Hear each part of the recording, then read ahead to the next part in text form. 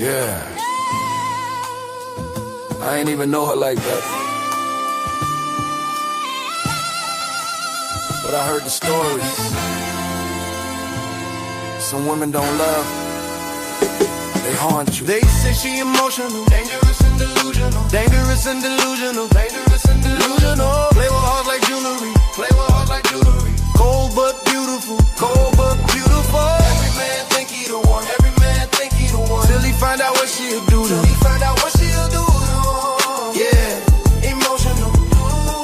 Yeah, she the type that cried and curse your name. Type that smile through pain. Type to post a quote online. Then go spin your brain. Got dudes buying a piece. While she flirting in they face, she don't chase no love. She chase replacement. Her she sweet when she wants something mean. When you falling deep, play innocent in the daylight, but she pray while you sleep. She got angels on the neck, but demons in her speech. She don't talk about the past. She just say it's all beneath me. They say she emotional. Say she emotional. Dangerous and delusional. Dangerous and delusional. Play with hearts like jewelry. Play with hearts like jewelry. Cold but beautiful. Cold but beautiful. Every man think he the one. Every man think he the one. Till he find out what she'll do. Till he find out what she'll do. Yeah, emotional. Yeah, dangerous and delusional. She dressed like Sunday morning, move like Saturday night. Voice soft as a whisper, but she cut like a knife. Some say she broken, others say she ice. Either way, you pay the price. Heard one man lost his mind, heard another lost his soul. She don't promise forever, she just promise control. And once she's done, she vanish like smoke. That's why the real ones don't get close. Nah, I ain't in love with her, but I heard the tales, bro. They say she make you feel chosen, then leave your heart frozen. Emotional, dangerous, delusional. She real, but she ruin you though. Woo.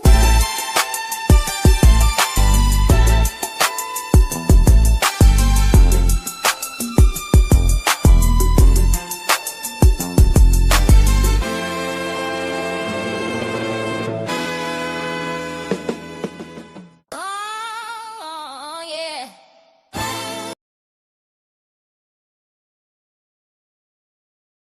If I'm in second place and you pass me, what place are you in?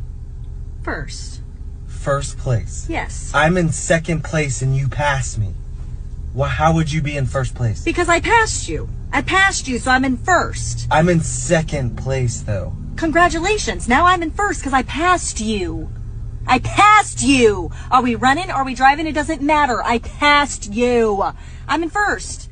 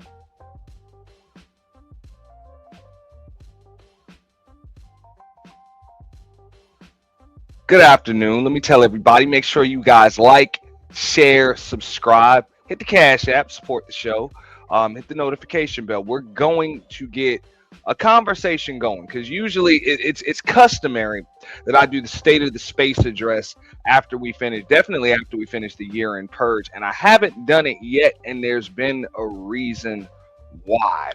Okay, I usually try to gauge the temperature of the space. I'm going to do a roll call in the chat in just a moment, but it's been a little tough for me to gauge the state of the space, and maybe it's just me, maybe it's the space, but for the most part, I'm kind of having a tough time deciphering what exactly this space's identity is. And this is a conversation that's open to in any sectors, anybody that wants to come up and kind of discuss it, because I've seen a lot of different conversations going on, streams going on, different things that folks are talking about, but I see a lot of the same stuff, but I see a lot of different stuff. So I see stuff that's kind of like race-based talk, identity politics. Of course, I see the gender warring, I see the space and the tea gossip, and then I see the trolls and the CCs beefing. CCs meaning content creators. So I'm just having a tough time, because one thing that I noticed, in order to have like an entire space in which everybody gets together, people are going to have more in common than they do that separates or divides them. And I'm having a tough time kind of just noticing what exactly everybody seems to have in common. It's so many different things going on. It's like you have a team, but it's really not a team. Like you have a bunch of different folks that are wearing the same jersey, but everybody's kind of playing hero ball. That's what we used to call it back in high school. When someone's playing hero ball, it's like, yeah, you're on the team, you're wearing the same jersey as everybody else, but you're kind of just out there playing by yourself. But I see a lot of that. Let me give a roll call to everybody in the chat. I see TC up in the chat. Chakra King always in the building. Trinity Time Travels is first, as she always is. Shout out to Trinity Time Travels. I'm actually going to read her comment because I was reading that while that intro was playing. And also, if you like the track that we played in the beginning, that was Dangerous and Delusional, produced by Nightish. Okay, that was actually inspired by somebody in this space. We did a stream about Choco Kitty. Shout out to Choco Kitty. That was kind of funny.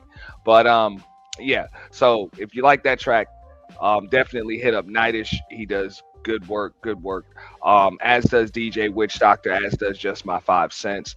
I work with each one of them for a lot of my music production, visuals, things like that. So make sure you hit them up, as well as Princess Cammy too. She does a lot of my AI work. But shout out to Trinity Time Travel. She says, I'm a natural born bisexual woman. All of this in quotes. All right. I'm a natural born bisexual woman with ovaries who practice in the dark arts. If that offends anyone, go talk to God about it. My pronouns are F around and find out. Signed by Trinity Time Travels. Shout out to Trinity Time Travels. I'm speechless on that one. I don't know what to say. I have no clue what to say. But shout out to Trinity Time Travel. Shout out to Raven Knight as well. Knight's Palace up in the building. Shout out to Sheila E, the Quiet Storm, but she can go the fuck off from time to time too. So shout out to Sheila E. And shout out to the one and only, the lovely Miss Candy Cane. Candy Cane Lane. What up, Candy? How you doing? But the link is pinned. We're simulcasting at both the home of the official YT Purge as well as Auntie's The Boiler Room. And I'd like to hear what anybody has to say, regarding this, because I'd like to know. And I even have a poll going on each channel where the question is, what best describes our identity as an online space, with 3 question marks? Because I'm curious. I really don't know. Like, I really don't know. I don't have any answers. Maybe I can help to provide some context, but this is one of those things that you kind of just let the space talk. Is it racial talks? Is it identity politics? Is it just like inner circle tea, gossip panels? Is it gender war, relationship debates? Or is it just trolls versus content creators and trolling beefs and effery? Like, what the fuck is going on?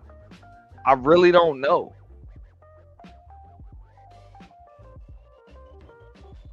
I really don't. I was on a panel last night, with DJ Witch Doctor, and that was, the talk about a few things like just racial identity politics. I know Candy Cane, shout out to Candy Cane Lane. She had this conversation going on her panel last week too. And usually these are conversations I try not to really get involved in, because I know some people can either be offended or it's a matter of perspective, and it's really no like right or wrong answers, because it depends on your perspective and where you come from, how you feel about it. And it's just circular. It never really goes anywhere.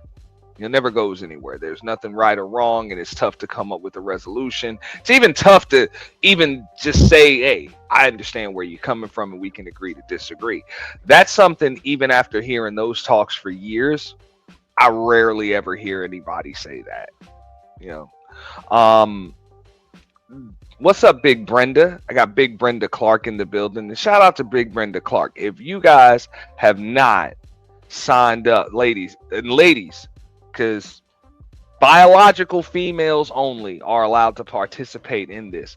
Big Brenda Clark will have her 3rd annual High Heels Challenge scheduled for the 24th of January. Okay, 24th of this month. So that's in approximately 2.5 weeks. But everybody make sure that you tune in.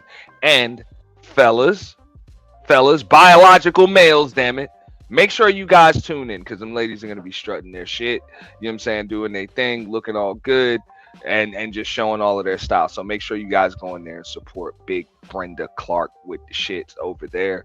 3rd annual High Heel Challenge. Shout out to Big Brenda. We're proud of you. We're definitely proud of you.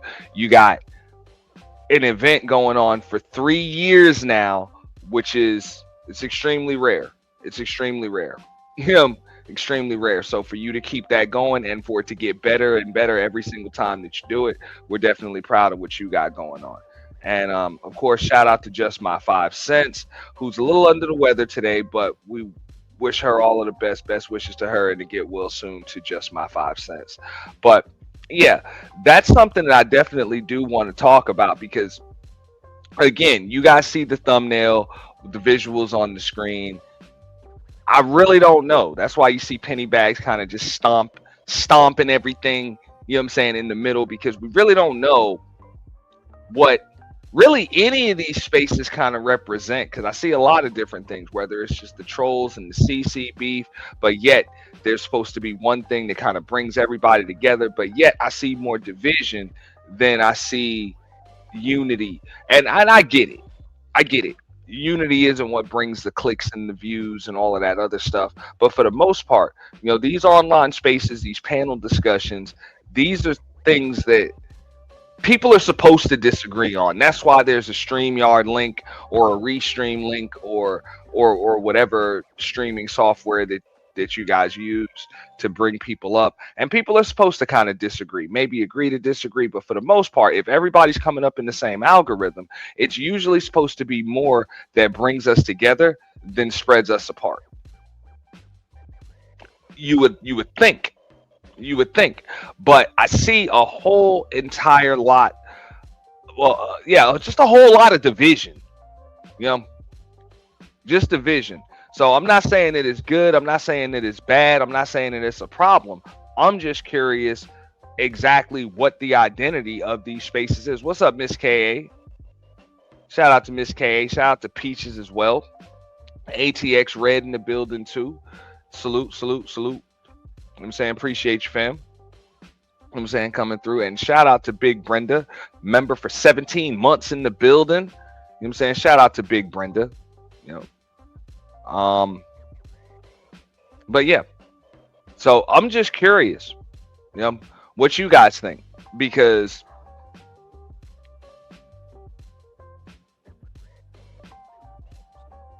I see, of course, you know, just like with any other group or any group for that matter, there's going to be differences of opinion. There's going to be little spats. There's going to be fallouts. There's going to be arguments. There's going to be a lot of different shit that goes on. But for the most part, when they do get together, it's usually some kind of common goal in mind. What up, Hood Conservative? You know, it's usually going to be some kind of common goal or something that kind of brings everybody together in the first place.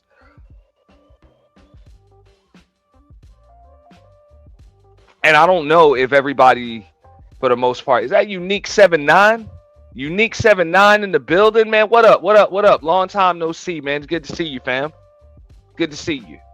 You know, I had to stop everything and say shout out to Unique 79, man. Long time subscriber. Have not seen him in a while, but it's good to see him.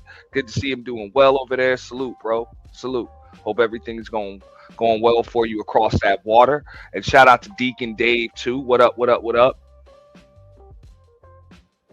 You know. Yeah. Happy New Year. Happy New Year to everybody.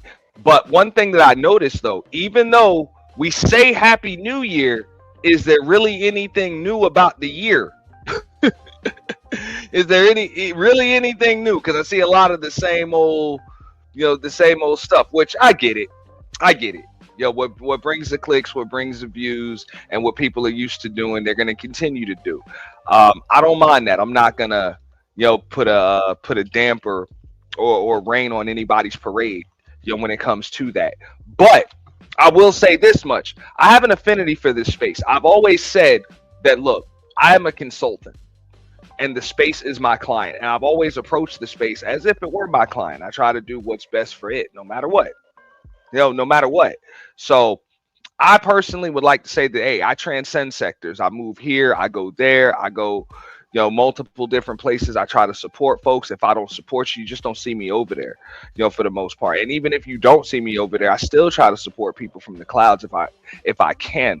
But I've noticed all over the place, you see folks that really don't move. They kind of stay in their circle, but yet I see division within those circles. So this is kind of taking on the identity of a toxic relationship. You know? And stay with me. I'm gonna land the plane pretty quickly when it comes to this. All right. So when you're talking about not necessarily a toxic relationship, but it's like you kind of hit that fork in the road with the relationship where it's like, hey man, what are we? What are we? Real shit. Like, what are we? Do we go together? We gonna take this to the next level? Or are we just kicking it? You know, that's kind of the relationship that I see amongst like multiple different spaces, you know, and sectors, little factions, you know, whatever you want to call them. I'm talking about all over the algorithm that comes up for me. You know. All right. So shout out to Hood Conservative. He says, yo, it's the Chitlin circuit. Damn. Somebody said it was the Chitlin circuit, the EBT sector. I don't know. The trauma bonding space, you know what I'm saying, where people kind of just, you know, it's trauma that brings everybody together and division that fuels the fire. I really, that's what I'm saying, bro. I don't know. I'm stuck. Like, I'm lost. Usually it takes me somewhere between about 48 and 72 hours, you know, to gauge the temperature of the space, you know, after we do that event. But even after about a week, almost a week and a half now, I'm still stuck.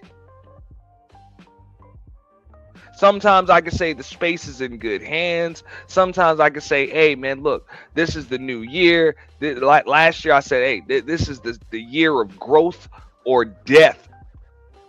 Straight deletion. You know, one or the other. This time, I don't have a clue. What the fuck are we?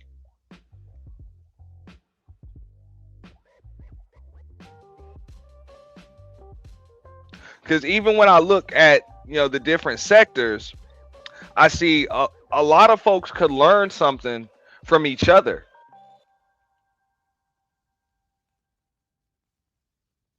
But I don't know if anybody wants to. Like, I seen, you know, some sectors that are able to just disagree on the same topics every single day, but nobody really gets hurt. Nobody gets hurt. You know what I'm saying? It's rare, you know, folks lose their channels and get demonetized, and people end up in tears and hating each other's guts, and CPS gets called and all of that other shit. Like, that shit is rare. You know, that shit is rare. But then I see other spaces where, you know, hey, it's something that everybody has in common, where folks are able to get together, and even if they don't like each other, they still tend to support each other, you know, in some way, shape, or form. So there's still some kind of growth. There's still some kind of growth, you know, as a space as a whole. You know, and I'm kind of freestyling this. So let me see what Hood Conservative has to say. And shout out to the Cynical One. What up, Cynical One? He said, always 3 topics: gender politics, race politics, or something celebrity or sports related. General beefing happens throughout. I would agree with that. I would agree with that 100%. 100%. I mean, and granted, it's more, it's probably a little bit more than that. You know, if you were to be able to kind of, you know, gauge even, you know, more of like the subsectors. What up, American Tradesman? You know, formerly known as American Negro. What up, Soul Provider Speaks in the building too. You know what I'm saying? Salute. He said, I'm here to laugh. Simple as that. The other areas I'm not interested in. Those areas are for new people, in my opinion. Hey, feel free to come up and tell me what areas you're talking about. The link is pinned. I'm not, and that's what I mean. Like, I'm not sure, because it's not like a game of Grand Theft Auto or something where you gotta like kind of unlock that area on the map. Like, you got to complete certain missions to unlock that area on the map. You can kind of go where you want. And I understand if folks just choose not to, you know, not to really move around. But I would ask you, Soul, or anybody else for that matter, even Hood Conservative, or anybody, what would best describe, you know, your space?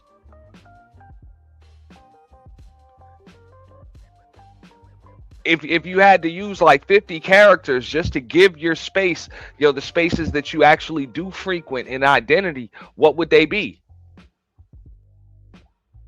If you had like 3 or 4 sentences, what would they be?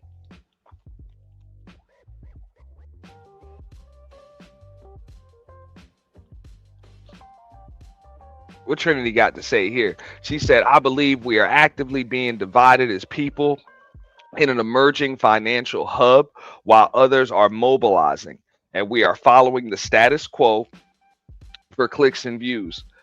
I would have to agree with that too.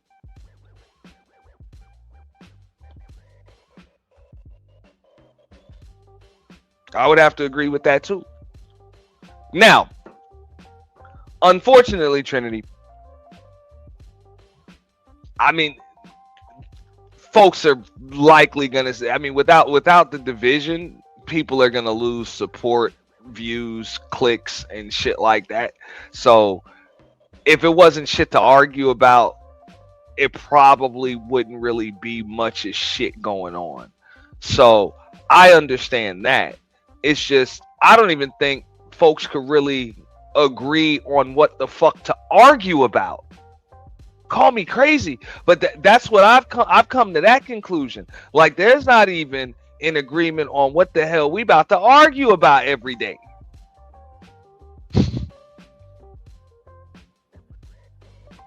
You with me? That's bad. It's one thing to get into arguments, disagreements, and be divided every damn day. But when you can't even agree on what the hell to argue about and be divided on, that's even worse. There's division on what the hell is dividing us. God damn.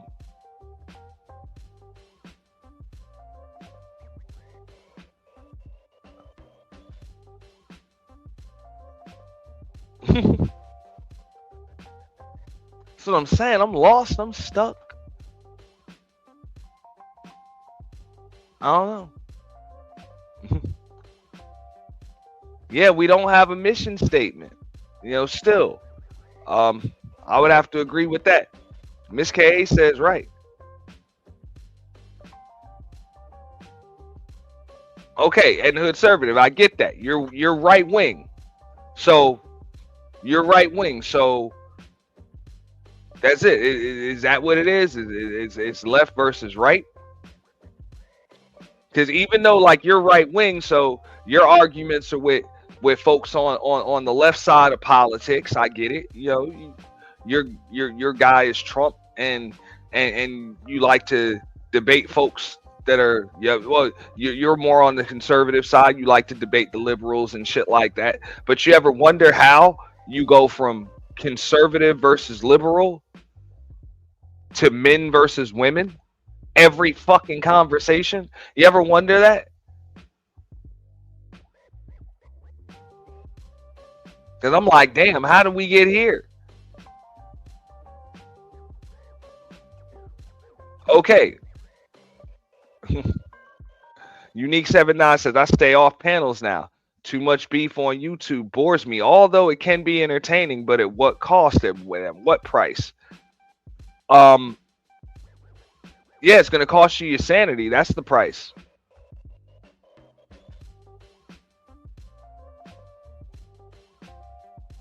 That's why I said this is like that that fork in the road in that damn relationship when it's like, what the fuck are we, man? It's that toxic relationship. Look, I got an affinity for the space. I ain't gonna bullshit, but at the same time, it's like, hey, I think I might have to move on. I might have to move on. What up, Hood Conservative? Yeah, what up? You asked the question about why it always seems to go back from politics to gender, something like Yeah, that. yeah. Well, the simplest And I ain't even answer is gonna that argue with you, bro. I'm just listening. the simplest answer is that women are extremely liberal, and Black America is extremely liberal also.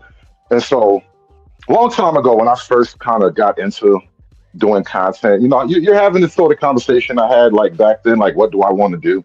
And I realized a long time ago, all this gender war stuff, it's not like romantic at all. It's not about game and who was having sex with whom and all that. That's like really surface level shit.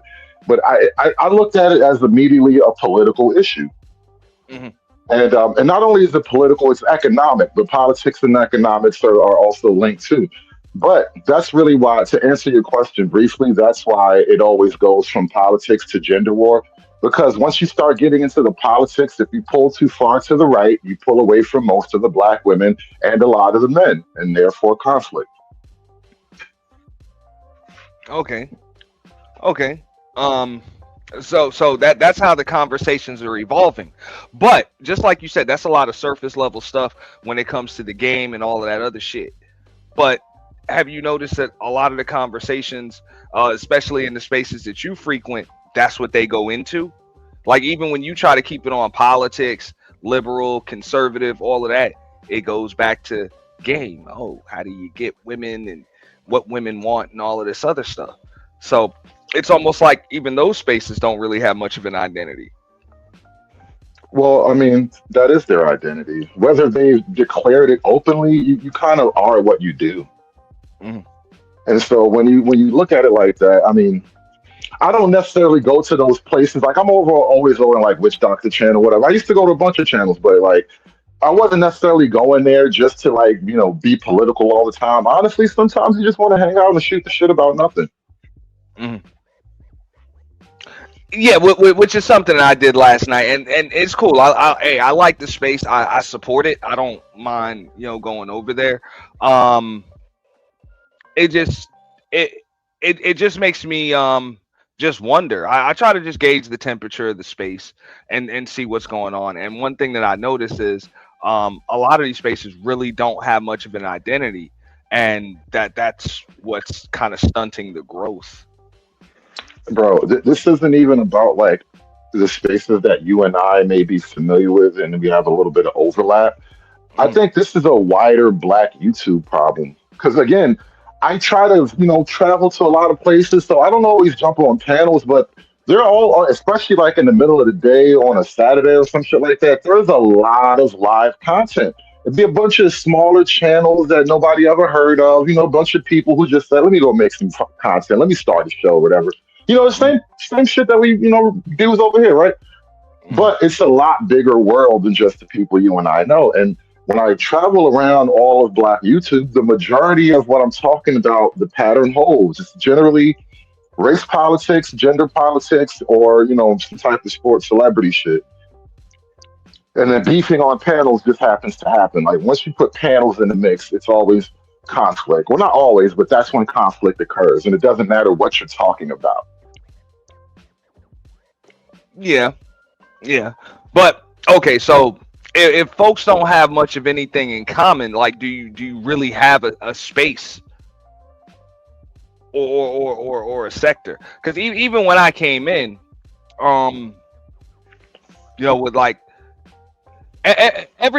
everybody had their own opinions and shit, and people disagreed on shit. That was the Black Manosphere algorithm. But at the Yeah. same time, it was one thing that kind of brought everybody together. Folks were concerned about the same shit. Now it's like everybody's on something different, um, Well, that's or easy to just trying explain, to do though. what just continues to bring the views. That's the explanation. Well, let me walk you through it. It's actually easy to explain, but it requires a little bit of explanation still. I'm Because listening. once upon a time, there was literally a debate, which you couldn't stop the time no matter what, but there was literally a debate about bringing women into the space. I don't know if you remember that, but that Yeah, was a thing. Because I was what? in the class Because for that. But the by the the time whole I'm gonna bullshit. I'm not even gonna bullshit you. Like I'm in my fifth year now, and by the time I got here, women were already here. They were already here. But go ahead. Well, this is the thing, because the technology evolves, right? Because when all the content originally, and a lot of this original content has been like purged from YouTube. You can't even find a lot of this stuff. But before there was the panel era, people were just making content about men, women, black women. And then from there, the content kind of shifted a little bit because you had like first it was like Google Space or some shit like that, but you Mm, had a huge wave of panel interaction, and this is when like the O'Shea, the Obsidian, the Big Three. That's when they came out. Angry Man, right? That's when the Big Three came out. When it was like, I'm not came out, but that's when it all kind of clicked together. When it was like a lot of panel interaction, and it was a heavily male leaning space, right? And then because it's a panel interaction and a lot of other YouTube, there's a bunch of women around there. Eventually more and more women started like it was like some barbarian type of beating down the walls thing where eventually they just became inside of the manosphere. And what happens, I think it's like this, bro. The quote black manosphere is kind of doesn't exist at all anymore. It's just a black space, and the majority of the black online space is like a bunch of I want to say most of the content is oriented toward a what do you call it? What's the word for male and female together? Co-ed. It's a co-ed. Most of it's co-ed at this point. Like you got Lapeef, you got Anton, you got this might be risky or whatever. Like the bigger channels. Oh, even Kevin Samuels, he was a part of the blending of it all when he focused mostly on talking directly to women. And so over time, the whole thing just really shifted into that direction where it was just like, it's become more of an open space, like an open co-ed space. So it's not a manosphere at all anymore. I would agree. I would agree. So, all right. So, open co-ed space. What would you say the identity is now? Because I mean, regardless, even if we can say that the identity is shifted, whatever, and the space that you frequent, Like, what would you say the identity is? Because okay, this is actually what made me do this. And shout out to the Mo3 sector. I saw they held an award show, and shout out to Big Lack. They did it on his channel, but they gave awards for the biggest troll, nicest voice, best content creator, a bunch of different things. And when I came in this space, y'all were doing the same damn thing. I didn't even know there was an award show, and I got nominated for like 2 awards my first year in the space, and I don't see that no more. I guess a lot of those guys came and went. That's another thing too. Not everybody's around that used to be around. Things change, things evolve over time. Yeah, people come and go. But that's what I mean, and things like that. Like I see that, like that. That's what makes them over there a sector, in a space. And of course, what I'm saying, they beef, they scratch, they go at it. But at the same time, they still kind of use each other. And algorithm. I'm having a problem with your framing of it all, and I think maybe the problem I'm having is as an example, though. Well, hear me out. When you keep saying space, like nobody has agreed to really be a thing outside of their own individual channel. And so, like, every channel is its own space unto itself. And so that's kind of the problem I think I'm having, and maybe you're having as well, which is like, there isn't a we involved in this, really. Now, do you think that was always the case? Because even when I came across you, I think the first time I saw you was on like Bernard Riley's, and that was more space, like all of y'all rock together. That's that was an agreement between he and I that worked for us both at the time, right? But look, Bernard, who knows where Bernard is? That nigga on the milk cart, as far as I know. I think he got like a CDL. He ain't never looked back. But like the space just evolved like that. But see, again, he and I had an agreement to work together. We had a Saturday show. We kept that shit going for like a year or two, maybe. Oh, y'all Saturday show was the shit, bro. I'm gonna get back. Let me give a quick roll call. Shout out to Ebo Sosa, Octavius Prime in the building. Shout out to Octavius Prime. I already said Deacon Dave in the building too. American Trev, Bronze, most hated flat power God. You know what I'm saying? Anybody I missed, shout out to y'all, man. I appreciate y'all coming through. But dog, okay, so even though y'all had that Saturday show, man, I saw a lot of folks I found out about a lot of channels just by way of that channel. When people were on their cusp of 1,000 and stuff like that, like you brought a lot of folks over. And just like you said, people were doing their content, people had their own supporters and their own kind of brand. And then, what I'm saying, y'all would, even if people would come up with contrarian talking points or whatever, that was still a place where people were able to promote. I think I found out about Platinum over there. I found out about DJ Kudo over there. A lot of different folks, and those are things that are missing. And I think like channels like that were like kind of like the tie that bonded and made you a sector, made you a sector, or really like a space. And now like that shit really doesn't exist no more. So just like you said, it's just a bunch of individual channels. Like I said, a bunch of people wearing the same jersey, but not really a team. What up, Soul? Hey, what's up? Good topic. I like it. Mm-hmm. So I saw your poll. I think you're covering politics, space and tea, fuckery, and gender war, right? Yeah.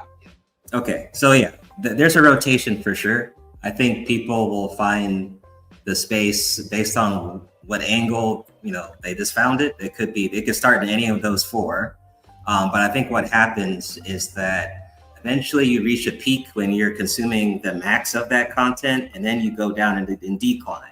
A good example would be the gender war. Like that one has a peak. You already know what the topics are going to be within, I say, a year. If a new person enters that area within a year, I think they'll already know what the reruns of those episodes are. It's like a General Hospital. With every season, it might be a new character involved or something, but it's the same thing that's happening in every episode.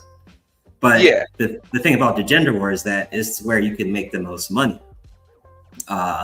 And you can thank people like Kevin Samuels, which made magnified that area and made a lot of people come into the space, right? But that's where you can make the most money. That's where I think the most people might jump through the portal to find the space, actually, compared to like politics and all that. So, because there's already a political community on YouTube, right? So gender war is where people are gonna jump through the most to find a space. But there's a peak, right? Compare that to politics. Politics is ever changing. There's always something different and new, news related, right? So you can always talk about politics. It's not going to get old. But when it comes to entertainment, that's not where you go for entertainment. Now, it could be entertaining based on the characters, right? And I think you were kind of getting to that when you're talking about what makes a space, because there was a time where like the content was based on who was in the chat and who was actually on their channel, right? It was based on the actual YouTubers or the people that were guests on the panels. And you see that in the beef sector. Like their content is based on the actual people. Yeah. There is a pro and con to that. The pro is I think it's a lot more engaging when people become the content versus, we're gonna talk about the gender war and 50-50 and all the bullshit. When the people are the content, it's way more engaging in the chat. There's way more engagement. There could be money, but not as much money compared to gender war, right? You think? I think so, because the fuckery. I mean, beef sector. I mean, well, beef sector's different though, right? They get a hell of people in their chats, right? So they're fully focused on fuckery and all that, and they make a lot of money, right? But I guess that's that section of the niggers, right? But this side obviously is focused on gender war, and that's where, and on this area to make the most money. I don't think a lot of people are making money off fuckery on this side of it. But I prefer content that's based on the actual people in the chat, people on the panel. I think that's way more engaging and way more entertaining. It can always change up. You just never know. Someone could be normal in the chat and then they become their own character and make a channel. That happens. It doesn't happen as much like it used to, which I think sucks. So I agree with you on that. But that's what I'm saying. I prefer when it's based on people and the actual people becoming characters or characters becoming people. I think that's way more engaging. I would have to agree with you. I mean, if you want to add something to that, Hood, I'll elaborate on what he just stated.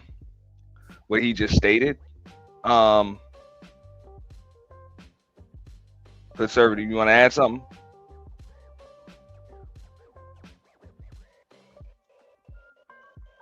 All right, so I'll jump in. I would agree with you. I would say, okay, if you're gonna move like as an entire space or a sector, whatever the case may be, yeah, it would be best to make each other the stars of the show. Yep. Instead of just dividing folks, because I don't know. Like, I mean, these spaces are always going to be divisive, just like Hoodservative said. Like, look, you drop in StreamYard links, people are going to come up and argue with each other. People are going to troll. People are going to beef, and I don't give a fuck what your topic is, what the sector is, what the names are, whatever. Everybody is not going to come up and sing Kumbaya. If you're not up there by yourself or just you and like a co-host, it's likely going to be some conflict, which is cool. That's cool for the numbers. That's cool for the views and everything else. What I'm talking about is just like the lack of identity. So even when you mention, the other sectors, I'm not just going to mention, the beef sector, because there's so many other sectors on top of the beef sector. But I just see like they're able to just make each other into a hot topic every single day. Yeah. And everybody's still engaged, and it's always something that's interesting. As far as this shit is concerned, the only person I see that can be a hot topic every day is Jay Prince for president. And I'm like, if that's the hottest topic, ain't no damn topic, man. Yeah. I mean, like I said, we used to have that before. This is before Kevin Samuels, though. I would say like. Remember, Kevin was the hot topic every damn day when he was on his way up.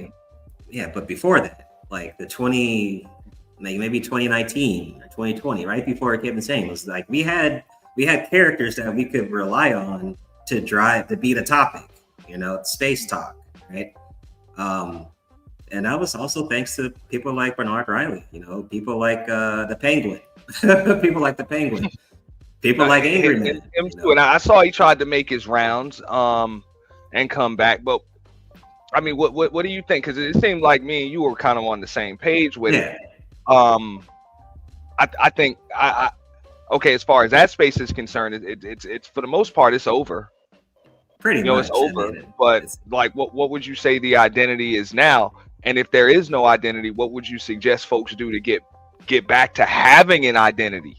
I mean, the identity right now is this area of the space is just TMZ, tabloids. I mean, what happened to what rapper? What happened to someone's baby mama? Who got divorced? It's just the tabloids. I mean, that's what the topics are. Now, what happens is that if your channel has some characters or special characters, it can be entertaining, right? And a good example would be like RBR. RBR used to talk about politics a lot.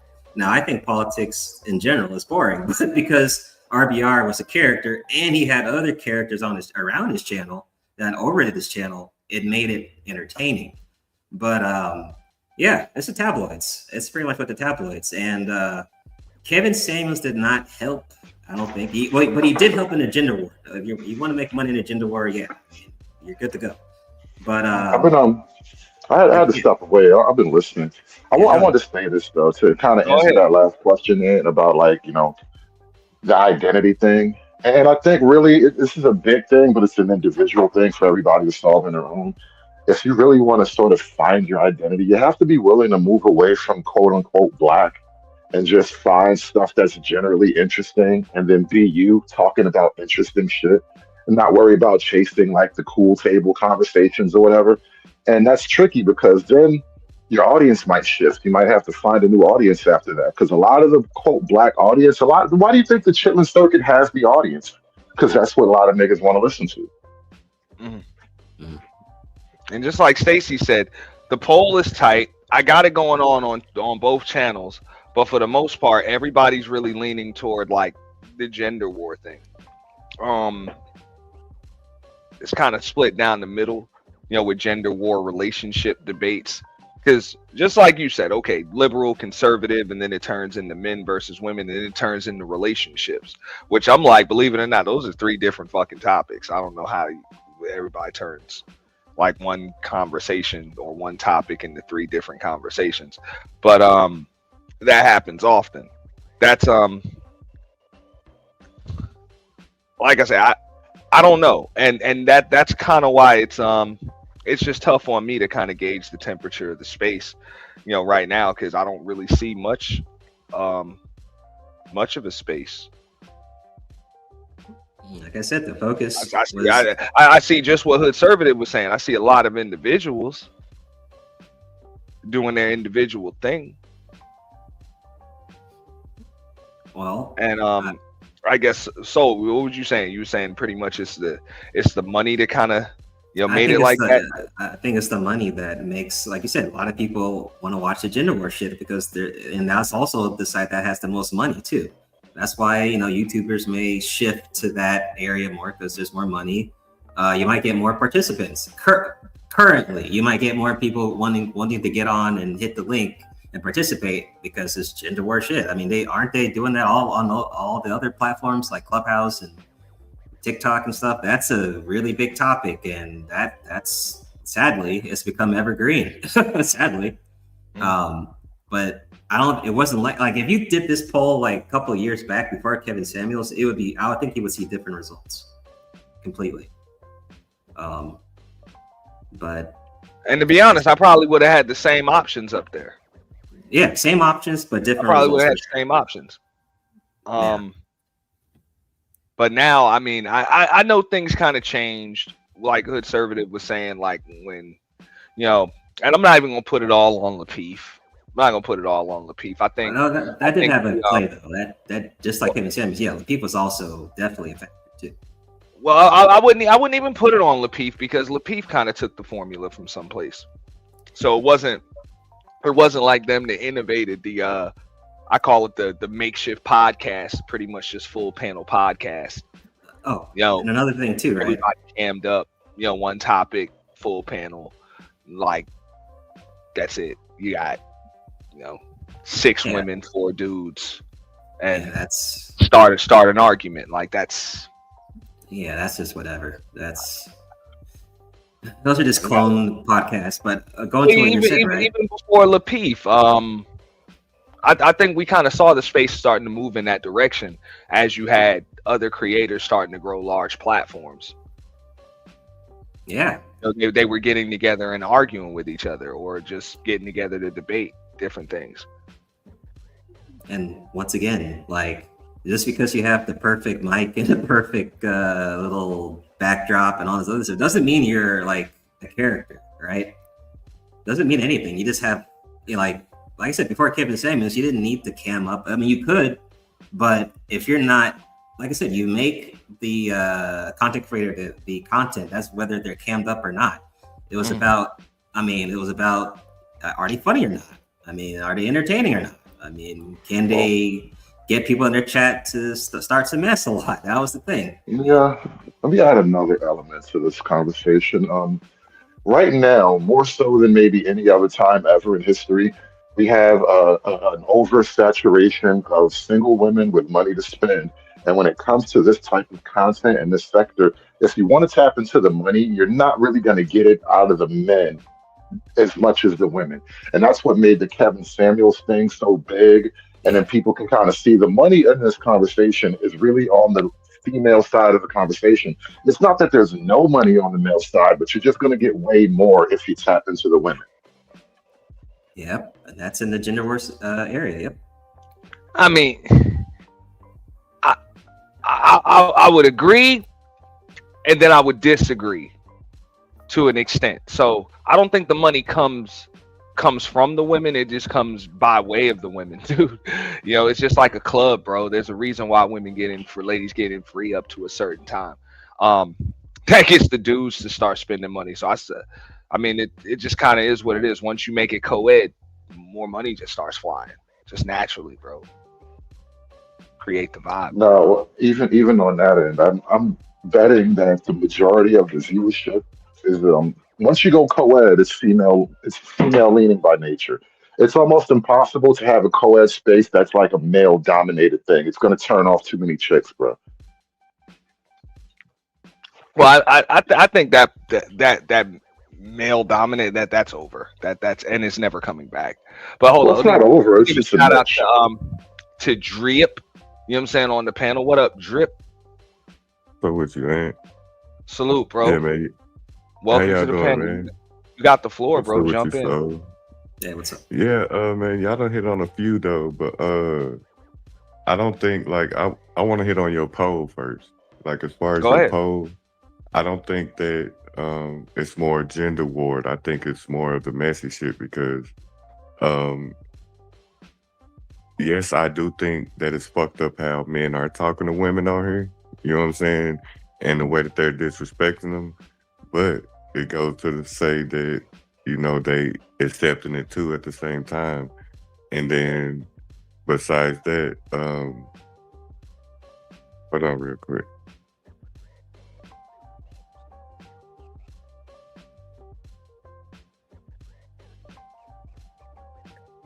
Yeah, but I don't think it's more of a gender war on as far as YouTube. I think the messy shit and the sloppy shit will get you more numbers and more attention than it will actual real conversation. And that's why I be over here listening to you and I be like, why ain't that many people over here? Then it made sense to me. You know what I'm saying? That when it comes to that sloppy shit, it's not a gender war. It's what you allow yourself to put yourself into and what you're gonna put yourself into. Because if you know this app, everybody know this app is sloppy. So if you're gonna put yourself in this app, then that's what you're gonna have to do. But I think like coming up with new rules, depending on where you at, I don't agree with that if you have your own space. So if you joining spaces and stuff, you putting yourself where you want to be. So I don't think it got nothing to do with gender. It's what you allow yourself to go through on this motherfucker. No. Hey, I would agree, and I'm glad you touched on that. I mean, me personally, I do try to at least do that shit in moderation. Cause I can get messy, I can get loose on here too. But I try not to do it every day. I try not to do it every week, every month. I don't have the mental. I just don't have it. I don't know how folks should do that shit every day. They need the antique though, because I'm kind of like you. Like if I hear my name for like months and months, eventually, yeah, I'm gonna pop out and I'm gonna say something. But to do that shit every day, I ain't got the energy for that shit. So you tiring yourself out of talking to me. Ignoring folks, but. Just to give Hood Conservative and Soul a little context, you know, Drip kind of frequents, you know what I'm saying, the other sectors where, yeah, shit is pretty damn messy and pretty sloppy. But the creators, the folks are more the star of the show. It's not like men versus women. It's not political or anything like that. So even if that's the identity that you would say that your spaces have more so is just mess, just effery. Troll CC's effery. Nah, I be everywhere though. That's why I say I don't claim no area, and it's just what I see, and I see a lot of excuses because people can blame it as it's just YouTube. I hear that a lot. That's just an excuse, you know. But shit that people do on here really do affect motherfuckers in real life. Shit really do fuck with people, but people use a lot of excuses talking about it's just an app or shit like that, you know. But you're really affecting people. I mean, there's a lot of shit we could talk about on here, but it'd be a lot of excuses on here as far as it's just an app, and it's really not, because you're really fucking with people. I would agree with that. Like, look, even if you were to kick off a new YouTube account tomorrow or today, whatever, and you just see what comes up in your feed, it won't be none of this shit. None of it. I know. Yeah. That's true. And I have one I'm starting. It only got 3 on there. And I won't let nobody know what it is. I'm going to let it grow itself. I'm talking about even if you don't start a channel, you don't hashtag nothing, you just see what comes up in your feed and what's suggested for you to watch. It's not going to be any of this shit. Have you seen that one little short, NT, where he'd be like, I started with 1 subscriber. Next week I had 3.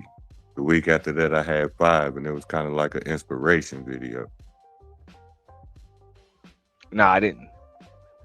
Yeah, it's an inspiration video like that and shit. Yeah, if you stick to it, man, people will come around. Hey, I mean, oof. And I mean, I don't know if it's just. So what do y'all think? Y'all think a lot? I know a lot of folks kind of go where the numbers are, or you know what I'm saying, they go in the direction that brings the numbers rather than, you know, kind of picking their own direction and letting the numbers find them. I think that's what Drip was trying to just touch on. You know, like your thing, let your audience find you. Yeah, that's why, like I said, people will. Right now, probably going to want to start up in the gender war side, at least on this area of the space, because that's where all the numbers are at. But your content's going to run out really quickly because you already know the topics have already been talked about. So the only thing that can really help you in that side is having different characters. You know, that's it. That's all that can help you with that area. But you don't need no character if you come in yourself, because the way you come into YouTube, you got to keep that shit up. So the way you come in, if you come in hot, you come in talking shit, the way you come in, you got to keep that shit up. And like you just said, that's why I agree with you, because that time is going to run out. So if you're not coming genuine, how long can you keep up your charade? Right. It won't last. Even if you have different personalities, it won't last. But the money will be there, though.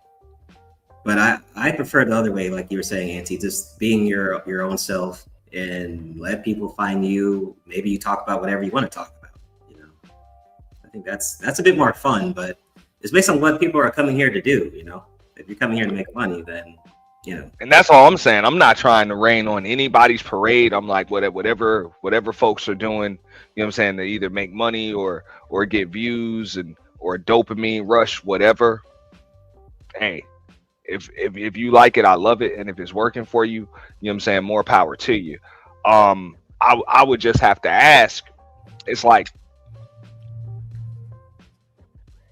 me personally, I don't know if I could really be part of something that's not growing. Like if it's not going anywhere. That's why I use that analogy of like, it's like me personally, I didn't hit that spot in a relationship where it's like, what are we? Like for real.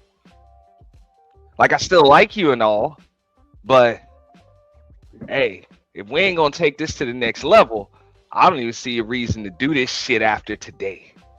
What you saying, Auntie? That's one You know what I'm damn I saying? love you, but I don't like you moment. You feel me? That's why it's kind of like that. That's why a lot of people left the manosphere though too. That's exactly the reason. Because it wasn't going. It didn't go anywhere. And it's like for real, hey. And then oof. Because I'm like it just, you know, a lot of these spaces for the most part it's just like there's no identity. It's just I know, shout out to May, I think she was in the chat, she mentioned like current events, you know what I'm saying, they're good for combo, but you know those current events, those change from day to day. You know, it's tough for an algorithm to group you or put you anywhere if you don't have a clear-cut direction or an identity. Okay, and that makes point to your title now. So it'd be best if you just have your own thing. Because what's sticking out to me in your title is that R, identity. You know what I'm saying? And you should put that in capital letters. That's twice now this has come up, Nancy. I told you earlier. You said, I the said, we thing. He said our. No, trust me, y'all ain't got no arguments from me on this one. No arguments. That's why I'm asking, bro. I'm asking. And I put the title just as it was on my damn brain. Like, what the fuck is our identity? So you just said that. See, I popped in and I didn't hear y'all full conversation, but then when you were just talking, I looked up and I seen your title. That's what caught my attention. But see, Ant, I think asking our identity is false, bro. Start with your identity. And I'm not saying that it's not a command for you here and now, but that's kind of the way you should approach it, because there is no our identity as far as this online space is concerned. You know, like I'm my father's son. Imagine me trying to figure out my identity on YouTube. That's not how that shit goes, bro. But that's why he's leaving it open. He got more than one question mark. You know what I'm saying? Yeah. When you add more than one question mark, that's plural. Yeah, and also I understand, like, for the most part, all of us are, regardless of what sector, what your topics are, we primarily do live streams. That's why y'all are over here now. We watch live streams. We do live streams. That is what it is. So that's why I say you really can't grow like that by yourself. No. So that's why I say we have an hour, because I don't see. Yeah. That I disagree with, Ant. You should focus on growing by yourself, actually. You know why? Because ultimately, when a person comes to your channel and you do live stream content, they come to see you. Your audience is there for you. And if you can't deliver to your audience, then what are you doing? That's a contradiction, Hood, though, because without the people, how can you grow without the people around you?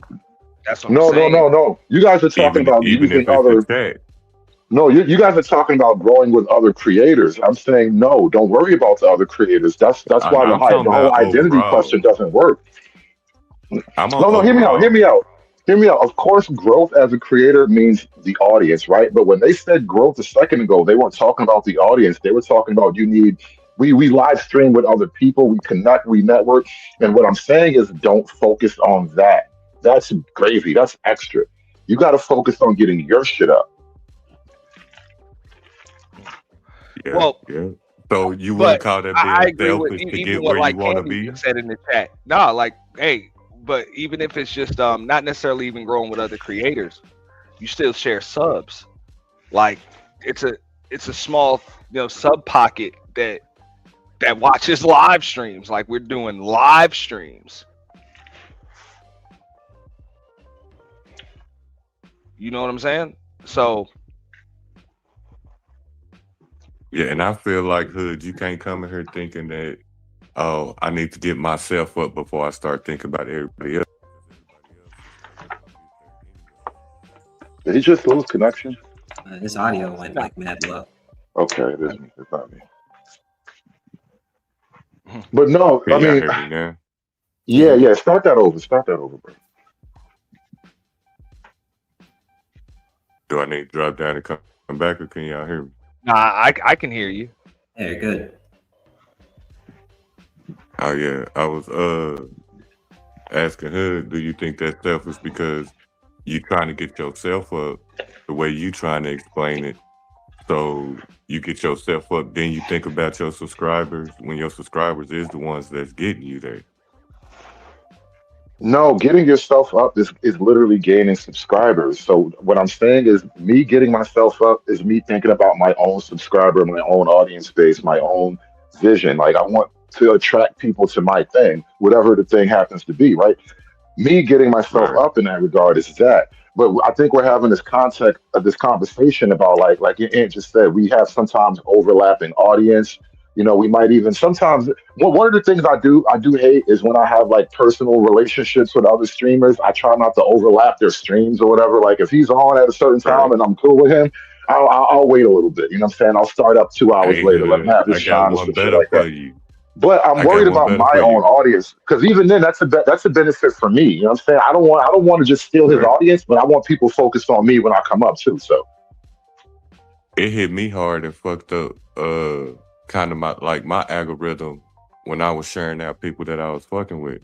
So I shared out so many people, so that's how many so many people follow me, but at the same time they following me, I'm having haters following me while I'm sharing these people out. You understand me? So it stopped me from sharing other people out because I noticed that other people was following me off my page.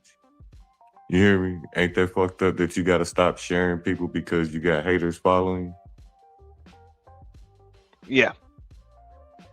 But that's kind of the way the game goes, and especially when that's one of the reasons why I talked about, or I put that in the poll too. You know, kind of like the troll and the beefing and shit like that. A large percentage of us are gonna have, hate watchers and shit like that. I always say the chat box is the lifeblood of the stream, so there's usually got to be some kind of conflict in there. Because engagement is what kind of drives it. So we agree that some of the identity is following the bullshit. In the Nickerverse, yes. Yep. Yeah. Yeah, the chat is undefeated, like New says. It really is. Really is.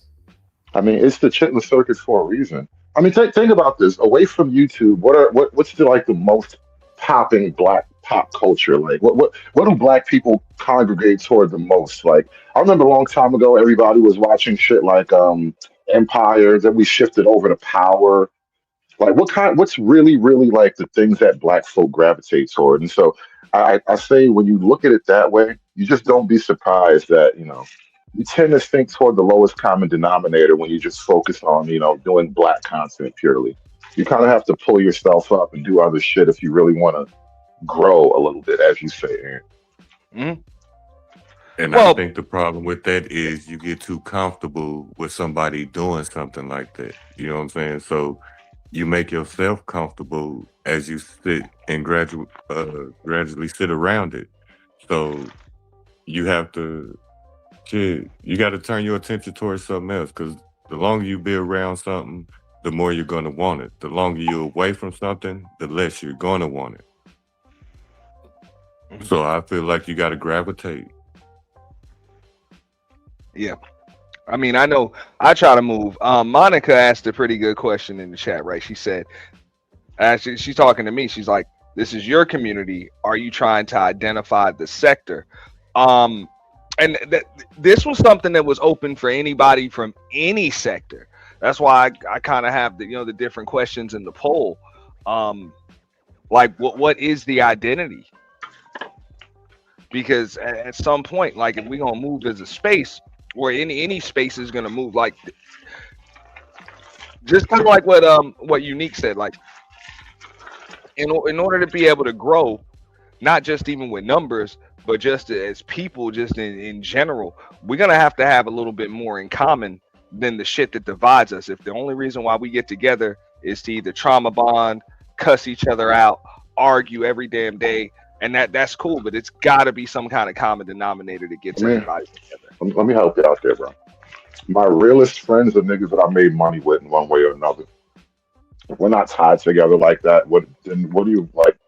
What are you expecting outside of that? Because if we're not actually tied together, we're not working together. You know what you do benefits me. What I do benefits you. Without that, what are you actually asking for? Which I don't think you have the right to expect anything without that.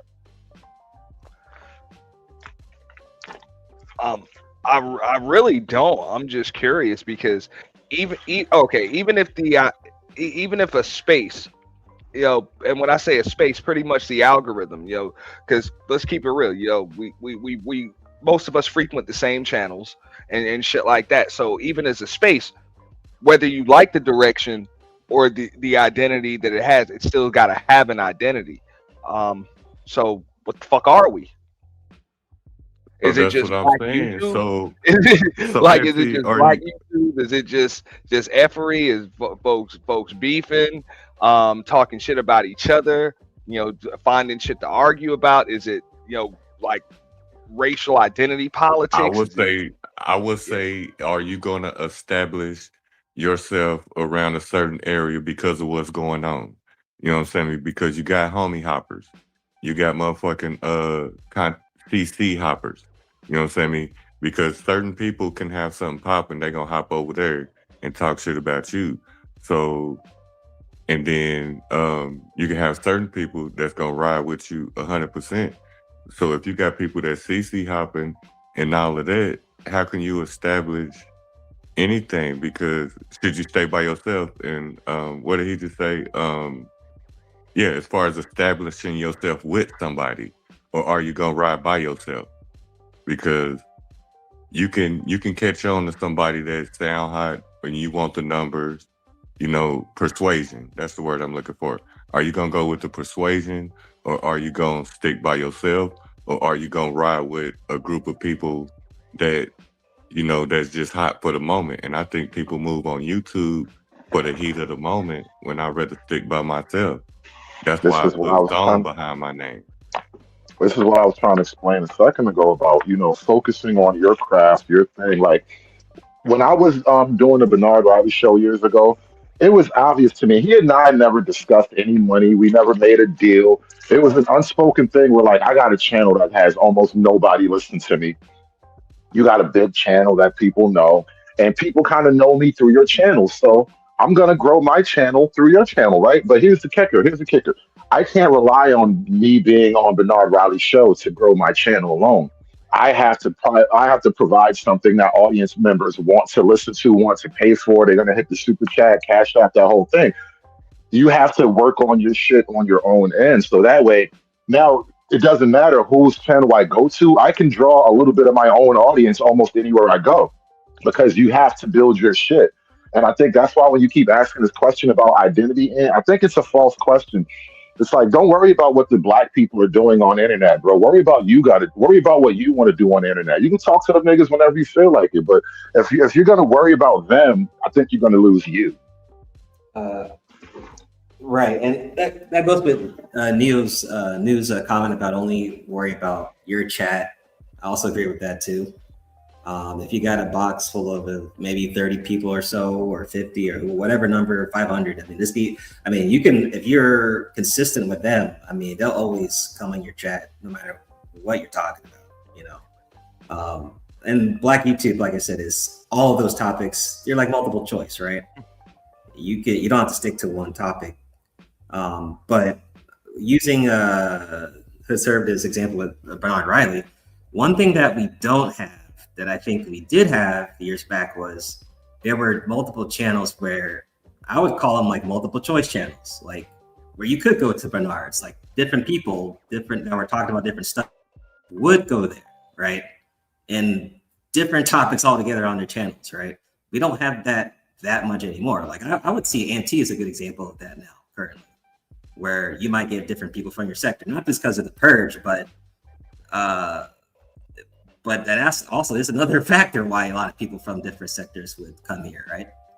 But I don't think we have that anymore. I mean, I'm using an example, right? Like DJ Hemp. I don't think everyone wants to go there. I think only people that are alone with like gender. I have a question for y'all. Have y'all ever been victim or seen or witnessed behind the scenes talking on here? Once you trying to build that loyalty with people and then shit start happening behind the scenes, you know, like when motherfuckers say, let me get your Instagram, that's behind the scenes to me. That's just a way to get your real number. So have y'all ever experienced behind the scenes talking that altered real life shit on here? Absolutely. I mostly avoid these niggas behind the scenes for that exact reason. That's literally the truth, bro. I do not want to talk to most niggas behind the scenes because niggas be messy as fuck, bro. Yeah. This I mean, yeah, this is social media, man. So people use this as a way for people to socialize, and that's social. That's how a lot of folks socialize through gossip. That's another thing, bro. This manosphere low-key became a dating space, bro. This shit became an actual dating space, bro. Niggas about to be putting Tinder profiles and shit up here.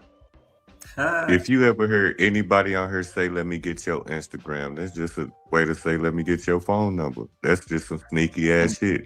Even if it's just a homeboy or whatever. Now, that's a sneaky way for you to talk to a nigga if you're in a relationship. I mean, it goes a whole lot of ways. You know what I'm saying? Social media is just fucked up. But I can just remember, like, even what Hood was saying with Bernard.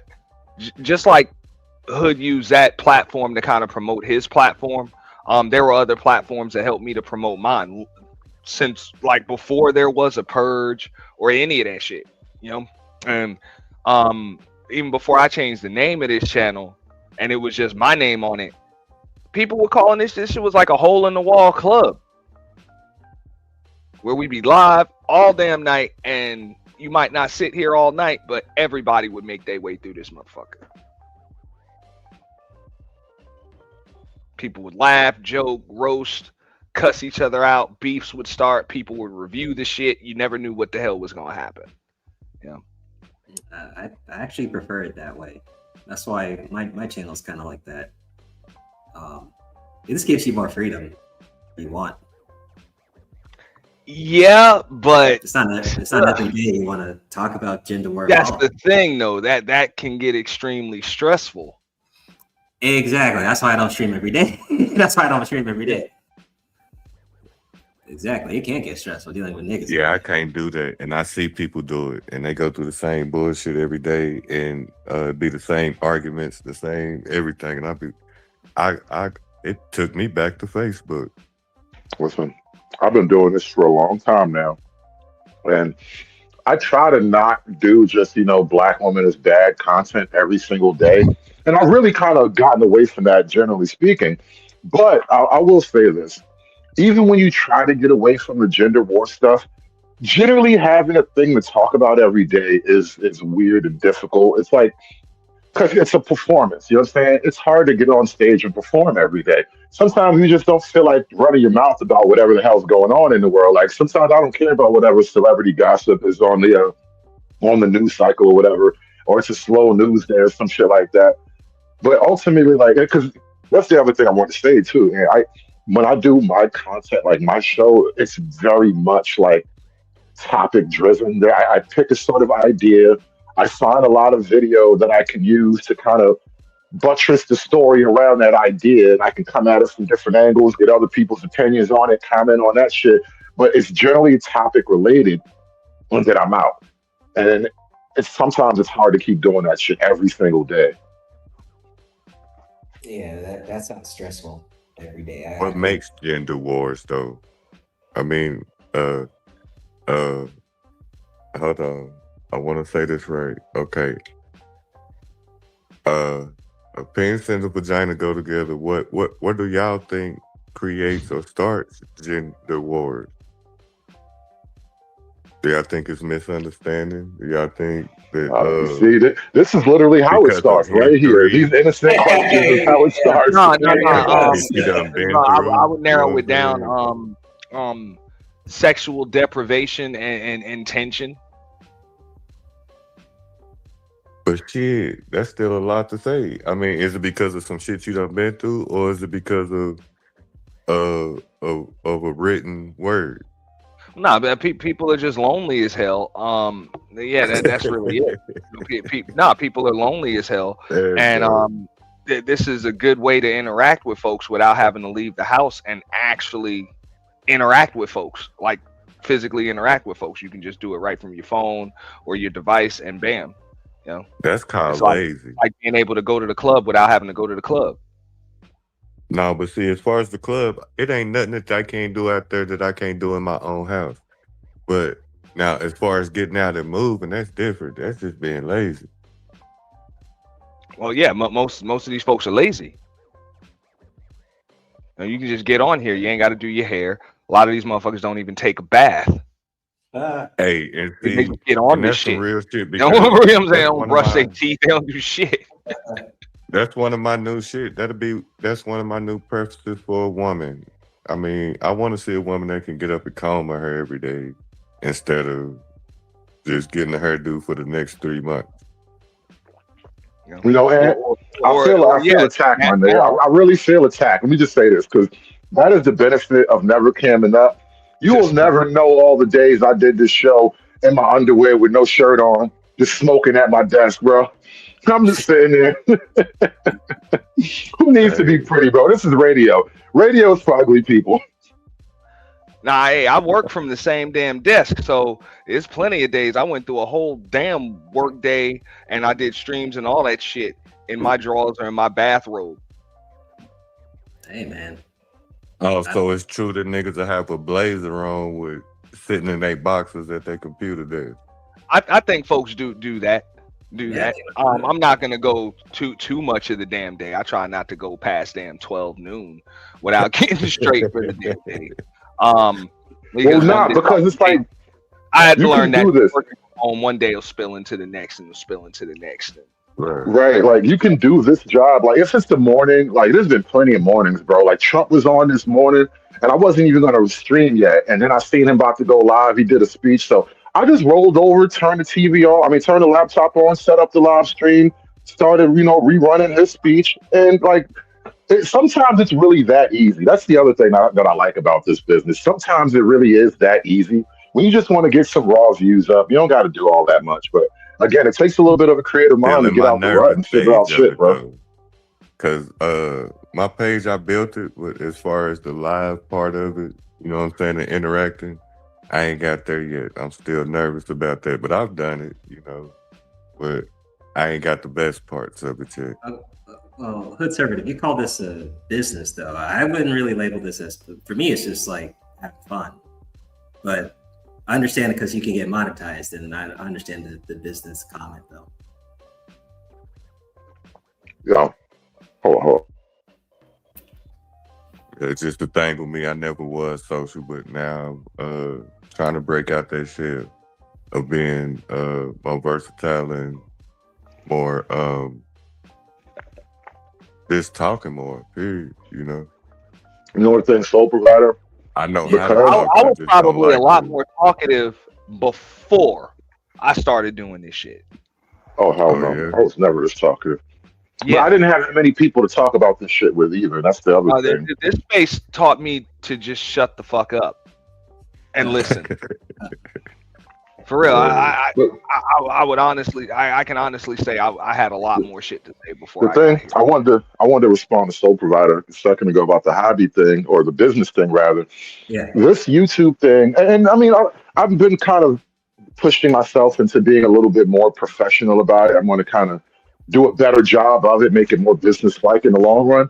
But this has been the most lucrative hobby I've ever engaged with, like Pokemon, Yu-Gi-Oh, fishing, chess. Nothing has been this lucrative ever. So it is very much a business. So you kind of have to not ever lose sight of that. That's fair. Do you feel like you got to commit once you feel like you're gonna do it, you gotta commit to it. Well, that's a me thing anyway. Once I'm committed, I'm in.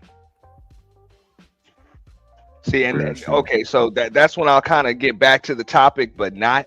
And that's something that I was always kind of fearful of. I was always taught, a very wealthy man, taught me that, hey, look, if you do what you love and you love what you do, you'll never work a day in your life. So I always knew if I just did this just for money, I could never succeed at it.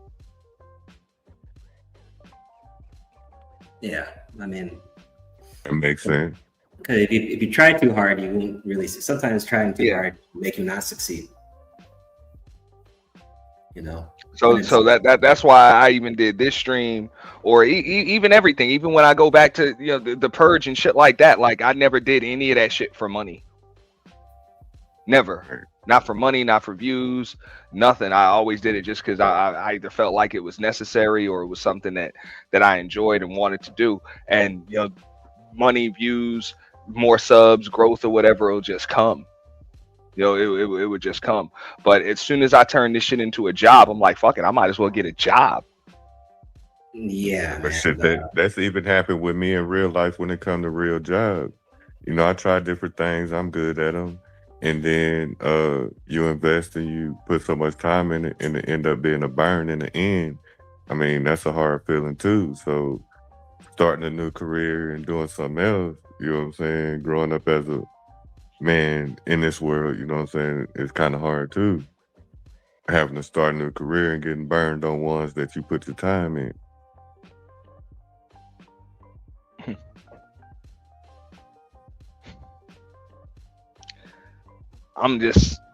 I just understand that, but just like Hood Conservative said, like, look, at some point though, it's like, what are we doing this for? So it's like growth got to come from some place.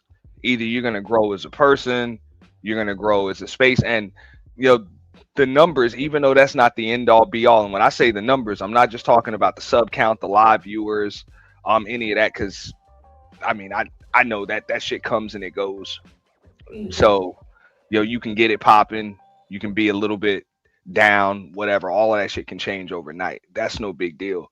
But that is how you keep score. Those are the days where like that gave me sign that I could really do this for money. Where like, especially a long time ago, where I would put out a little video because I used to make just regular short content videos, and I would punch way above my weight class every now and then, getting like 12K, 20 some K views for a little simple video I made. And I was like, wow, if that's what I can do just on a humble, shit like that makes you just grind a little bit harder. But I've never wanted to fully commit either. That's why I always, keep a regular job or something else that I depend on. Yeah, you can never commit on negative. Not a good idea. Not a good idea. Do not do that. Definitely not. I mean, Side hobby, little thing, cool. It's extremely stressful, but that's why I would even ask that. Like, is that the new identity of a lot of these spaces where it's like everything's just a cash grab? We're gonna do what just brings in views, what brings in numbers, what brings in money. That's it. I mean, you could look at some of the Everybody's channels. kinda just- You can tell based on Same. what they're doing. I mean, they got the same mic, same backdrop. I mean, same little setup. You already know what they're here for. I think it's becoming an addiction. It have become an addiction, and so people so far gone, they done train themselves to only this that they don't even fuck with the outside world because they're too worried about coming to this little box over here. They done trained their minds to this is what I'm gonna do every day. They wait to get off work to hit YouTube or while I'm at work. You know what I'm saying? So it's more of an addiction. YouTube is an addiction to. You know what? No bullshit. There is an addictive quality to it. Like, there have been days where I just made sure, like, I'm not talking to nobody on the internet. I'm going to watch movies and do chores and shit in the house. I'm going silent away from this shit because you got to pull yourself out of it every now and then.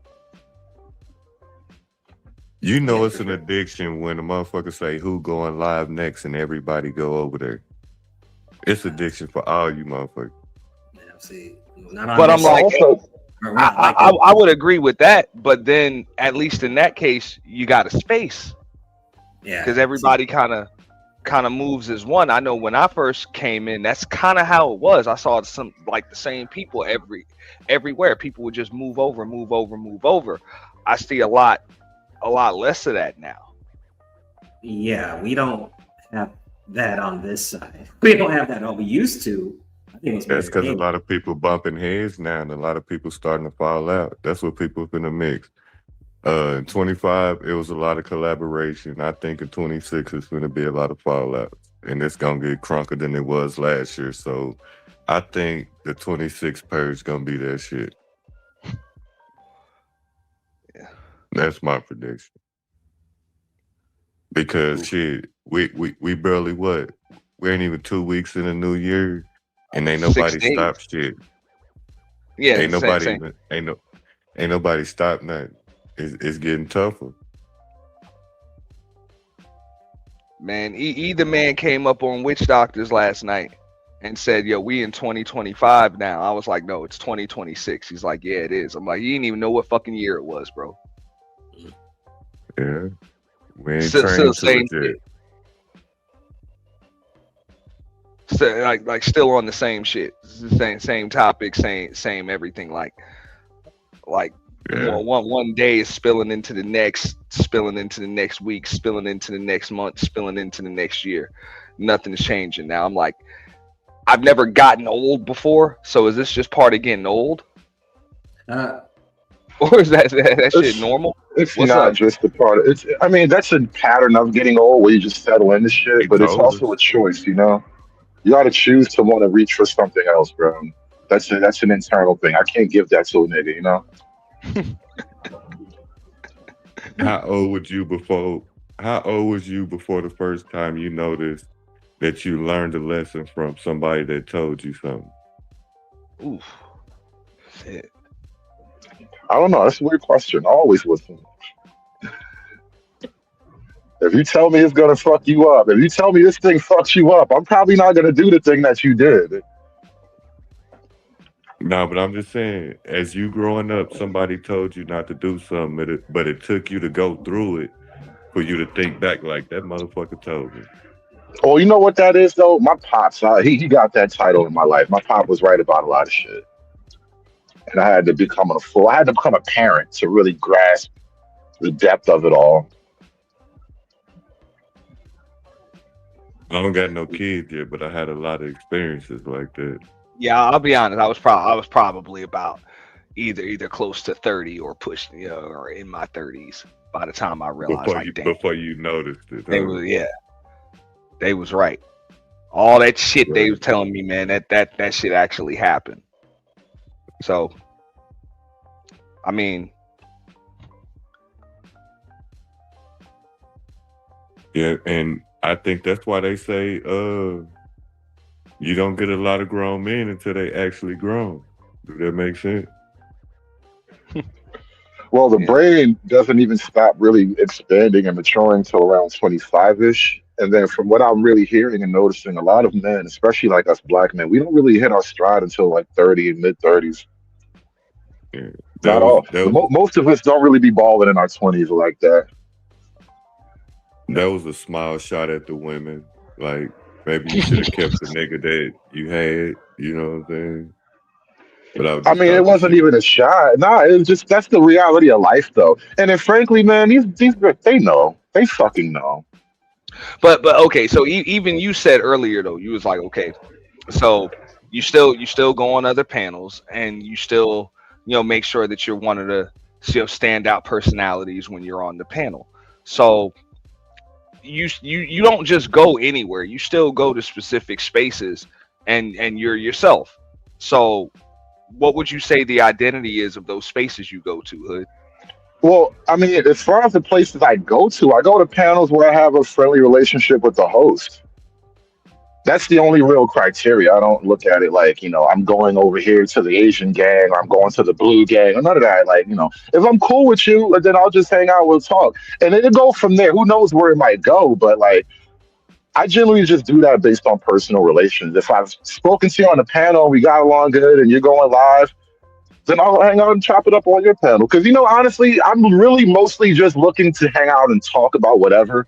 Because like right now, I'm on my way to work. I'm gonna be up all night driving, and this for the last couple of weeks. I don't want to listen to music all night long. So talking to niggas about random shit keep me up.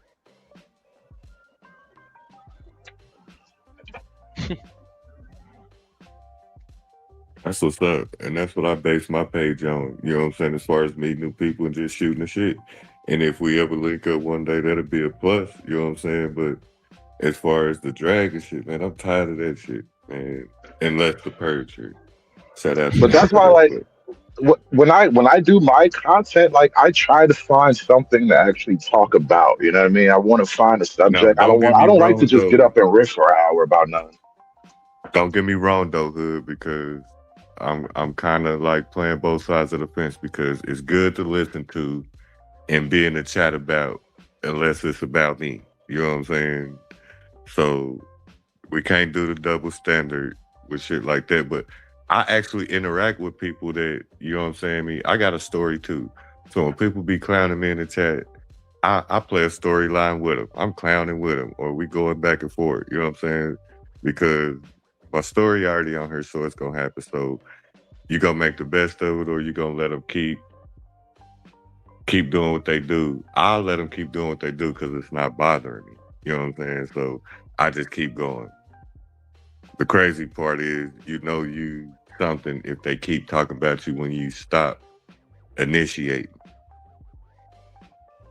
Because there's a lot of shit that going on this motherfucking app, and motherfuckers don't just pay attention to it, or like, I don't know.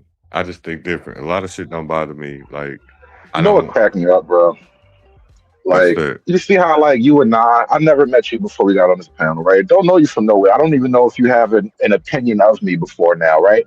But a lot of times I get on panels and talk to people I've never actually talked to before, and they got an opinion of me based on somebody else don't like me or some shit like that. Like, you picking up somebody else beef with some weird shit.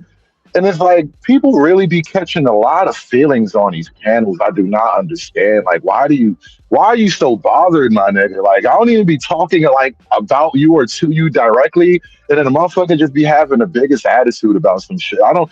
That's one of these things. That's one of the things about this space that kills me. Like, people take it so fucking personal when it wasn't even about them. It's because they don't have nothing to talk about, and they want to make themselves relevant, so they use other people. That's just like pulling somebody out the chat when you losing on the panel. Don't go pull somebody out the chat when you losing on the panel. So motherfuckers use you to make themselves relevant, is my point. Going back to Conservative's comment about, liking, having a good relationship or being cool with the host, and he's able to jump on any panel or topic. I'm the opposite. Even if I do have I know I'm cool with the person, if their topic is not something I'm into, I'm not going to fuck with it. I'm just going to be in a chat and just support that way, or supporting the clouds. Because I don't want to just waste some space on a panel. I'd just rather be in a chat and say, hey, what's up? Yeah. How many people have y'all fell back from this year? Yeah. I'll sit my ass in the clouds. But see, in the super chat or member milestone or something like that. That's what I was trying to explain though, about like being interesting, keeping an audience, performing quote unquote for an audience, right? How many people can actually just hold the floor about any topic? You know what I'm saying? Like, can you really hold floor and keep people engaged while you just talk about anything? Like, bro, I've had so many wild conversations about shit on my channel, and it was like fun and enjoyable the whole way. You drop your link. Yeah, well, I tend to not even drop the link half the time. I'll just go for 3 hours sometime, and I'll have whatever. I mean, the longest show I've ever done, bro, was like more than 8 hours, I think. Nah, man, you got. Like, I could talk. You know what I'm saying? I can initiate my content, and then after a minute, I would like people to converse with me. That way, the content go more. You understand me? Because I want different opinions that we can boost it up. I think that's why. But I think that's why a lot of for 2-3 hours. Nah, I can't do that. I think that's why a lot of channels are panel heavy, because the host either can't or doesn't want that burden of having to like maintain an audience. Because not, bro, it's a weird little bit of like an ego thing. Because you know how you doing this shit, and the first time you ever get like 50 viewers, and then one day you get 100 viewers. You know what I'm saying? Like so far I've maxed out. Like when you do vertical, the numbers go crazy. But on the horizontal, I've maxed out. Like I've hit like 180, almost 200 viewers at one point on some stream, and like On StreamYard, you hit 180. on YouTube, just on the YouTube, you like doing my regular show. And what I'm saying is that like the ability to kind of just flow, converse from different topic, or talk about anything like that. That's kind of what you have to train for. You kind of have to be able to be adept at just conversation in general. Because really, That's people being just want to. People be consistent. at work, You can do bro. that every People. now and then, but mostly that's when the bullshit comes. Can you This is why you consistently hold focus that on your number? own. So That's why you do Yeah, it on your own. Yeah. I can understand what Well, Hood Servative is saying. Like because when he goes in, he's going in about like a topic. For me to hit that type of number when I'm up here, but just by myself, which I've done that, exceeded it. I be having to have it litty, and I got to be going the fuck in on somebody, roasting somebody, but I'll on say, here for the most part. I'll say I've this held though. about 80 and got 1K views. That's probably my Yeah. height.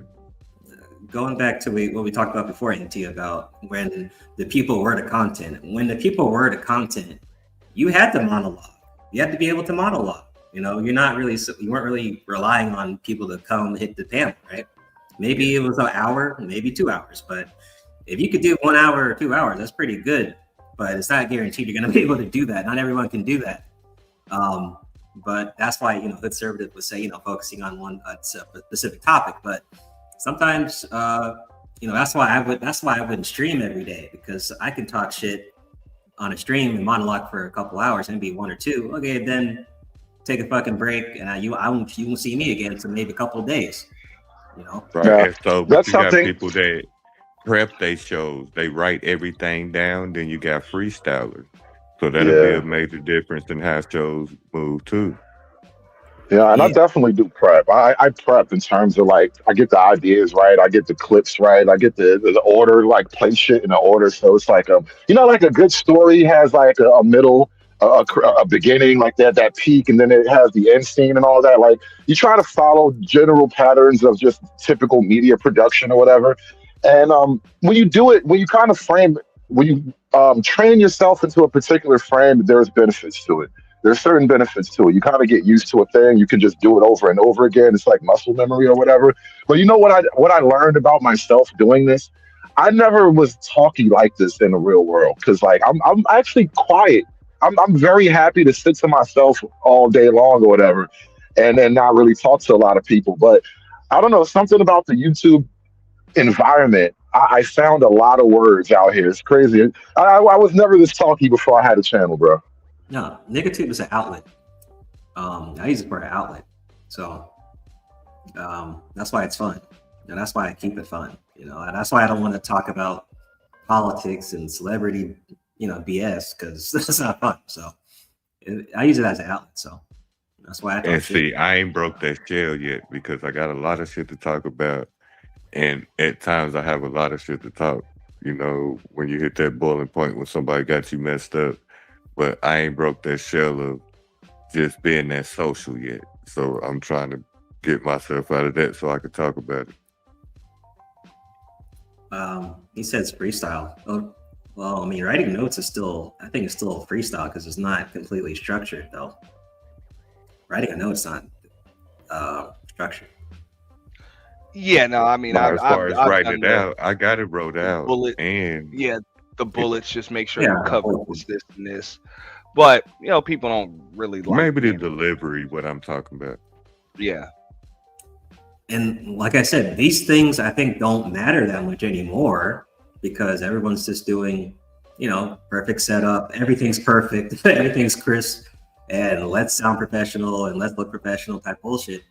All the other stuff that we're talking about doesn't matter now. But before, it did matter. It didn't matter if you cammed up or not. It was about, can you monologue a decent amount? Can you talk shit? Well, that actually is funny. Not everyone's funny. not everyone on Nicotube is funny. They may think they are, but not everyone. Can you land the punchline? It's almost like delivering a hot 16. Does it flow? Can you deliver the punchline? Yeah. And just like the and you gotta circle have that- level change. Yeah. You know what I'm saying? All that shit matters. Cause I mean, even if you had a punch in the delivery, the tone, everything right, everybody ain't gonna laugh at that shit.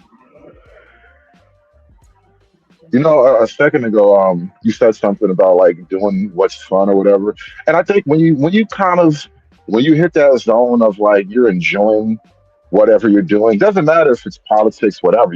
If you're enjoying it and you kind of hit a zone in that, that's the shit that will attract the audience, and they kind of just get caught up in the whole energy of it all because it almost doesn't even matter what the topic is. Yeah, that's true. Because they'll hear your voice and tell like, okay, he's talking his shit. He's actually having fun, but he's also into what he's talking about. That's what they'll listen to you. Well, even with these panels and stuff, the conversation is going to evolve into whatever it evolves into. Yeah, it's hard to stick to one topic on these long streams. Yeah, And that's why I don't think even paying for StreamYard or whatever, having 10 people up there at one time, that's going to be very stressful. You know what I'm saying? Especially if you're trying to conduct the show, then people are going to blame it on the host because it's too much going on up there. Nah, it is some lion tamer shit sometimes on a panel, bro. And especially like every now and then you get like a personality that's just like they need to be controlled, but they're uncontrollable, so you just gotta kick them or some shit like that. But here's the thing, though. I think that's what it is. But then you get people that get mad. Oh, you kicked me off your panel. Then they go live on you. I really don't care if you went live on me. But if you ain't gonna respect my shit, then you gotta go. yeah. What was you gonna say, Soul? I'm gonna add to that in a moment. Yeah, I was saying that, like I said, the personalities really do matter because after all the TMZ tabloid news is over, what do you have left, right? What are people streaming about? You know, so you're gonna want to rely on people with the personalities who are funny, like the JP. I know you don't, like Auntie was saying, everyone's talking about JP at a certain time. They were like a couple weeks ago. Like, well, he makes himself, he becomes content. He becomes content. I was like, that's a great example. But it'd be nice to have other people, having channels where they're the content, not just, oh, this article's this article's that, all that bullshit. All right. And that was actually going to be a point that I was going to get at. Let me just go to what Drip just said in a moment. At this point, I learned to not give a shit. So if I call it to the left side, the right side's going to be pissed. If I call it to the right side, the left side's going to be pissed. If I call it down the middle, everybody's going to be pissed. So if I'm going to pick a side at all, it's going to be my own. So my mission statement was, protect the integrity of the brand, protect the channel at all costs. That's it. So if people don't like it, whatever. Whatever. If I got to drop you, I'm not going to apologize for it. that is what it is. And even if I make a mistake, I might, reach out personally and just say, my bad, we were live. I don't like the way I handled it.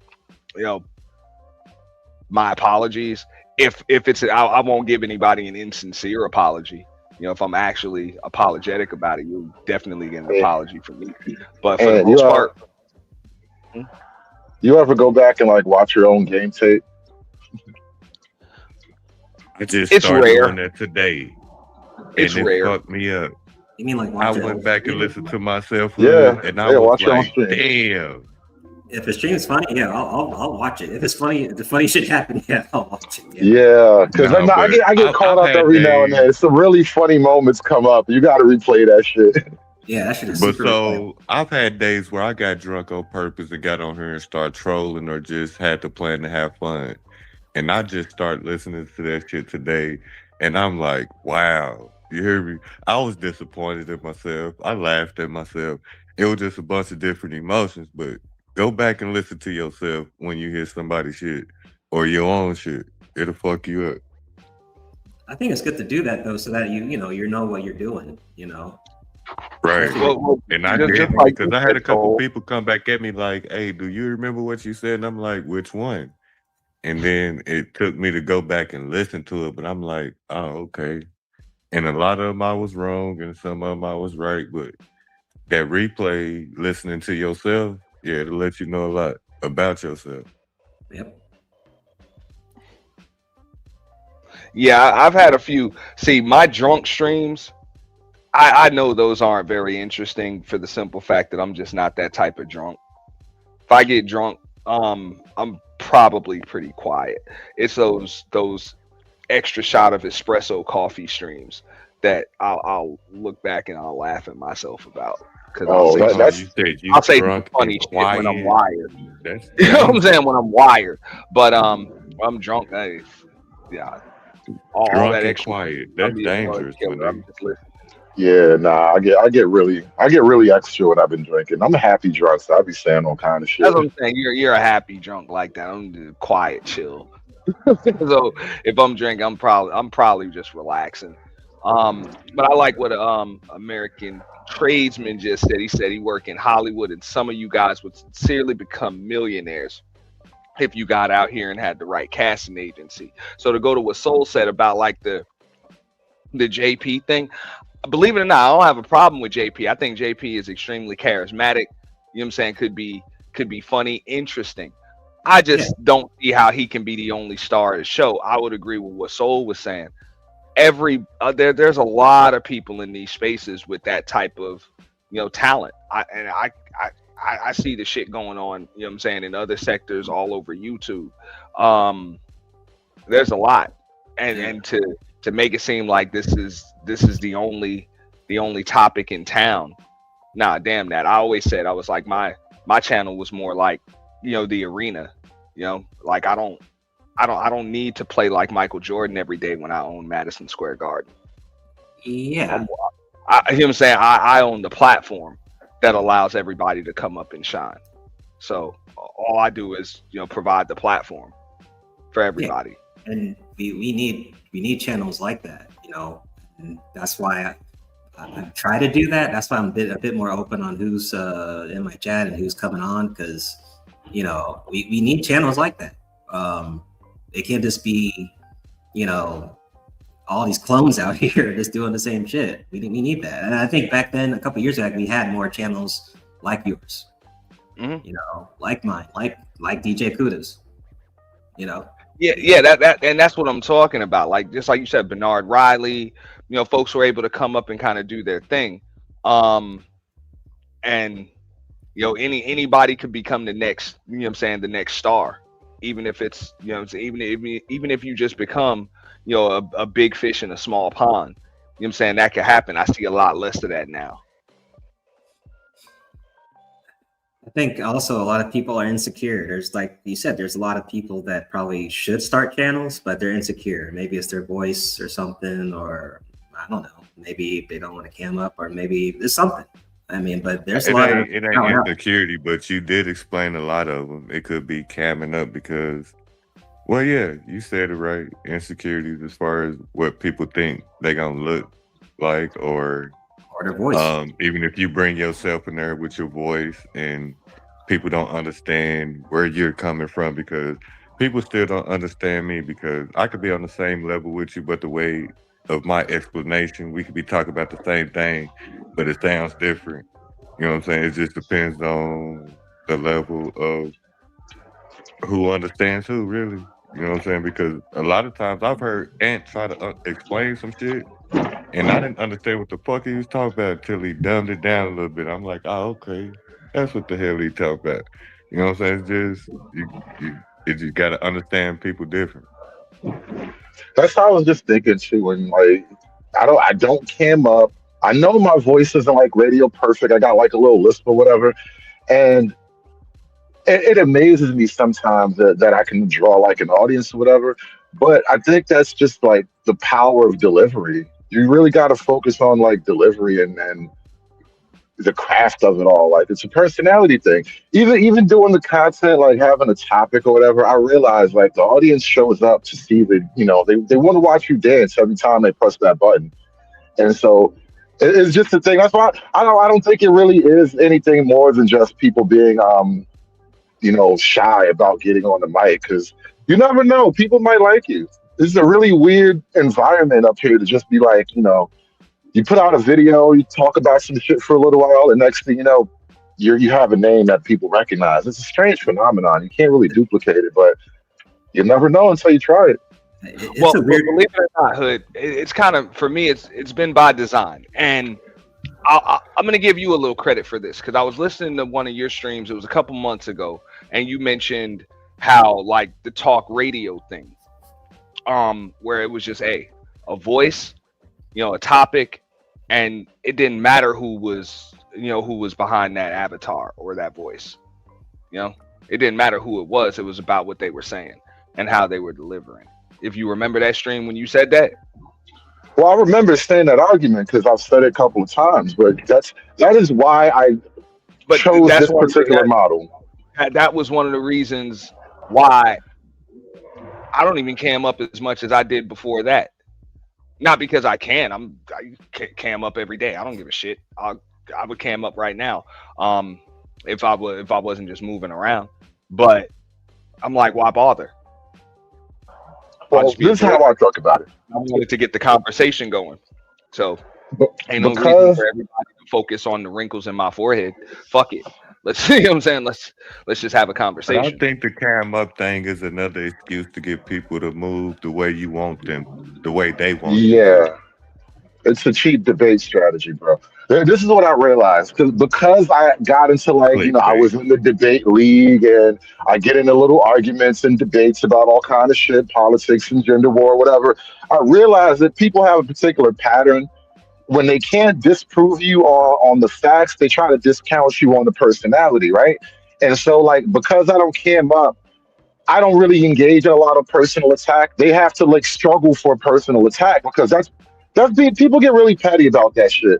And I realized that it removes a particular element of pressure when it's just I'm a voice on the radio. And all you got to do is prove to me that I'm wrong. I know, look, I'm ugly. I'm a bad person. I talk funny. I'm a nerd. And my breath stink. But am I fucking wrong?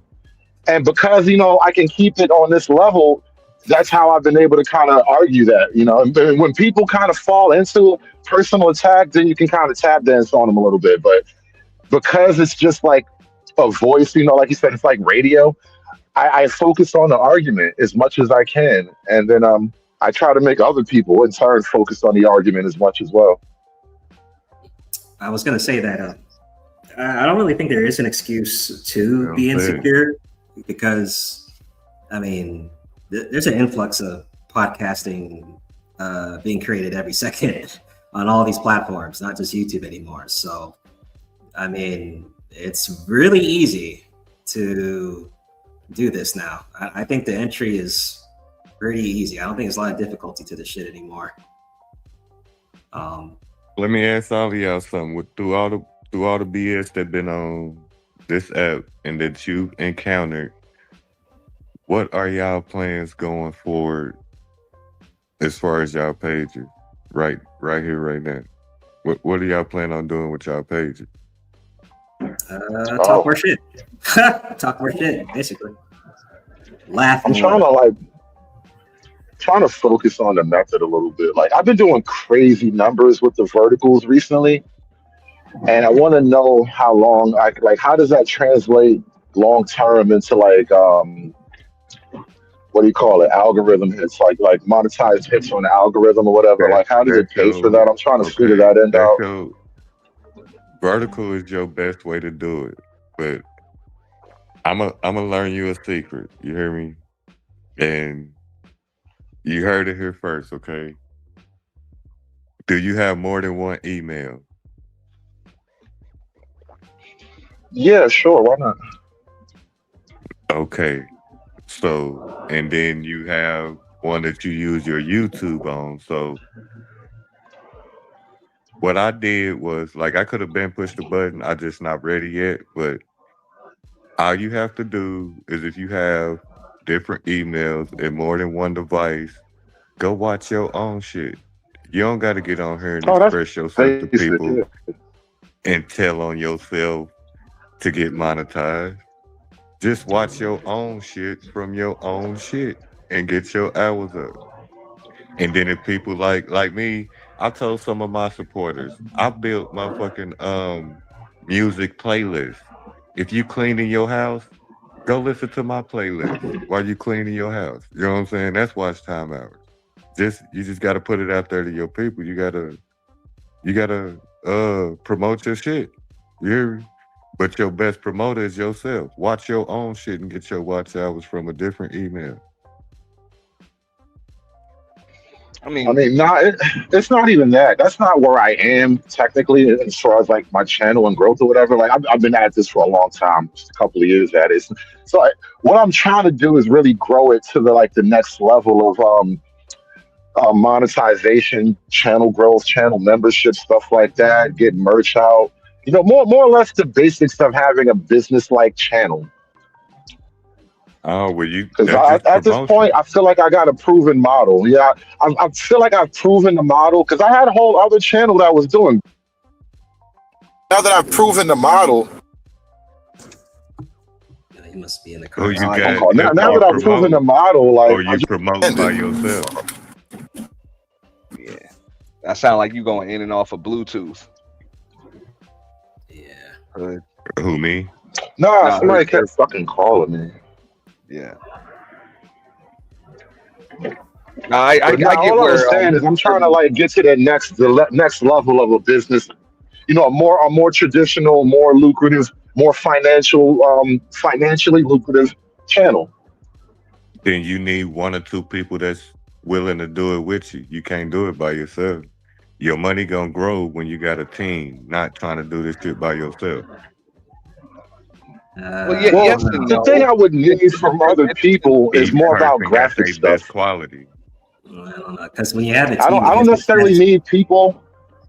Yeah, no, I don't need people as far as like my actual end of the show. The only thing I would require people for was to do like a little graphic work, you know, making some thumbnails or like little That's stuff that I would like to do when I make videos. I don't know enough about graphic design. You can be the voice, then you got a promoter, then you got one behind the scenes that's handling everything else moving. So you can't do it by yourself, is what I'm telling you. Yeah, it's hard to find good people are hard to find, as they say. I would say you could do it by yourself. Like, and that's where the game fucked on up. On the older side of YouTube, like when early 2000s, you could do it by yourself because it didn't really require much. You didn't need a whole All you team. needed was the one device. Yep. You can do a lot. But, you know, now, I mean, like, even when you mention things like watch hours, yeah, like, we're kind of past that. I know when I originally monetized this channel, like, what you needed, like, 4,000 watch hours or some shit? 1,000 subs? 3 is 4,000. the first one. The second one is... When I had where you 1,000 get the upgrade. subs, no, when I had 1,000 subs, I had 25,000 watch hours. Those were the You didn't know days, what right? you was doing yet with it, NT? Nah, I mean, I was just live all the fucking time. I was just live all the time. Yeah, like I said, that'll boost your hours up. That shit was a hole in the wall, and we just be up here for hours, shooting the shit, talking about whatever. Those were the days. know, I'm 2 years they in kind of with you. changed the criteria where people are getting the subs before they get the watch hours. Before, you know, if you got the subs, you had the watch hours. If you were doing live streams. I think one of y'all said that a while ago because a lot of my subs, like if even if I drop the right short, I've gotten over 300 subs just from a good short. And then you got people that hate on that. Like I have subscribers that's waiting on me to drop shorts over me going StreamYard. And I actually communicate with them. I actually hit the chat with them and stuff like that. So y'all know how it come to people talking about, oh, you buy subs, all it is? No, it just depends on how you move on it. Because if I'm getting 300 to 500 subscribers just from one short, you can't hate on me for that. They just waiting on me to drop more shorts, not to go live and talk shit about you.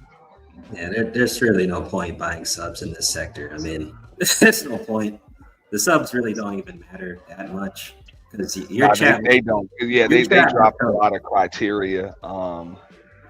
So, oof. I mean, like I said, when you ask me like what my plans are, it's just like just real growth, just real growth. So as far as these pages, the boiler room, the home of the official YT Purge, I don't really have anything else to prove. I know some people would be like, oh well, you don't have many numbers. I personally don't give a shit. I'm not gonna do what, like, the algorithm that these channels are being pushed in. I'm not gonna do what the fuck is necessary to get 500 or 600 people to come into this motherfucker.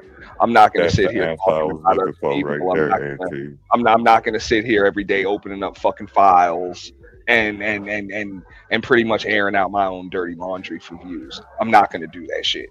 So Yeah. that's it. I personally don't have anything else to prove on these Not channels. coming on here to make nobody else's life miserable. Yeah, I'd like to do what it is that I do, which is I do marketing and I like sports. I'm gonna kick off some channels doing that. We're gonna branch out to other platforms, and do this shit the right way. I keep saying that, just do it the right way as far as growth is concerned. So there's gonna have to be a Twitch, a Patreon, start working these social media platforms, the right way, and the growth has to be exponential.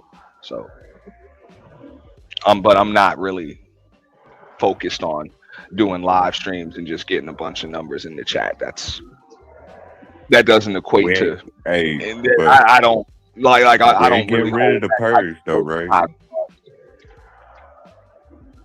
We ain't getting rid of the purge though, right? No. That's They you gotta guys. happen. No, that's not going anywhere. That's one of the reasons why I took my name. That the home of the official YT Purge. Everybody know that was Auntie. That was my channel.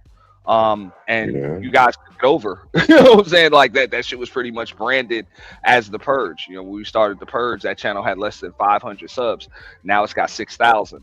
So, I put my name on the boiler room, took my name off of that, put my name on the boiler room. So that's not going anywhere. That event's not going anywhere. I do everything. That's how you did that. channel. Okay. Yeah, I'll Okay. continue to do the event on that channel and that channel only. The event will not leave YouTube. Even if the channel goes away, that event will not leave YouTube. But for me personally, the growth has to come elsewhere. Right. Yeah. But because that was a cool idea. It was a good idea. It was a cool idea. It resonated with people, and it worked. But it was one of many ideas that I have. I keep saying, like, I got a lot. I feel like I got a lot more to offer than just that event.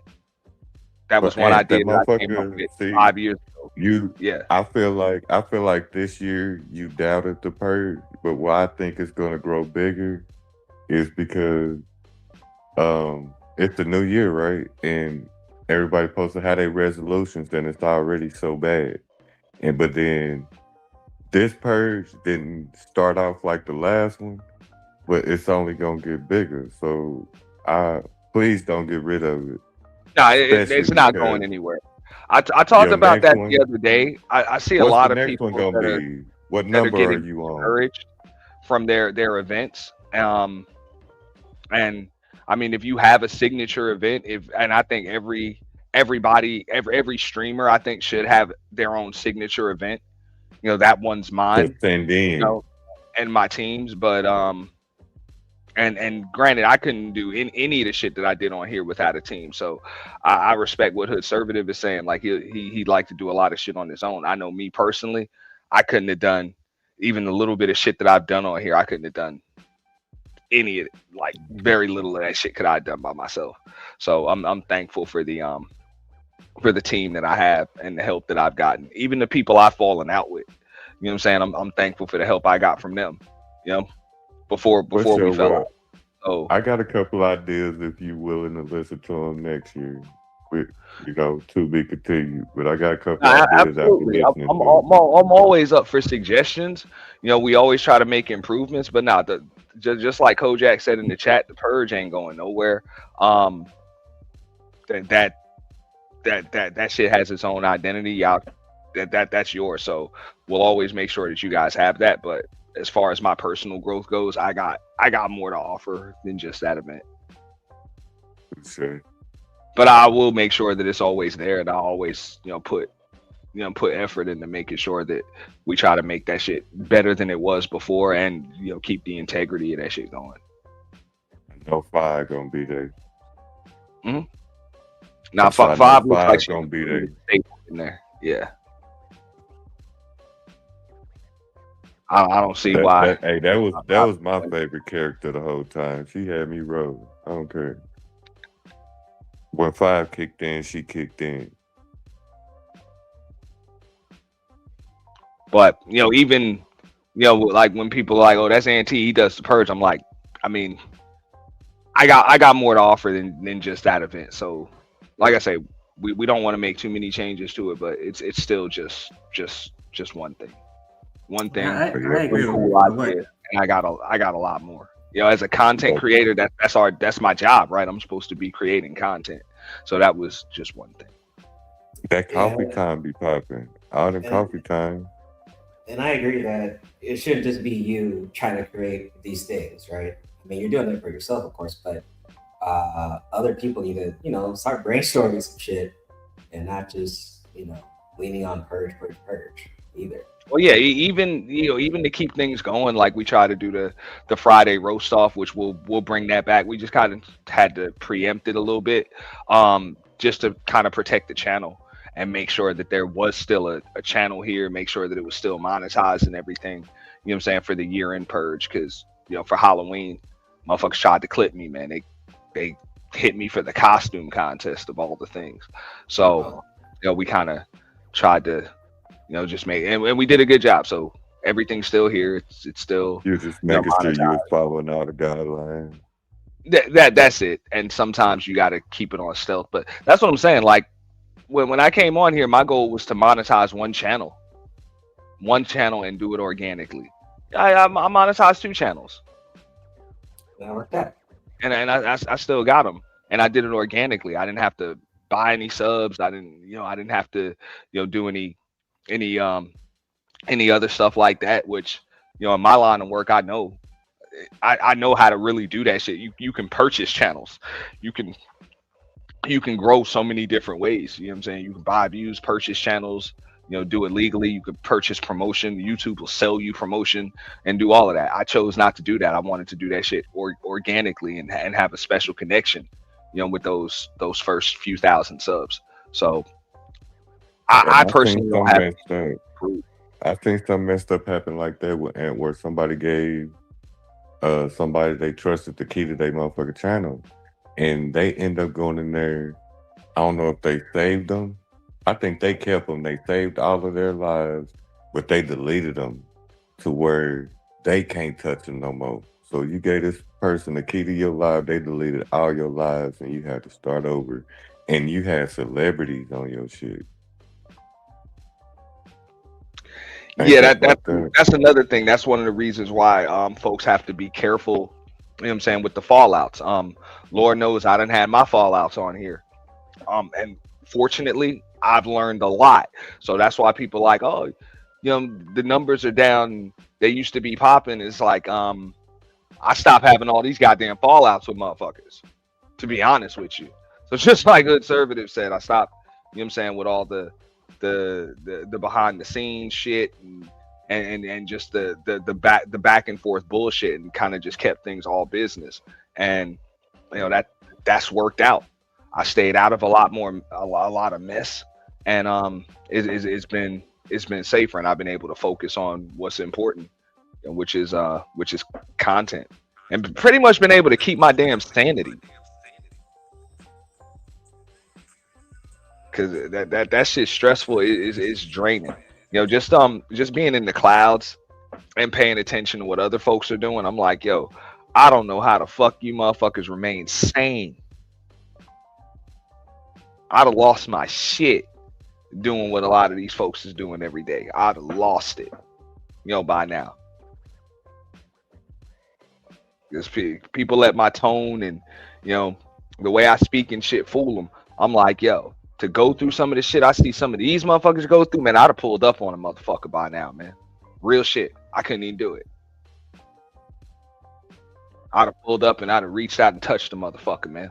real shit. And I'm not even in the mood. It ain't worth it over some online shit. It's really not. If I'm not on here having a good time, enjoying what I'm doing, I might as well get the fuck off. That's what I'm here for. For real. Meet new I'll go people, right out back keep and it watch lit. that water. Say what? Nah, I say that's what I'm here for, to meet new people and shoot the shit and grow. Yeah. But nah, like 2026, I'd like to be able to grow this shit, grow this shit the right way. And that's one of the reasons why I did this stream, right here.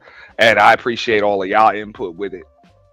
Just as far as just I usually gauge the temperature of the space. You're familiar with the Purge for years. I usually do a state of the space address where I personally just gauge, the state of the space. Everybody that after they participate in the Purge or after it happens, pretty much, gauge it. And this is the first time ever I really haven't been able to.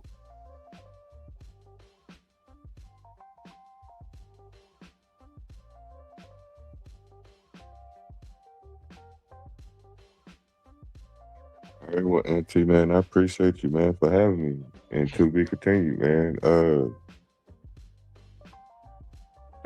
I got plans for my page. I think I'm probably about 60, 80 away from being monetized, 80 hours. So, yeah, just go tune in, watch some, or listen to some music.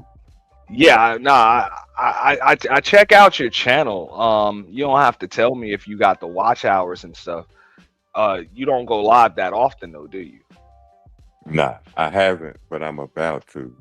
Okay. Like, I had a lot going on. When I started my page, I actually started gaming. Then some bullshit happened with me with some wife shit, and it just been building since then. But now I'm actually finna use it. Well, just remember, like monetization and shit. That shit ain't the end. That shit's the beginning. Oh yeah, it's definitely a milestone, and be proud of yourself when you hit it. And I say when you hit it because you will hit it, but it's the beginning. That's why I say now I'm gonna be consistent. I always say that shit's like high school graduation. It's for real. Yeah. When I was building it, I wasn't consistent, but now that I'm seeing what's about to go on, yeah, I'm finna start doing some shit with it. Yeah, was most important, have fun. I tell people that all of the time. Like growing a channel is fun. That's the most fun that I had on here on YouTube was growing a channel. Right. Just doing shit and seeing what the hell I could get away with, what I couldn't get away with. Pretty much just pushing the envelope. So. Well, if you tuning in and you see me slipping on something I ain't supposed to do, please say something. Nah, it's all good. It's all good. Kojak said, I pulled up on motherfuckers for getting slick on other platforms. Ask the dude in London. Yo, I'm not surprised. I'm not surprised. That's why, hey, man. Trust me, it's a happy medium I have for a lot of folks in this space. I got a lot of respect for a lot of folks and their patience and their restraint, and I have a serious lack of respect for a lot of folks because of the way, the way that they fucking talk, but they ain't about shit. So that's what I mean. It's a happy. You had a name on that one. No, bro, it's too many names to mention. But I do have a serious respect for a lot of folks, though, because of the restraint that they're able to show by not pulling up on motherfuckers and cracking somebody's fucking head wide open for the shit that they've said and done on some of these platforms. Thinking that shit's funny. You on that. That's why I say I got a lot to talk about, because it's a lot of motherfuckers I ain't said nothing to y'all yet. But don't think that I don't hear or I forget. Yeah, that's what I'm saying. Like, that's the part that I respect is when people can show restraint, because I know it's easy to kind of just lose your shit and go fuck somebody up real quick, or just call a bluff. So, but we're supposed to be grown adults. Let me ask So you this, Auntie. Do you think it's a statute of limitation on if I feel like rebelling on something you said about me? now you do whatever you want. Ain't no I know statute of limitation on that I shit, don't right? forget anything.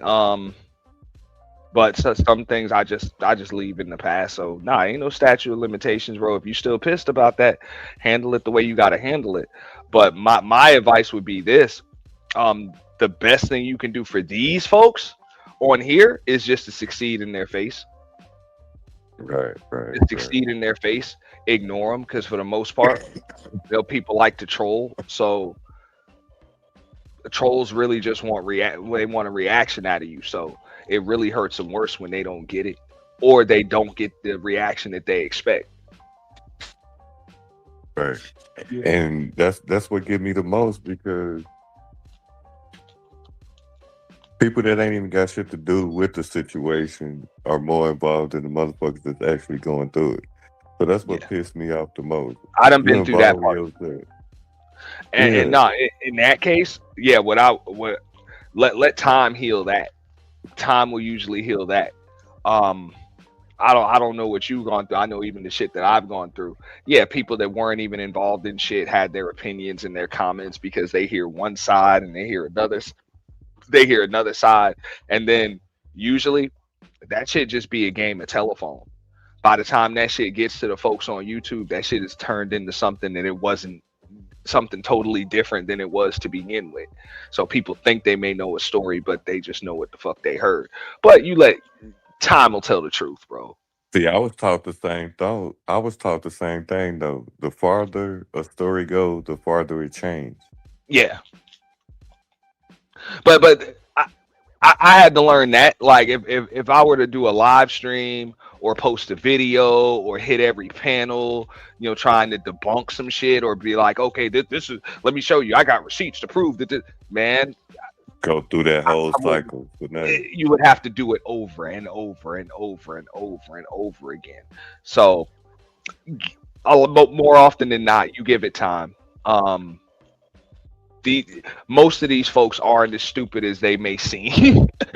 I'll be honest. So You after a still while, giving them the benefit especially of if the doubt. somebody's Nah, that full of motherfucker just nah, stupid. especially if somebody's full of shit. If somebody's full of Right. shit, people will notice that shit after a while.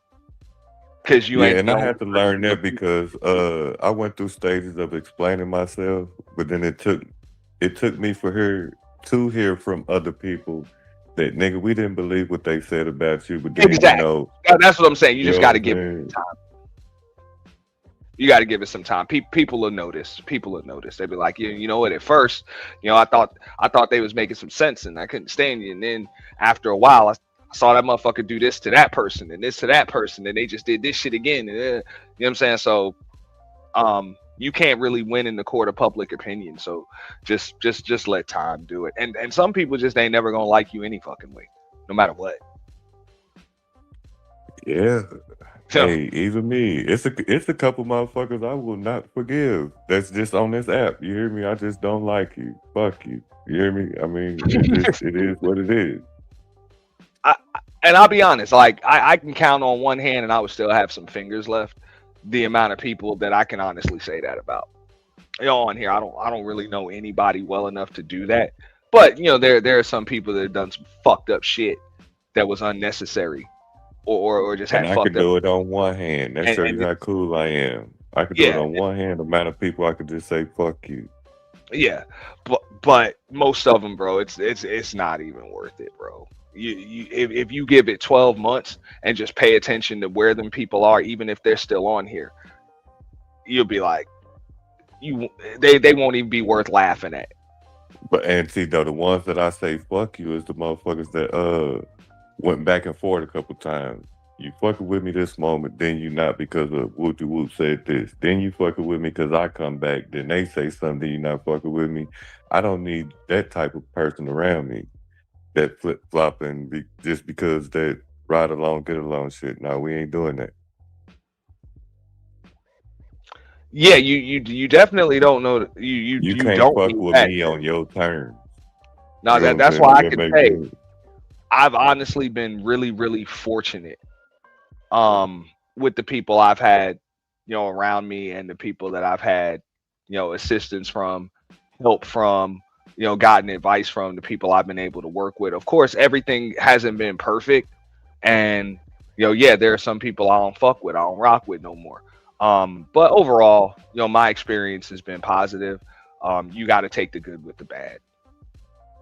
Like, you got to take the good with the bad. So when you talking in my case, I can honestly say that shit been like 90, like 85 to 90%. You know what I'm saying? Yeah, like 85-15 or 90-10 in Yeah, I'm favor at of that the point now good people. because That you know what I'm saying? Like real shit, like 90%. Decent stand up people, and I got enough of a sample size, like years worth. Enough years and time to see that these people are, what I'm saying, the people that I rock with or rock with me are real folks, dog. So I can appreciate that. What was there some pieces of shit on here? Absolutely, bro. But that's gonna be like that anywhere you go.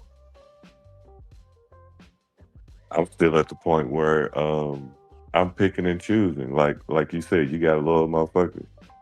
I Like you said, I can count on one hand now just the app that I could say is loyal, because no matter through my story, they've been there and they rock out. You hear me? And everybody had a story, but I'm still in the picking and choosing moments, and I ain't picking nobody really. I'd rather you show me than me try to prove myself or show you that I'm trying to be loyal to y'all. Shit, show me you loyal to me, and you'll get the best of me. Like I say, most people, like real folks, won't even have to show you, bro. They'll just be themselves. They won't even have to prove it to you. They'll be themselves, and you see it. So that's what I'm saying. I'm thankful, for the folks that I've worked with, and even the people that consult me.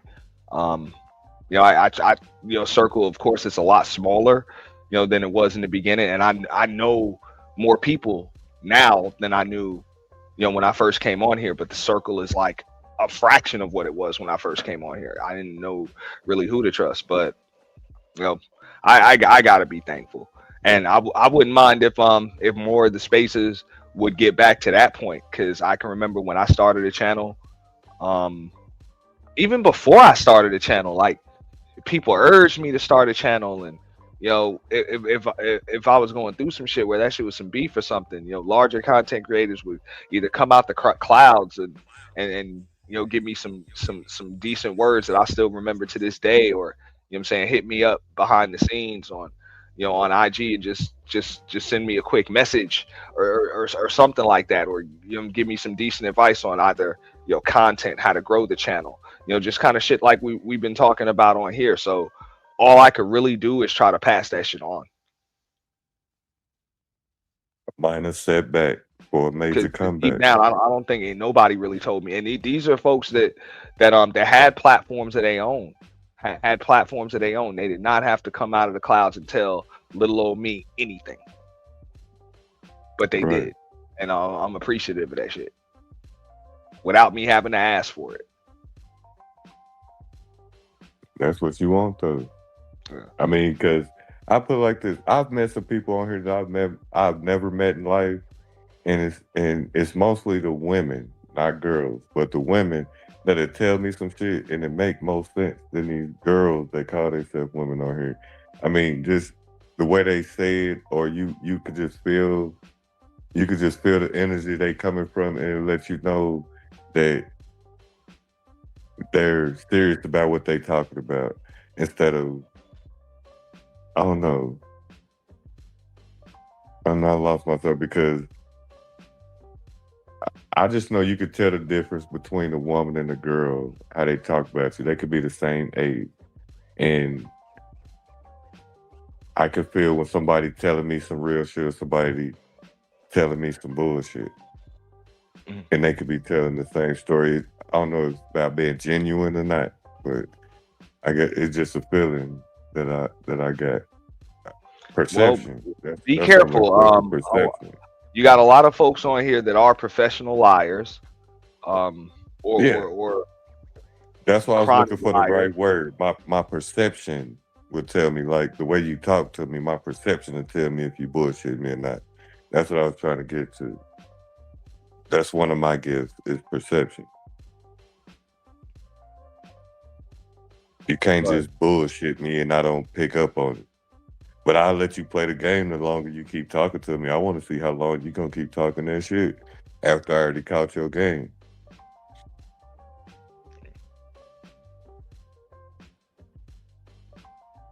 I got to say the same thing again. Like I'm thankful for all of the assistance and help that I've gotten. You know, I know, you know, a lot of folks they give me credit for, you know, things like the purge and all of that, and pretty much everything else. And I'm like, I ain't never did not one of those shits by myself. Not one. From the promotional edits and, you know, co-hosting the event and, you know, moderating the chat and all types of organic promotion in the shares and, you know, just giving me ideas to make that shit better and shit like that. And, you know, just even shit with the channel, just, you know, doing, you know, graphics and music and all types of shit, bro. I done had so much fucking help, bro. So I'm thankful. And support. Like I didn't have financial support. I didn't have just great advice. I have no complaints. As far Great as the advice, graphic, financial support, people or people just showing up. You know, because sometimes I don't think people understand how big that is. Just like Studio Mansion or Kojak or New or American Tradesman, you know, just dropping out of the clouds and saying what's up like that. That shit is like, damn, man, appreciate y'all. You know, really do. You know what I'm saying? American Tradesman, American Negro. That's one of my day ones right there. You know, day one subs coming through. New, one of my day one subs. You know, Deacon Dave, all of them. So, you know what I'm saying? Just coming through. When they say what's up, it's just like, you know how it is when you was in high school, bro, and you look and you see, you know, you see your people in the damn bleachers or something. You know what I'm saying? Just showing up. It's like, okay, you came to my game. Appreciate that. I didn't think you cared, but you showed me that you did. You know what I'm saying? And just make you play a little bit better. So that gives you just that much more confidence. You know? So I'm thankful. You know, and I know a lot of folks be like, "Oh, you got all them new," you know what I'm saying, them new folks over there. Trust me, man. When I see, you know what I'm saying, the day ones and shit that still support me, I'm real thankful. I always give a shout out to Mahogany Roots, because that is my first ever sub, and she still comes over here. Like every time I go live, she either clicks the link, hits the panel, says something in the chat, or leaves a comment to tell me she caught the replay. My first sub.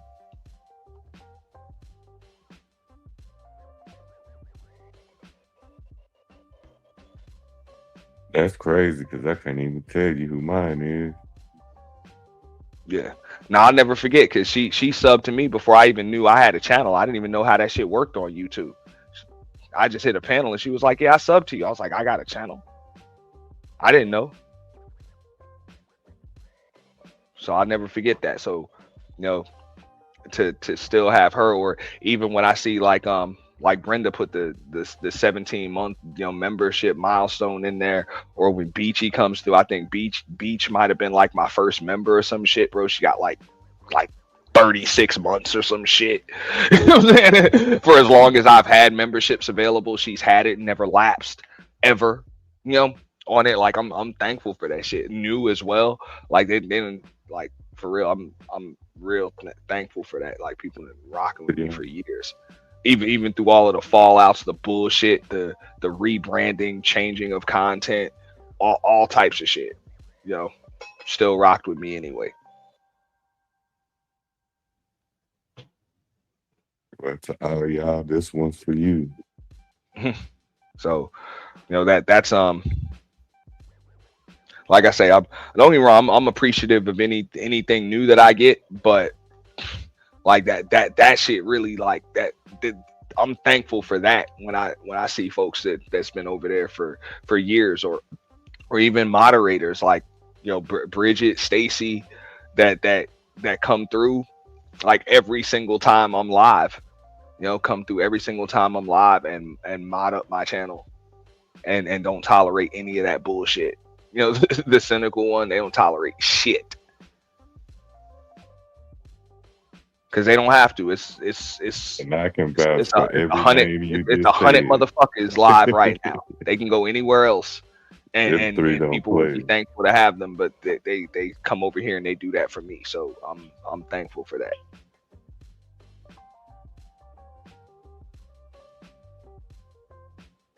Or even, you know, whether I do the purge or the roast off or a Sunday show or whatever, you know, after the show is over, like I'll check my alerts and I can see all the people that shared that shit out and all of that. Miro, that shit is, trust me, it's things like that that I don't know if other creators thank you guys for that shit, but I'm real thankful.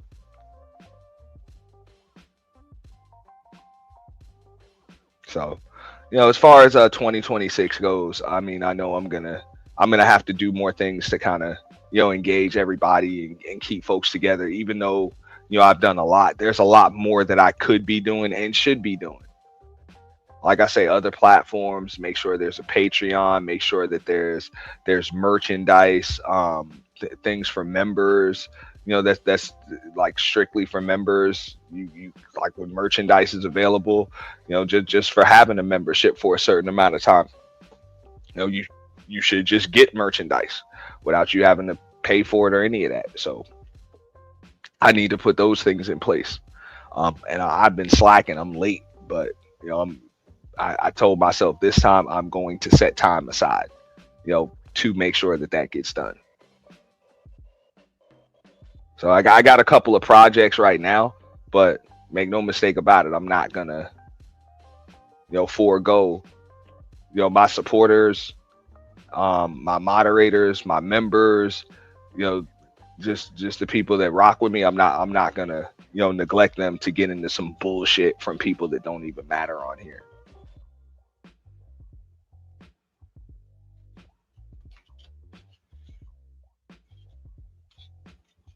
Because I will agree with what Hood Servative said earlier. You know, unless people support you, they really shouldn't matter to you.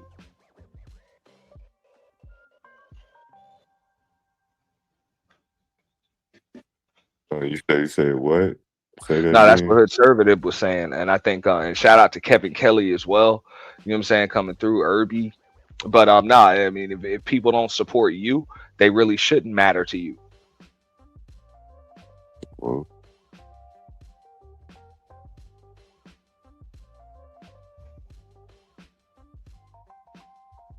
So it's nice to have, you know, new subs and a bunch of viewers and all of that other shit. But you know, like I said, I'm thankful for those folks that come through all of the time, no matter what I'm doing, no matter what I'm talking about.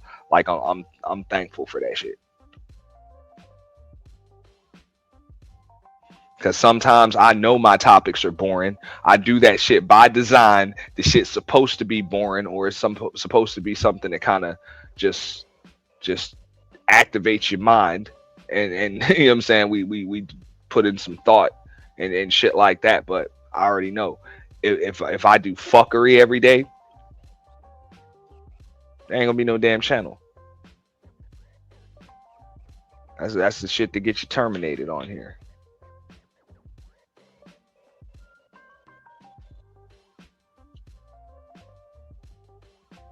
You know, it gets you terminated, and it'll have you neglecting the people that support you.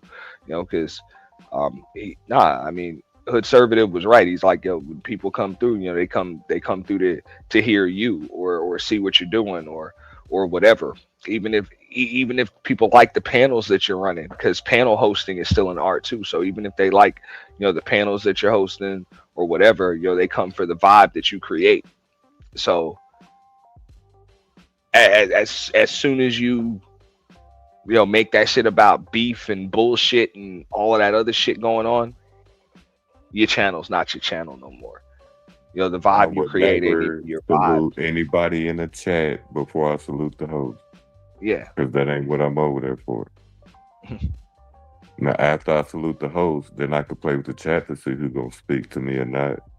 It'll let me know a lot about people, because a lot of people speak to you somewhere else, but won't speak to you other places. So that lets you know a lot about motherfuckers' characters too. So start paying attention to shit. Hey, I get it. I've had people that were you know, that were avid supporters, or at least they said they were. And hell, I might have had somebody on my panel, which I for the most part, I let everybody up. You know, if you're respectful to my platform, you know, I'll let you up. I don't have a problem with that. And all of that shit that went on elsewhere, it's all good. You know, that has nothing to do with what goes on over here. If you're respectful over here, it's cool. But people have withdrawn support from me just because they don't like who's over here or who's on the panel or who has a moderator wrench or whatever. You know, that's not real support, even. You know, so and people have a right to support who they want, but you know.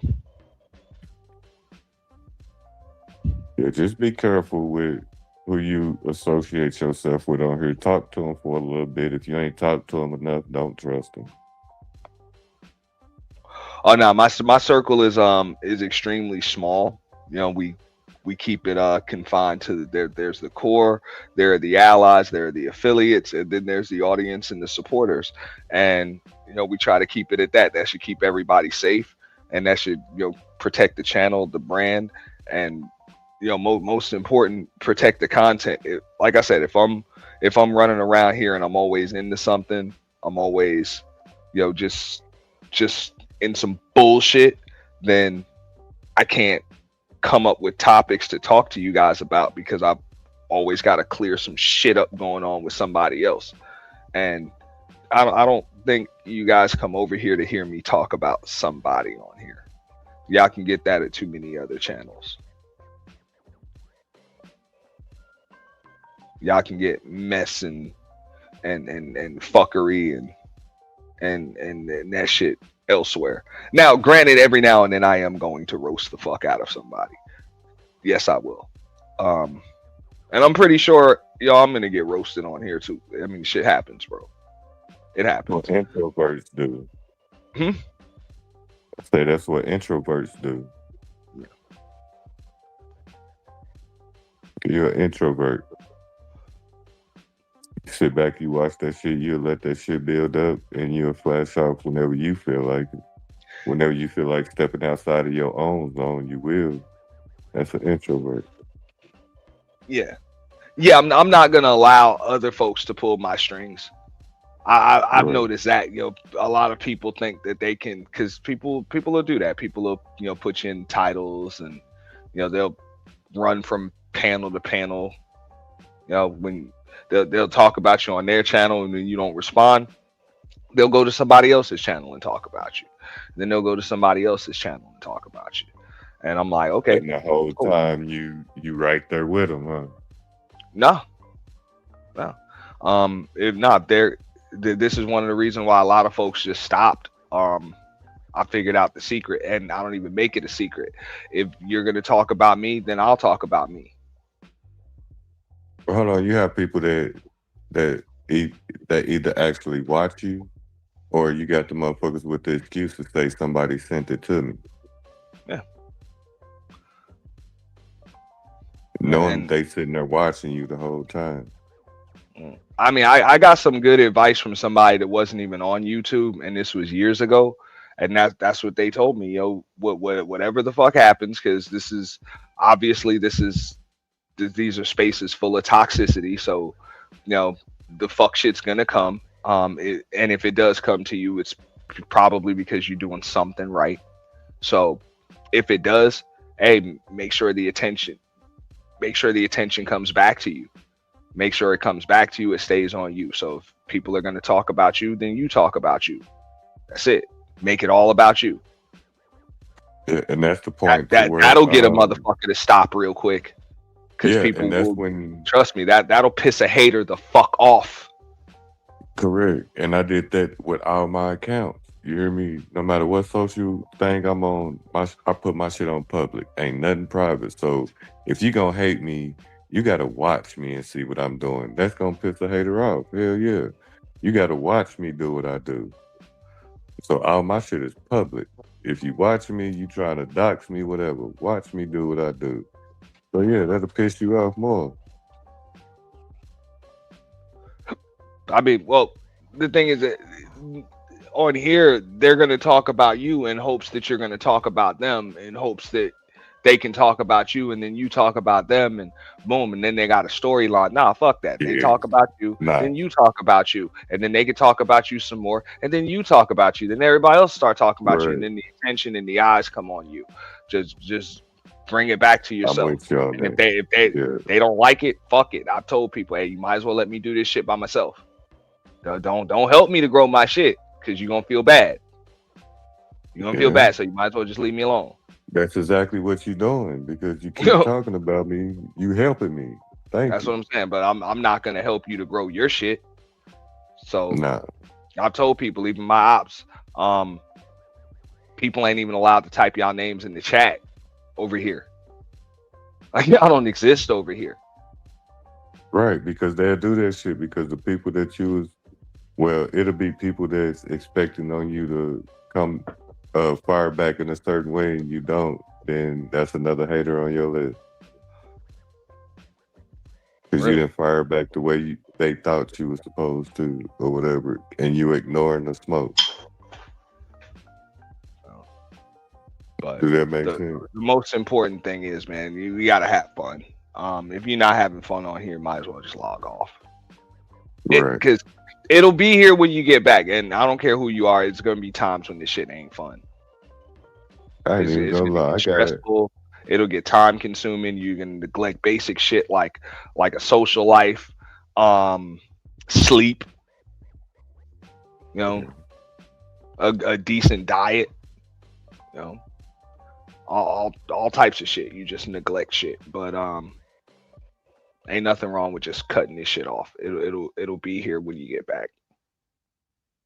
Have you ever got on the app knowing that you're gonna be on some bullshit, and that's the only reason you got on here because of that Hell night? yeah. You just knew you was gonna be on some bullshit. Yeah. And Yeah. that's something else too. If I'm gonna be with the shit, I'm gonna commit to that shit. Like, I'm Right. gonna commit to that shit. Because the only way to get out of some shit is to get into some shit, deep into some shit. So if I'm not gonna get deep into it, I'm not gonna get into it. But for the most part, I try not to really go there. You know, on anybody. But try sometimes to. you feel like it. I do I too. mean, no, I And really do try not to really go there. I'll end shit before it gets too bad. I put like this. I put like this. I go live and I just be wanting to shoot the shit like we are, but I have my moments where I have me a drink or something and I go around just trolling a little bit. You know what I'm saying? Fucking with people a little bit. You know, I have my moments where I do it too. But I don't get to that deep shit where it get personal. To where Yeah, it's that's gonna what I affect mean. the Like, motherfucker. like I'll take I'll take a little trip, a vacation to hell from time to time, but I ain't trying to purchase no property there. I ain't Right, trying to, right. for Yeah, real. we don't want the Like, mineral, right? cause I mean, you dealing with demons, you know, on here. So, you know, every now and then to deal with a demon, you're gonna have to take a trip to hell.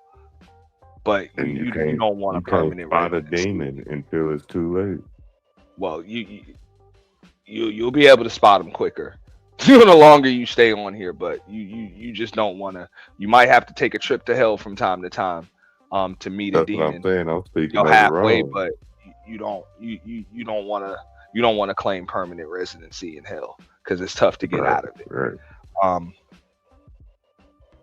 Yeah.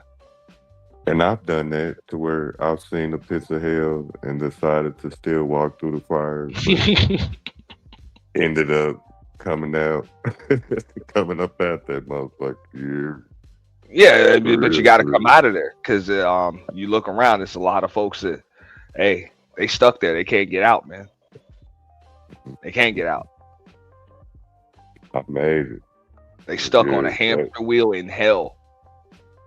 and it ain't easy, and you can't get rid of it. Shit, And niggas that's still why I said dealing with it. I'm not gonna be a slave to numbers. I'm not gonna be a slave to money. Um, nah, it's not worth it. Right. It's too many ways to make money. Um, it's too many ways to grow a platform, grow a channel, than to have to, do that bullshit all the time. So if I'm not Best having way to fun, I'm grow, not period, is to separate yourself and shit. Do what you know best. bro. You be amazed, man. Somebody will bullshit like you're just the worst person in the world, and then you kind of go there on them, and then when you just drop them, they'll beg you to keep fucking with them. Like people will beg you to fuck with them some more. I'm like, are you crazy? Like, I thought I was crazy, but you motherfuckers are crazy.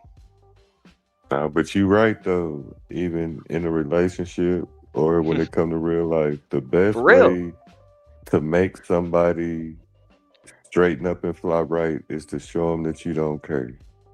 Once you start showing the motherfucker you don't care no more, that's when they'll straighten up and start flying right. And that's what I'm saying. It's like a toxic relationship. It's like you tell me you hate me every goddamn day, and then when I just ignore you, now you tell me you love me all day every day. What the fuck is wrong with you? Are you out of your fucking mind? Motherfucker, you driving us crazy. Like for So real. that's And that's how a lot of these folks are. It's like, bro. So Yeah. And you can take that in many aspects. That ain't just got nothing to do with no man-woman relationship. That's just a life fact. You can't do that to people. You think why do you think motherfuckers commit suicide? Because motherfuckers done played mind games and drove them crazy. They just tired of this that's shit. not funny, but yeah. You feel me, though? Yeah. But nah, these people, a lot of folks on here that's their goal is to drive you crazy, so you can't give them what they want. You can't do it. But for what? To make them feel better? How That's is why I making probably say that another shit on every motherfucker feel stream. I'm like, bad, making you feel gonna, better? I'm gonna keep my sanity. Like, nah, y'all will not take that. At least what's left of that shit, because I know I ain't wrapped too tight anyway. But what's left of my sanity, I'm keeping that shit, man. Yeah. Best thing to say is you That's got funny. it. Hey, what's left of my sanity? I know I'm not, and I admit that shit. I never denied that. I know I ain't wrapped too tight, but.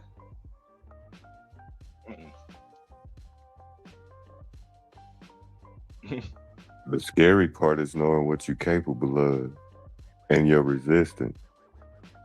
Well, I said that. A good friend of mine on here, knows I say that shit all the time. Most of these folks need they need protection from their demons, and my demons protect me.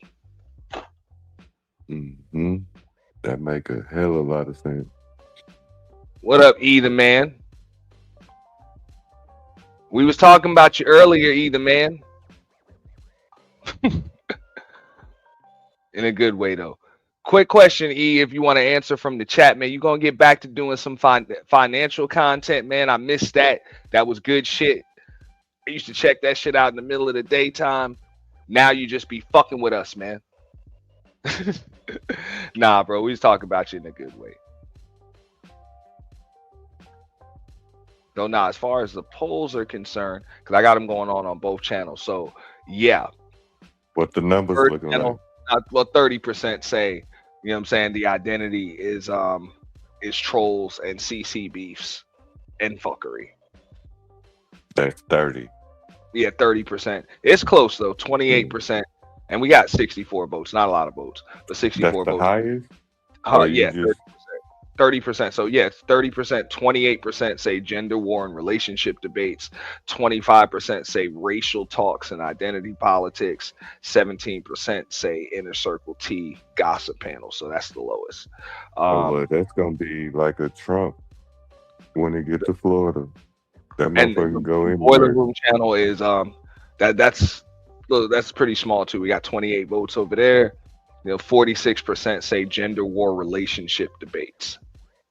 What you going with? I don't vote in my polls. Okay. I voted.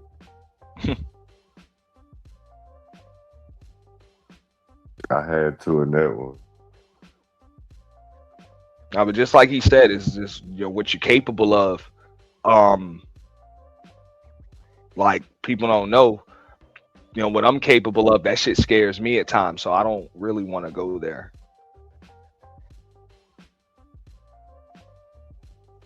So, like I said, Even we all both this been in that monopoly spot. shit, So that shit came from some people trying to troll me,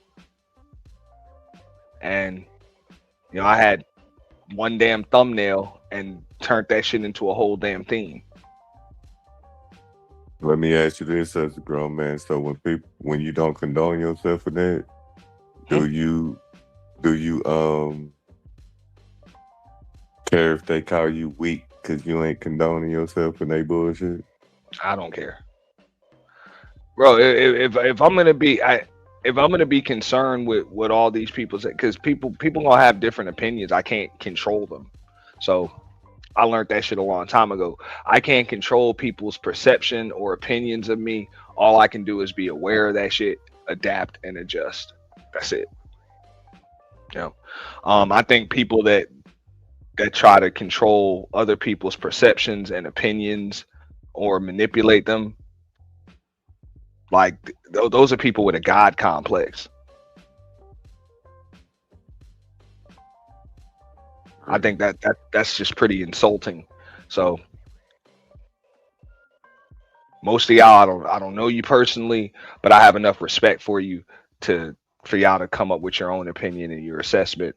If you think I'm a fake, phony asshole, or just a piece of shit, whatever, y'all have a right to believe that. Maybe over the course of time, your opinion changes. Maybe you double down on it. I don't know. But that's the crazy part right there, is after the time passed and then the motherfucker try to double back after they get to know you. I'm the type of person that I don't double back like that. Once you scar me once, it ain't no get back once you get to know me. You had a chance to get to know me, so you had a full right in your own manner, in your own way to get to know me, but you didn't take that chance and you judged me quick. And then later on you find out that I'm probably the coolest motherfucker you ever met. That was your fault. I'm not turning back for that. That was your fault. You lost. I mean, you're gonna get that. You're just gonna get that from folks, because they on here especially, they just gonna want a reaction out of you.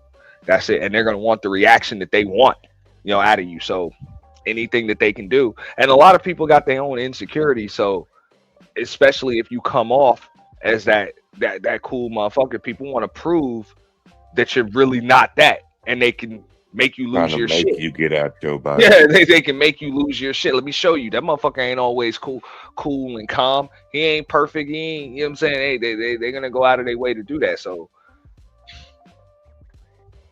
yeah, you gonna lose every time fucking with me. Yeah. It's like you say, you got, just like Trinity say, you gotta have thicker skin. I just learned, I can't sit there and address everything, because people are gonna bring up shit from 9 months ago, 2 years ago, 3 years ago. People are gonna make shit up. I had a couple issues where I got out of my body. You hear me? But yeah, I left it at that. People are gonna make shit up, especially when people bring shit up from years ago or whatever. People gonna have their own recollection of shit and everything else. Like if you address it every time, then you find yourself taking 2 steps forward, 2 steps backward instead of any steps forward. So sometimes you just gotta. And the crazy part about that is, it ain't because of the person that's saying it. It's the crowd that's egging it on, that's boosting you to do some shit that you shouldn't be doing. Quit letting the crowd boost you and shit. Focus on the motherfucker that you actually talking to. That should have helped a lot too. Cause that motherfucker chat, I get motherfuckers places they ain't supposed to be. But don't let nobody do that in your personal life. That's why one of my descriptions of myself is I don't show emotion, but I have feelings.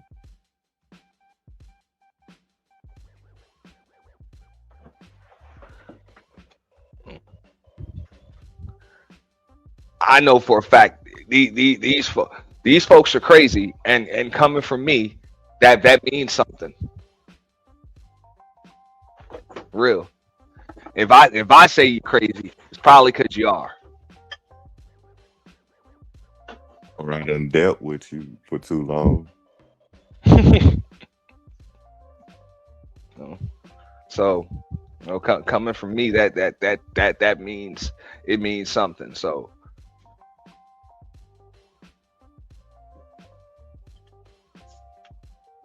No, for sure. but T man, I appreciate you, man. I how much appreciate longer you finna coming up, be up? bro. You No, I'm finna about be to up get for out a of here. minute? I'm about to get out of here. Oh, I got okay. a project to work on. If anybody else wants to come up, I'll sit up here for a little bit longer, but I don't think so. That we're gonna probably end this one. We've been up here for 3 hours. Um, we are all going to give. I don't know if just my 5 cents is in the clouds. She's a little under the weather, but Shout out 5. yeah, that's one of the reasons why we had to preempt the body camera stuff. So we're gonna wish her a big, happy, healthy get well soon, and she'll be back with us in a couple days. A5, if you listening, I'm finna give you a home remedy. Get you some Roman noodles, boil the water. Don't even cook the noodles, and just put 3 packages of that motherfucking noodle sauce in there and drink it while it's hot. That good old hot broth. We got the happy one in the building. What up, Happy? You on mute, Happy?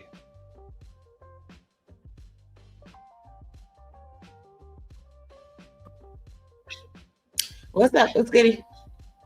You tell me. Nothing. I just came on and I seen you were on, so I came on.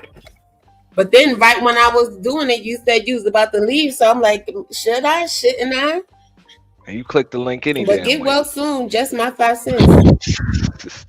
Of course. Yeah. Hey. Why not?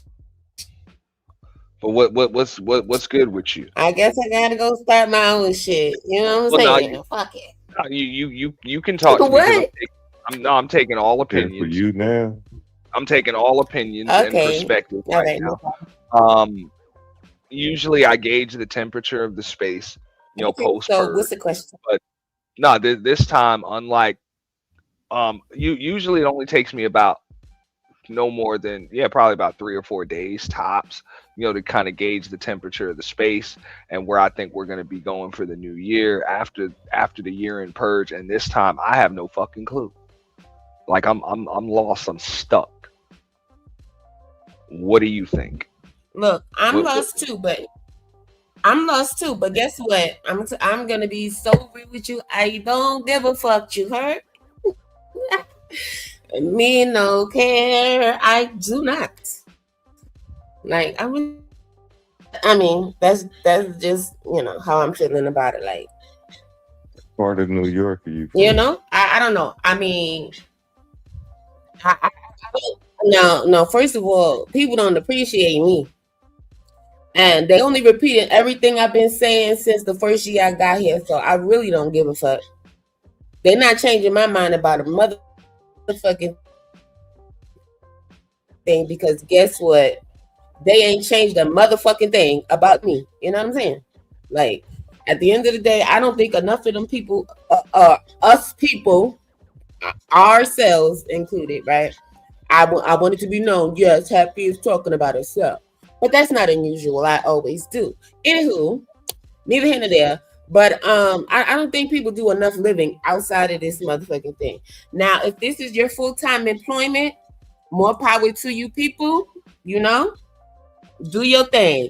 But my thing is the attitudes, the fucking fake ass childish shit, the behind the scenes dick sucking, and then the on camera dick sucking. It's just like, bitch, bye.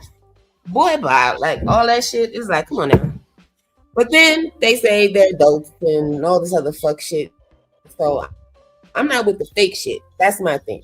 I've never been with the fake shit. I joke around all day, every day. I could be serious all day, every day. You know what I mean?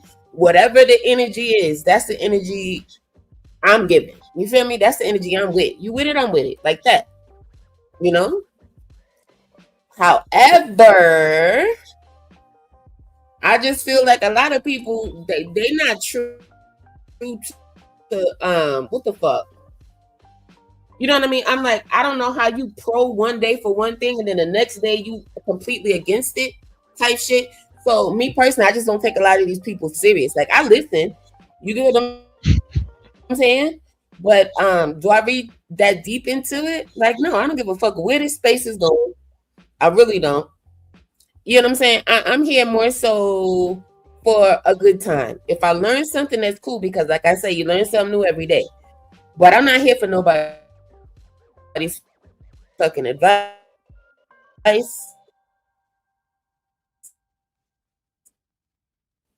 You know, absolutely not.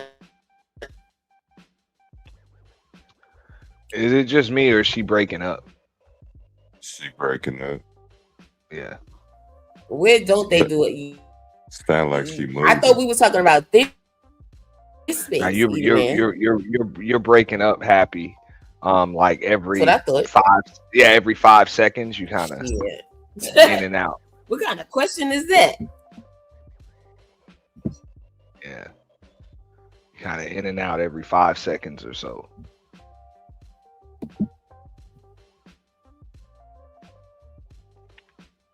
So that last minute of shit you said, we don't know what the fuck that was.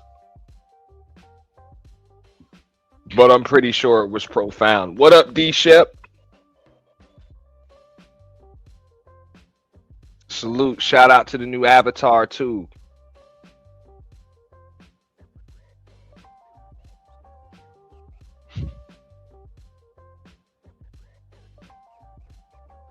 Yeah.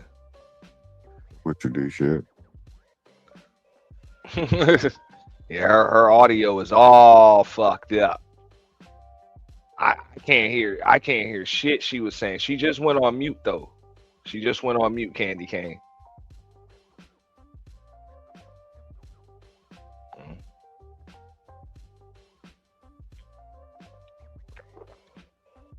Like I say, I do know for the new year, I kind of stopped going on as many panels as I used to go on. And I'm gonna be on like a lot less panels and shit. And it's not really, because of the conversations or anything. I'm just not really supposed to have time to be on too many extra panels and shit. That's it. I should be doing a lot of other shit. You got me? Y'all hear me loud and clear now? Mine will be Yes, 50-50. I got a lot of shit going on, but I'm gonna do a lot of shit on here too. We got you, Especially Happy. when the springtime come back around. So even like larger creators and stuff, I can understand why you don't really see them, popping out of the clouds and in the chats too much, because this shit requires a lot of work, if you're gonna do it and if you're gonna do it right. So that's what we're gonna try to do. We're gonna try to do it the right way, which means I'm really not gonna have much time to really devote to too many other channels. I've got my own, channels and members and stuff like that. Like it was a lot easier when it was just one channel and things like that. But now I realized that over the last maybe year and a half with 2 channels, and trying to separate the brands, You know, it was just real time consuming. That, you know, plus a full-time job, and then you trying to balance, you know, a social life, and just as a dad. But you know, my kid's grown now, so he doing grown folk shit. So, you know, that's not to say that I don't have to do that anymore. I don't, you know, have to babysit him or no shit A like lot that. on your mental. So what you saying? You finna reevaluate how you finna do everything? No, I already have. Like, we're just gonna, you know, do this the right way, which means, you know, we're gonna go for as much, you know, growth as possible. You know, we're gonna use all of these platforms the way that you're supposed to be using a platform to promote a platform. So, you know, we're gonna use, you know, the YouTube. We're gonna use the Discord. We're gonna use the Twitch. You know, the Patreon, the IG, the Facebook. You know, all of those things. But they got to be set up properly. We're gonna, you know, use merchandise. We're going to use promotional tools. You know, all of those things. That stuff scares me, to use all those platforms.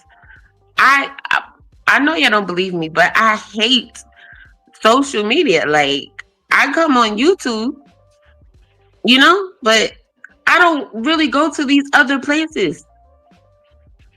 I do not at all, and it's so freaking crazy. Yeah. But we They can't already be got investing you. money in We, shorter we places. already got you happy. We're trying to get new folks. No, you All don't right. got me, because I need to be there.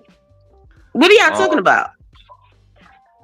I need Those to be. platforms, of course, they're for the people that are already here, but that's the part of growth. Like, in order to grow properly, you need people that didn't know who you were yesterday to know who the fuck you are today. So we Oh, got that's to what you're go talking about. elsewhere. Oh, yes. Oh, okay. Right. But like I Yeah. said, that stuff scares me. I don't know.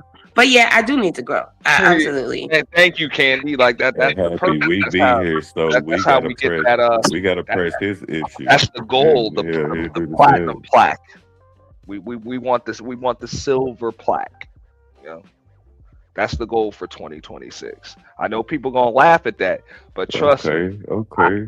I actually have proof. Back in 2021, a motherfuckers laughing at me when I said I was just gonna monetize one channel. Oh yeah, they laughed at me. They said, "Oh, you not an entertainer like that. You can't do this. You'll never get a Google YouTube check. People only you come over for some other shit. Yeah, whatever. You know, that was about 5,800 subs ago on that one channel. One thing I do admire is all the people that are subscribed nine to. purges. nine purges. Right. And one thing I do admire is all you guys channels that I go to and stuff. I do admire your consistency and stuff like that, like Bomb Cherry. Oh, can I name all the channels or wait? You're allowed. Oh, okay, cool. Like, but y'all know where You're not I gonna be, get okay? messy, but you can big. Oh no, I'm not messy at all. Well, first of all, you already know I don't go to anybody's channel to be messy. If I'm on your, yeah. But anyway, it doesn't even matter anymore. Everybody's channel I be on, they know where I be at. Y'all know I'm in this space, so I basically follow everybody. So you know, it just is what it is. But for the most part, you know. But what was I gonna say? Dang, no, I was just gonna say I admire you guys, because a lot of you guys, I've seen you guys make new channels and everything. You know what I mean? Since I've been here, you know, all kind of stuff, and y'all don't give up, and not just that you guys rebuild it, but how quickly as well you guys rebuild it. And the y'all like to what is it? Like me, right? What is it when you just promote everybody's channels and all this stuff? Like, I just admire y'all. You know what I mean? Now there are those that are whatever, but hey, everything ain't for everybody. You feel me? But I do admire that, because I remember telling myself, "Oh yeah, I'm gonna take my channel serious. I'm a this, I'm a that." Shit, life be has been crazy for me. So hey, but that's why. We had the conversation with Hood Conservative earlier, and he was like he had to do a lot. He wants to do a lot of stuff by himself. But then he mentioned how when he came in, I'm gonna mute you up, Happy. You got some feedback in the background. I don't know if you cooking dinner or some shit. I don't know. But that's real. Keep clanking them pots. You know. But nah, he was talking about how he was working with Bernard Riley and shit like that. And I was like, I get it. You know, you was working with somebody before, but it's nice to have help. I don't know where this shit would have gone without help. You know, and I had help out of the gate. From the first time I did, you know, my first live stream, I think I might have had a total of 2 live viewers or some shit. And, you know, nobody came over here. And it's understandable. I didn't have any, I think I had like 5 subs or some shit. So I mean, it was nice, you know, when I started going live consistently. You know, I had a co-host, and you know, people were passing the baton from other channels, and you know, sending people over here, and you know, doing shares on their community tabs, and sharing my link and all of that stuff. Yep. So like I say, I'm thankful for all of that. So we're gonna use a platform to promote platforms. That's what's up. That's like what's it called? Channel. I do not want to mix up his name. What is his channel? What's up, Sherry Berry? Dr. Frizzle, a warrior spirit. That man, he is awesome. He's always promoting everybody's channel, like all his subscribers. He stay promoting everybody. Like, I love that about him. Sherry Berry, my love. What's good, Auntie? I mean, Grandma. Shout out James because he's a promoting channel and he don't ask for nothing. He said there is a serial R on the East Coast and they're finding body parts. Yeah, damn. Particularly B-dubs, and this space is something the Tyler Perry topics are limiting. I would agree, Studio Mansion, but believe it or not, that space that you're speaking of is such a small subsector and sub pocket that you're right, it does limit itself. And to be honest, I can understand why. So it's good and it's bad. You know, it's bad because it limits itself, so a lot of growth is stunted. That's why it's bad, but it's also good because it's limited, the circle's extremely small. A lot of people, they don't get into bullshit that I see going on in a lot of other spaces. You know, because you know, people got jobs, people got kids, people got girlfriends, people got landlords. You know what I'm saying? People have monetized channels and they want to keep their monetized fucking channels. So, you know, if they were to do the things that can bump those numbers up from 85 or 90 or 120 fucking viewers to 700-800 viewers, they're gonna have to risk their fucking channels. And I can't blame them for not doing it. They're gonna have to risk their channels. They're gonna have to risk their privacy. They're gonna have to risk a lot of shit.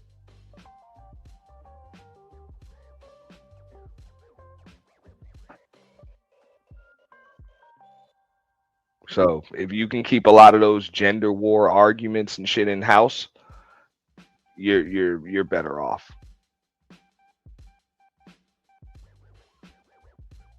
But I think a lot of these sectors could learn from each other when it comes to that. You know, I think, you know, as far as those, you know, DMP spaces and shit, you know, some of the messier spaces can kind of learn from them as far as like just, you know, keeping the mess on the panel and moving on from day to day, and not necessarily risking the channels and risking the monetization and all of that. And as far as the DNP sectors, they can learn from the other sectors as far as just supporting each other and growing. Supporting each other, growing, coming through, all of that. Everything doesn't have to be a competition for live views. Y'all can work together. Shout out to Candy Kane and Candy Lane. What up, Candy? Hey, you know what? I have to fix my audio. I gotta drop and come right back. Okay, it's all good. Hi. Her audio sounds so good though. But I agree with you there. Oh, dang, what was that last part you were saying? But I totally agree with the last part you were saying, but dang, I had something to say. What was that last part exactly? No, I was You just saying, said they had to do something about... A lot of these spaces can learn from each other. No, the exact last sentence. Like the DNP gender warring sectors can learn a lot from the other sectors that might they might have high numbers and shit because of mess and fuckery, but they support each other. They support each other and they make each other the stars of the show, which they should be doing. Right. So I respect. I think everybody can learn something from each other on here. Candy, you good? I think so. Hello, can you hear me okay? Yes, ma'am. You sound great. Okay, good. I didn't have it in my headphones and I didn't want it on speaker. Okay. Well, hello, Happy. Hello, Aunt. I came up to ask a question, and I don't know if anybody has asked this already, but being that you've been here now 5 years, you've established your channel. You said you went monetized in 2021, or was that when you set your goal? I got monetized like right after the second purge in spring of 2022. So I started the channel in March of 2021, and I was monetized at the end of March of 2022. So it took about a year. Yeah. Within a year, okay. What advice would you give to like up and coming or like new content creators, people popping out of the woodworks wanting to get their feet wet? I mean, I know there's been lots of people who have offered up advice here and there, but maybe the new people weren't in those chats or weren't around, didn't start their channels at the time to kind of absorb some of that information. Yeah, I would offer the same advice that was given to me when I started from people that had already done it, which was, hey, don't be careful what you build your brand and your channel on, because you'll have whatever it is you building on, you're gonna have to stay in it to stay relevant. So just be mindful of that. Also, my personal advice would be anything that happens on here, because especially if you're doing live streams, make it work for you. Anything that happens, find a way to make it work for you. Even if it's seemingly negative, if it's seemingly embarrassing, whatever, make it work for you. Did you Question. recall if you set? I'm sorry. Go ahead. No, go ahead. My bad. I just wanted to know, like, did you ever set up? Somebody asked me recently about like my goals for my channel, and it kind of took me aback for a second, because like I write down goals for a lot of things in life, but I hadn't really thought about goals for the channel, and I've been kind of just doing it thus far, but hadn't thought about like where I want to take it, like growth timelines, things like that. So did you ever actually sit down and write out like a plan for your channel, or did you kind Absolutely. Absolutely. Okay, so I could tell you this quickly, because I like when that question is asked to me. Okay, so when I started this, because I've been in marketing now for the last 13 years or so. Did digital marketing I've been in marketing for hell, almost 20 years, but digital marketing for about 15 years. So I knew that there were different directions I could go in, to build a YouTube channel or whatever. I chose to go the organic route. Go the organic route and kind of just go into the space that I just was in an algorithm in. So I started with minimal, investment. I went and got a separate credit card, with a bullshit $400 limit on it. It wasn't a lot. And I think I raised the limit to like $1,000. It wasn't a lot, but it was strictly for the channel.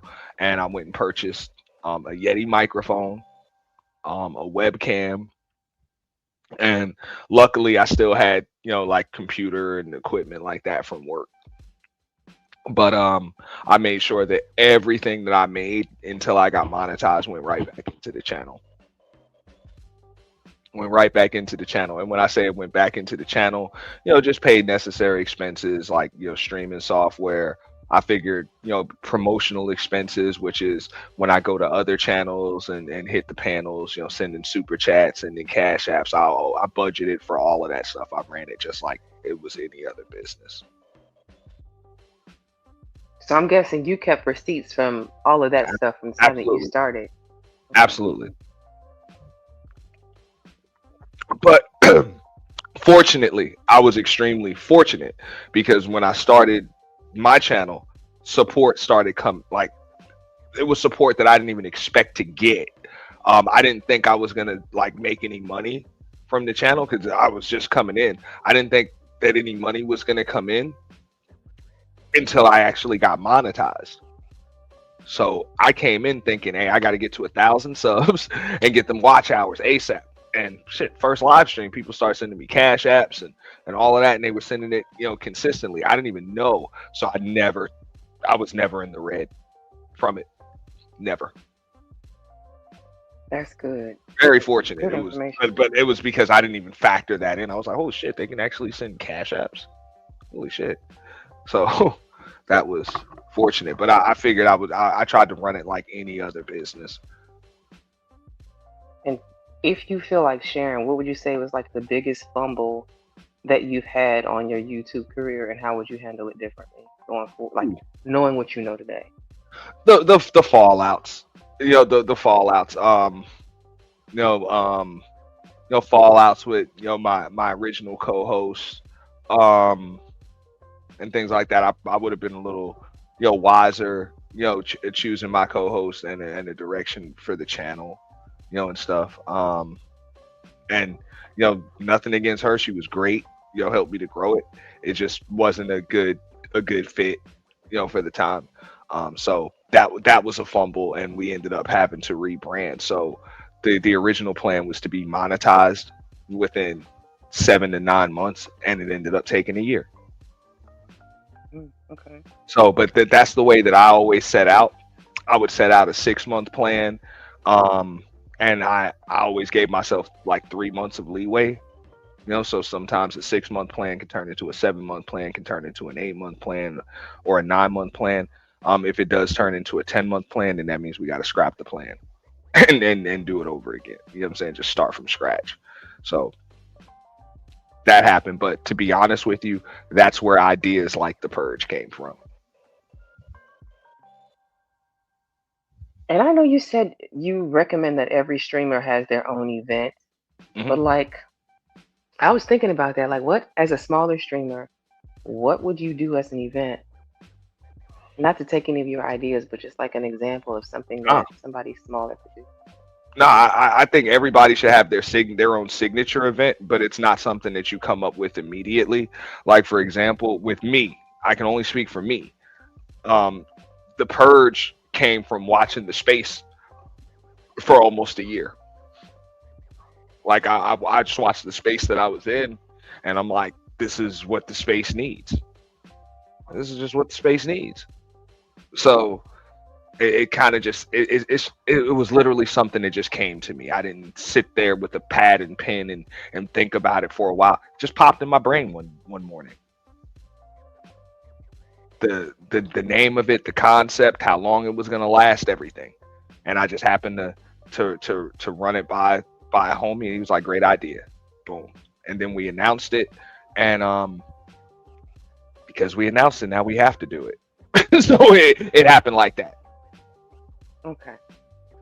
No. Sorry, I didn't mean to turn it into like a No, little mini But interview, but I did have some I questions. would say anything. Like Big Brenda has her high heels challenge. What I know, there are so many other events. What I'm gonna mention some more. I know Lady Nika does the ugly sweater competition, and I think she does a couple more. So many people have their signature events. So that should kind of come to you, because it's got to be right for you. But even a smaller content creator, I'm like, start with a birthday party or something. Just throw a birthday party for yourself.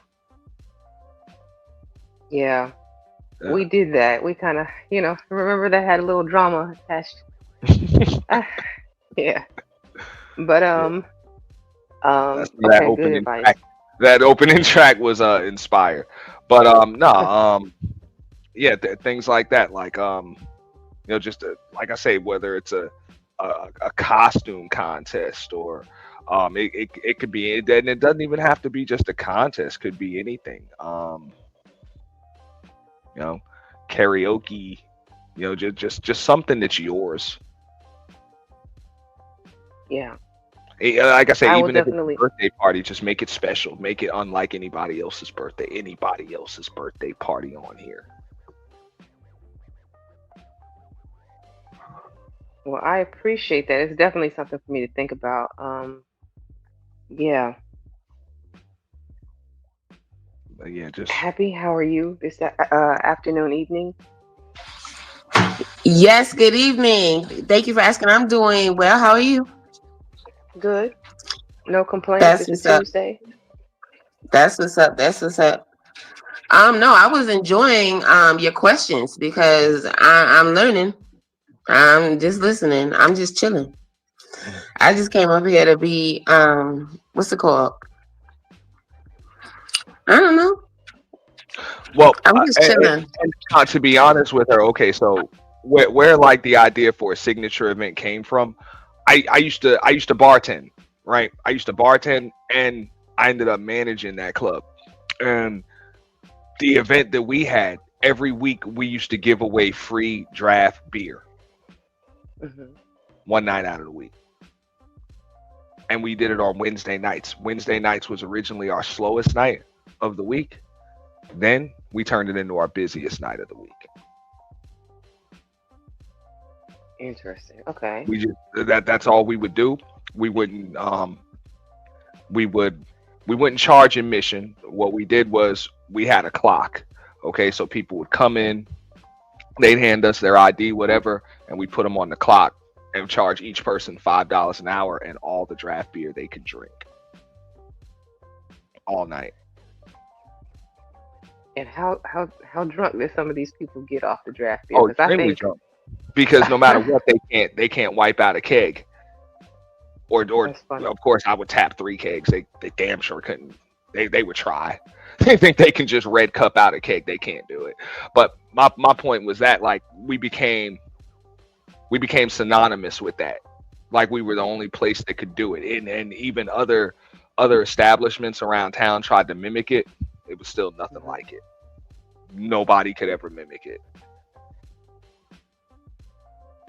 And location had a little something to do with it. We were in like we had a college that wasn't very far from it, so college students would come by and get toe up on a Wednesday. But that was our signature. So little things like that give me the idea to kind of do something that's seemingly normal, but do it unlike anybody else. Because music would be blasting, and like I said, it's people think it's free because it's all the beer you can drink, but it's really you're paying us $5 an hour, and the human body can only consume but so much damn beer. That's true, but I could just So see a lot of people taking that as a $5 personal challenge, like they $5 do. an hour, you're really consuming about like what costs us about, I don't know, maybe $1.10 worth of beer. Oh, markup. Okay. Yeah, I mean it's a keg, and we're ordering 10 Well, of I'm them. not a beer drinker. I don't know how Yeah, much is in a keg. I can only guess. Same. but that Forget was our about beer. so. But again, I was fortunate with things like the Purge, even like the graphics and stuff like that. Like Uda gave me my first overlay, for that. He gave it to me as a birthday gift. And just emailed me. He was like, "Yo, you use this. This would be a cool overlay," and that gave me the idea to start doing more graphics and visuals for it. Sir Ism had given me the idea to use the siren throughout the entire event. Like people helped me out a lot with that. You know. So that's what I mean. Like, Well, shout out to them. You gotta, but sometimes you also gotta embrace that luck. Like sometimes you just get lucky. Like you get lucky and the right person shares your screen, and then people just come by, and then next thing you know, it gets big. You know it's crazy? You know it's so crazy because I can tell you a few people that in the beginning like have given me advice, you know what I mean? And I know if I would have took it, like if I would have started my channel, you know what I mean, and took that advice, that obviously it will be somewhere, not just in the same spot that I started it in, right? Well, hold on, the devil is a lie. It's not in the same spot because I have at least 100 subscribers, right? So it's not in the same spot. Let me not do that. I love all of you guys. But you know what I mean? Like if I would have listened to them then, right? It would be different. Like, something would be going on. Right now, my channel, I'm not doing anything on it. So of course it's, like nowhere. You know what I mean? Why don't you do anything on it though? As much time as we the subs spend on YouTube, I know. Contributing to the content. You know what? I do contribute. Okay. Somebody once told me, right? A content creator, Nightish, right? That I do still contribute. It's just to my own channel. No, I don't know. It's like when I get on, I like to check and see who I'm subscribed to. If they live, I like to go join their live. Like, I like to listen to them. And the thing is, I get up real early in the mornings, right? So my day starts really, really early. And when I'm doing things like before I did have time, but I was also not able to work, right? So since I got back to working, it's like when I can hop on the panel, I want to hop on the panel. Mm-hmm. When I'm here, or even if I'm not on the panel, I still want to listen while I'm doing whatever. So even if I click the link, sometimes I'm just quiet but I want to get it in, what is it called? Right then every second. I don't want to have that delay. Sometimes when I do it on my phone, like if I'm not on the actual thing, sometimes like I'm late. It's bad enough I might come into the chat late. So even if I click the link and I'm not saying anything, like I still want to hear it as it's going on. So even like if I comment, I want it to be like on time. You know what I mean? So you like to join in spontaneously. By the way, this helps is what eliminate Uda had. delay. This is what you see up here now. This is what Uda had sent me. I still got it. What, this picture that you're using? This overlay, yeah. I don't see an overlay. I see the three of us. It's an no, I see what he's saying. Around him, where it says Home of the Purge. Oh, I thought he was talking about him in the middle with the Purge mask and everything. Oh, okay. He had sent me that, and like I said, I gave the idea for to make sure that it's like graphics that make sure that everything looks different than it looks different. It's just got a different feel than anything else that we usually do. Mm-hmm. Yeah, and it's been dope to see even just the other people and the years after that too. Their different contributions to like the artwork and graphics and things like that.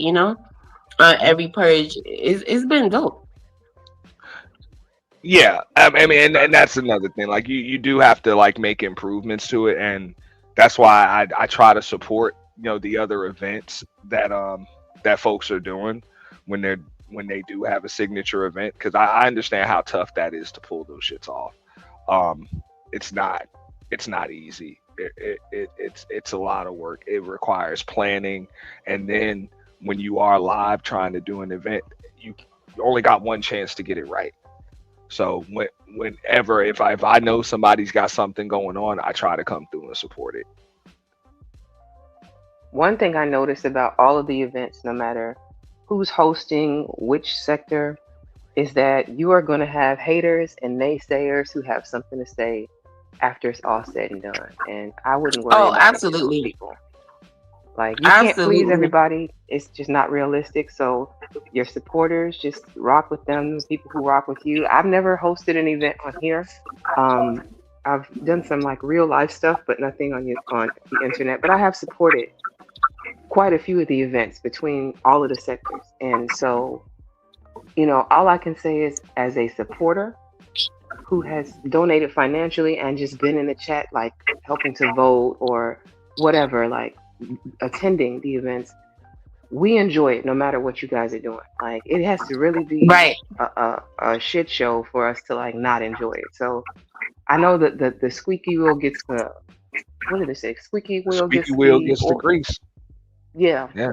So you have the loud people, the obnoxious people who are going to tell you how bad it was and all the things that they found wrong with it. And sometimes it's not obnoxious. It's sometimes critical criticism that is coming to you to help you get better. But for the people that that are just hating because they didn't win, like, just ignore them. Oh, Like, I'm not. that's what I'm not even worried about that. Like, it was that was gonna happen. People were telling me what they heard, and then I sent people the link. I was like, yo, I could check it out privately. I can't. I gotta mute you up, Happy, because you got that feedback still. Yeah.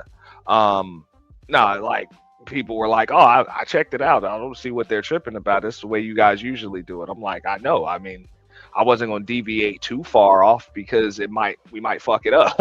We're not going to change what works. Like, we're not going to change what works. So what was the purpose? And now I did try to get rid of some bells and whistles, and kind of get back to what made it cool in the first place, which was, making sure that, just getting rid of the bells and whistles, work in the green room. This was the first one in a long time we did without a green room, so we probably won't do that again. And the only reason I thought we could do it is because people expected a green room. That's probably why, nobody came up and pulled their stuff out, on there. And we didn't just announce that there wasn't one.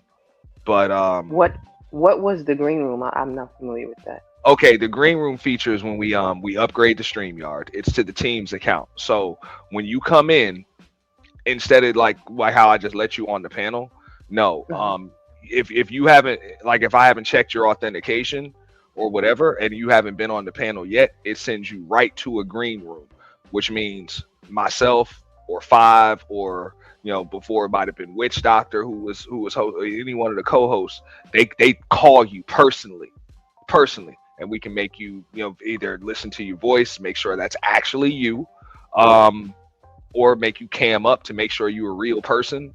You're not just a troll. You're not some racist or somebody trying to P-bomb us or whatever.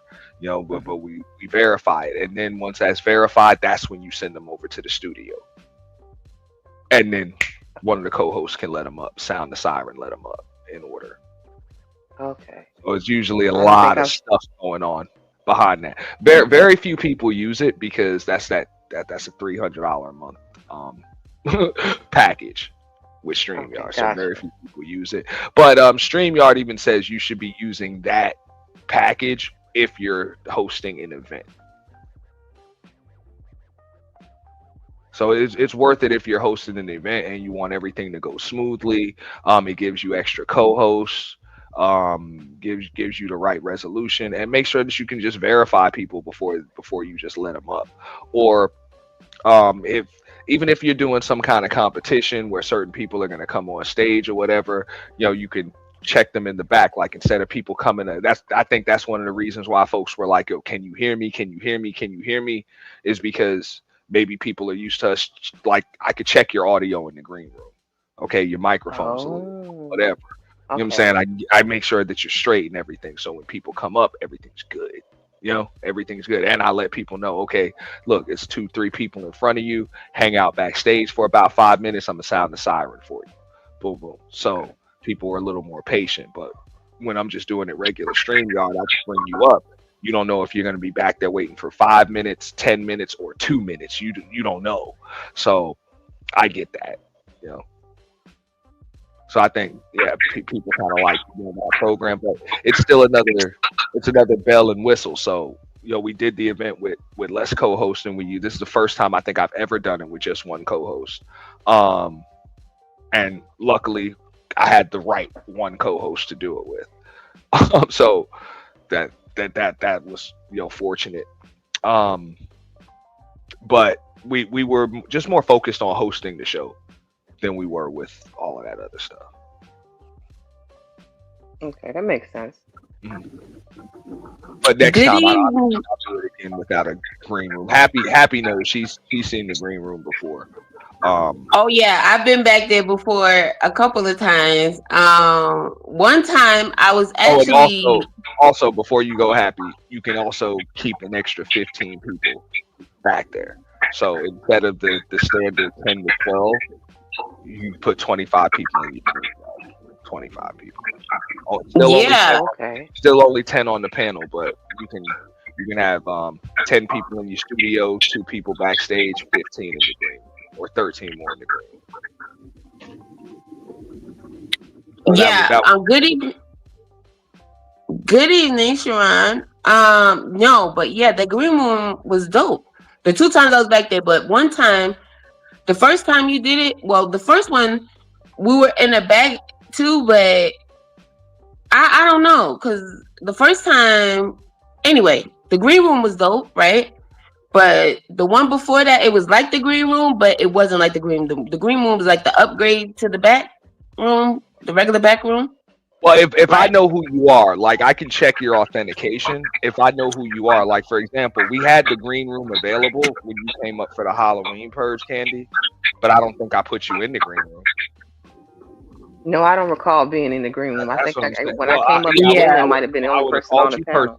Yeah, you would have heard like a ring, like somebody's calling you when you came in the StreamYard. It would have sounded like a phone call, and then boom, you would have been talking to myself or just my 5 personally, and we'd have been. But I didn't bother because I knew it was you. Okay, makes sense.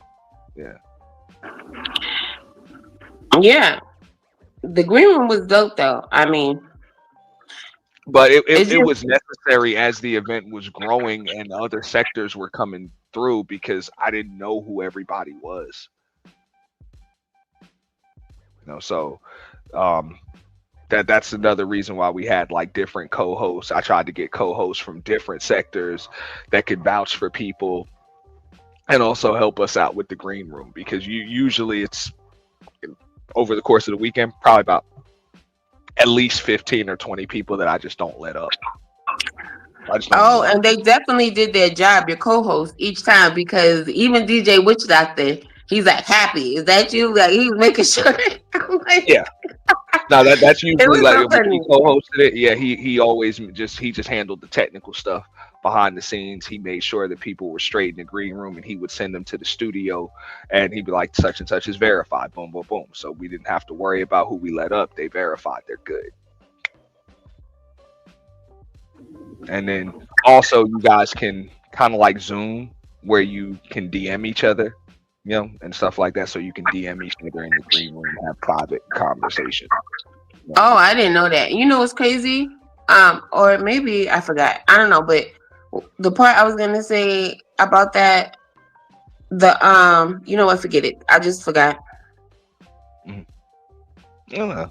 I mean, like I said, it's good for an event, but I mean, for what we usually do, it doesn't make sense to pay that every single month. It's pretty expensive for what we're doing.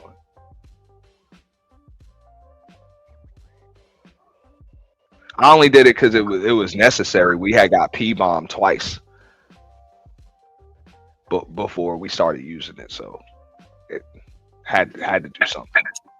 Well, this was my first purge that I didn't lose my voice, so I'm glad. I'm glad I did not. Thank you for saving my voice.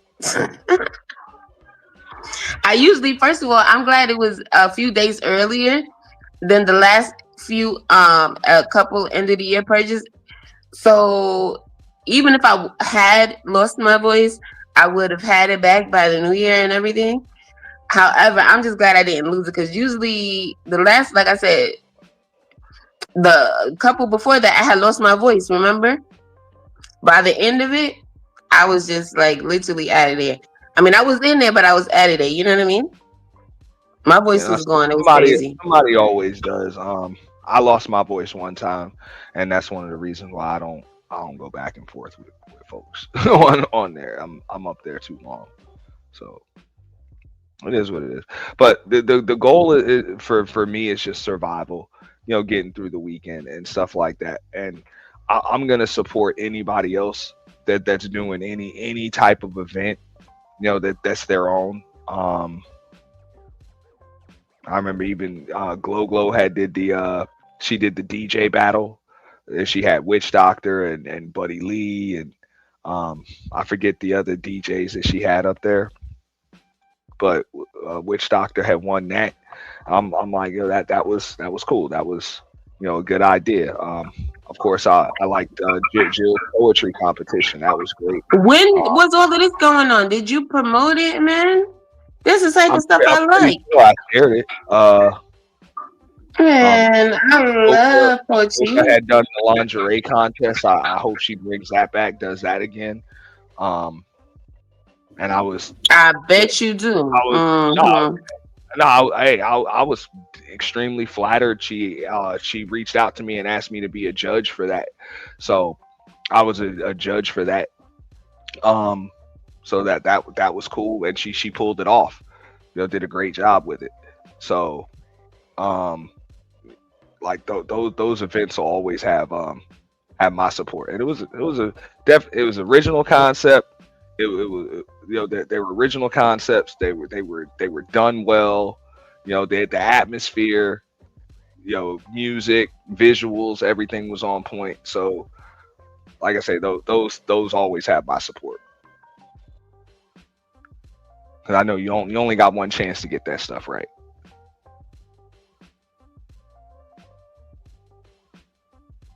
You said you've done live events before, Candy, so you know how it is.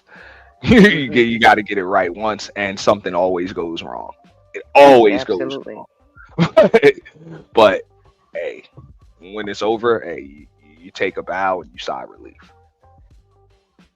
Yes. The advice I can give you. My bad. Go ahead.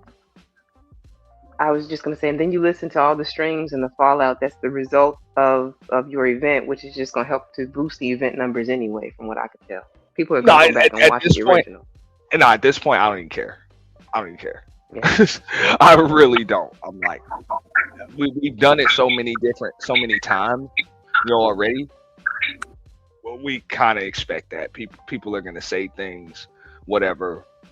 Like, just my five has co-hosted 3 of them. I think 3 of them with me. She did last year's year end. She did the Halloween, and she did this one. So like we've done it enough. So we know the formula. We know we didn't deviate from it. So if people have issues with it, whatever. You can't please everybody. I was just gonna say, my advice is just don't be discouraged. This is what you want to do it. Like he said earlier, and like you already know, F the naysayers, do you.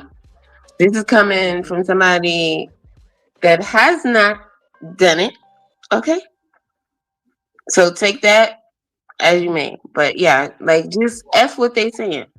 I would also recommend though, that people work on growing their channel before they work on an event. Just grow your channel first. Makes sense. Yeah, grow your channel first. Oh no, I was just talking about in general, as far as like, I thought we were talking about going to China. I wasn't necessarily talking about, putting on an event. I wouldn't know nothing about that. I myself have not even tried. Yeah. I'm just saying in general, I've seen people focus more on their event than they do on their subs and their platform. And it's like then they host an event and it's tough to get people to come through because nobody subbed to you yet. So you focus on your channel first, and those ideas will just come to you. You're a content creator, so I creative ideas they'll just pop in your brain. They'll just come to you. Mm-hmm. I'm glad you mentioned that again, right? Because it was something you said earlier. So I'm glad you just said that, right? So earlier you were discussing it. So, okay, so you were talking about the content, right? You were like, even if it's negative. So I should, right, reach back, right, and pull up an event I was at, and then, well, not an event, excuse me, on a panel, right? I was on a regular panel, and then pull that up and review it. Even though I was like terrible. Whatever you want. I mean, it's your channel. You do whatever you want on it. No, I'm just asking to give more context to what you had said earlier. So that would be wise, something to do. That would be a wise thing. Yeah. Okay. He's trying to say about what you said about making it work good, bad, or indifferent. If it's a panel where, like, the host is acting like she was, behaving badly, or the chat was like kind of coming at her, would it behoove her to turn around, do a review of that panel and her own actions, and like either try and explain it away or reevaluate what she did? Yeah, I mean, I would.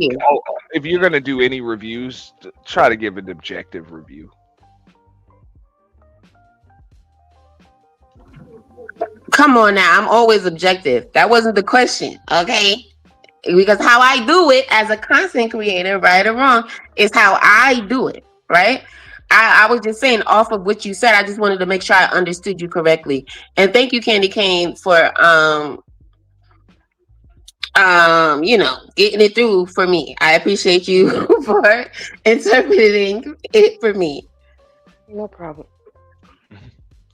Yeah, I mean, like I say, what as long as you're having fun, like that's the most important thing. You just do what you enjoy doing. Right. Okay, great. No, because I was thinking about it when you mentioned it earlier that, okay, so because you put the idea in my head and I'm thinking about it, like there was one time they was getting on me, like, you know what I'm saying? They was going crazy, and I'm just like, shit. But I had a good time. But it's like, I don't know, maybe I should review it. It's been so long, it's been over a year now. I was just wondering. The hell took you so long? Listen, I'm just saying, like, I don't want to keep bringing it up like, oh, they was getting on me. Like, what am I supposed to say? But I thought about it when you said that, so I'm like, is that a good idea? Right? That could just be something I do one day randomly. That's all. Yeah. I mean, I would tell any, like she asked me earlier what advice I would have, which I'm not even gonna say I got the best advice because I have I have two channels, but they're relatively small. But I would just approach it just like I would any other, like I would a business.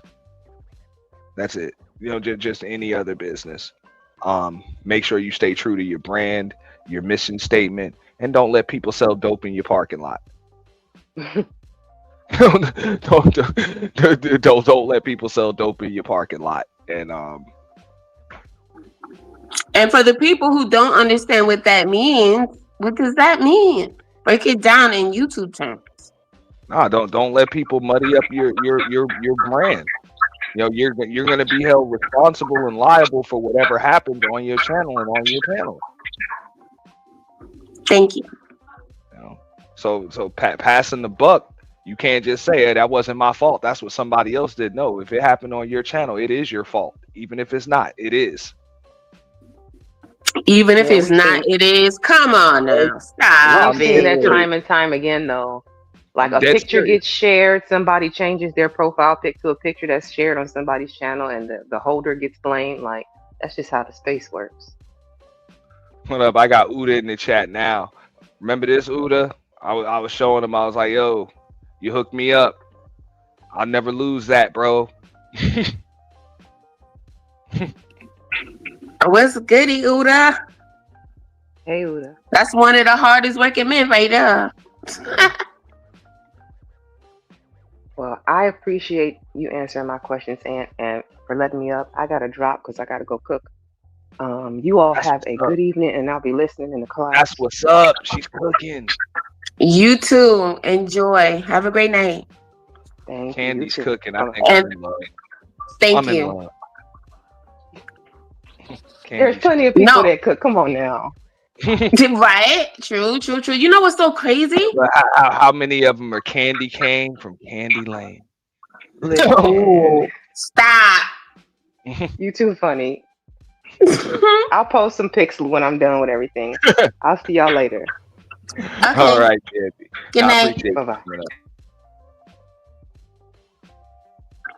it. Come on, Chad. Show some love. I know y'all can appreciate all of the questions that she had because I know I did. All right. She asked great questions. Uda, there goes the link, but Uda is very white. No, I try to because like I say, people like Uda, you know, Sir Ism, Bomb Cherry, you know, Angry Man, you know, Platinum, Jessica, like all of them, like they came out of the clouds and gave me advice when they didn't have to, you know. So I'm thankful for that. You know, these are people that had platforms of their own, you know, and took the time out to give me advice coming up, that they didn't have to. That's it. You know? So I'm thankful for that.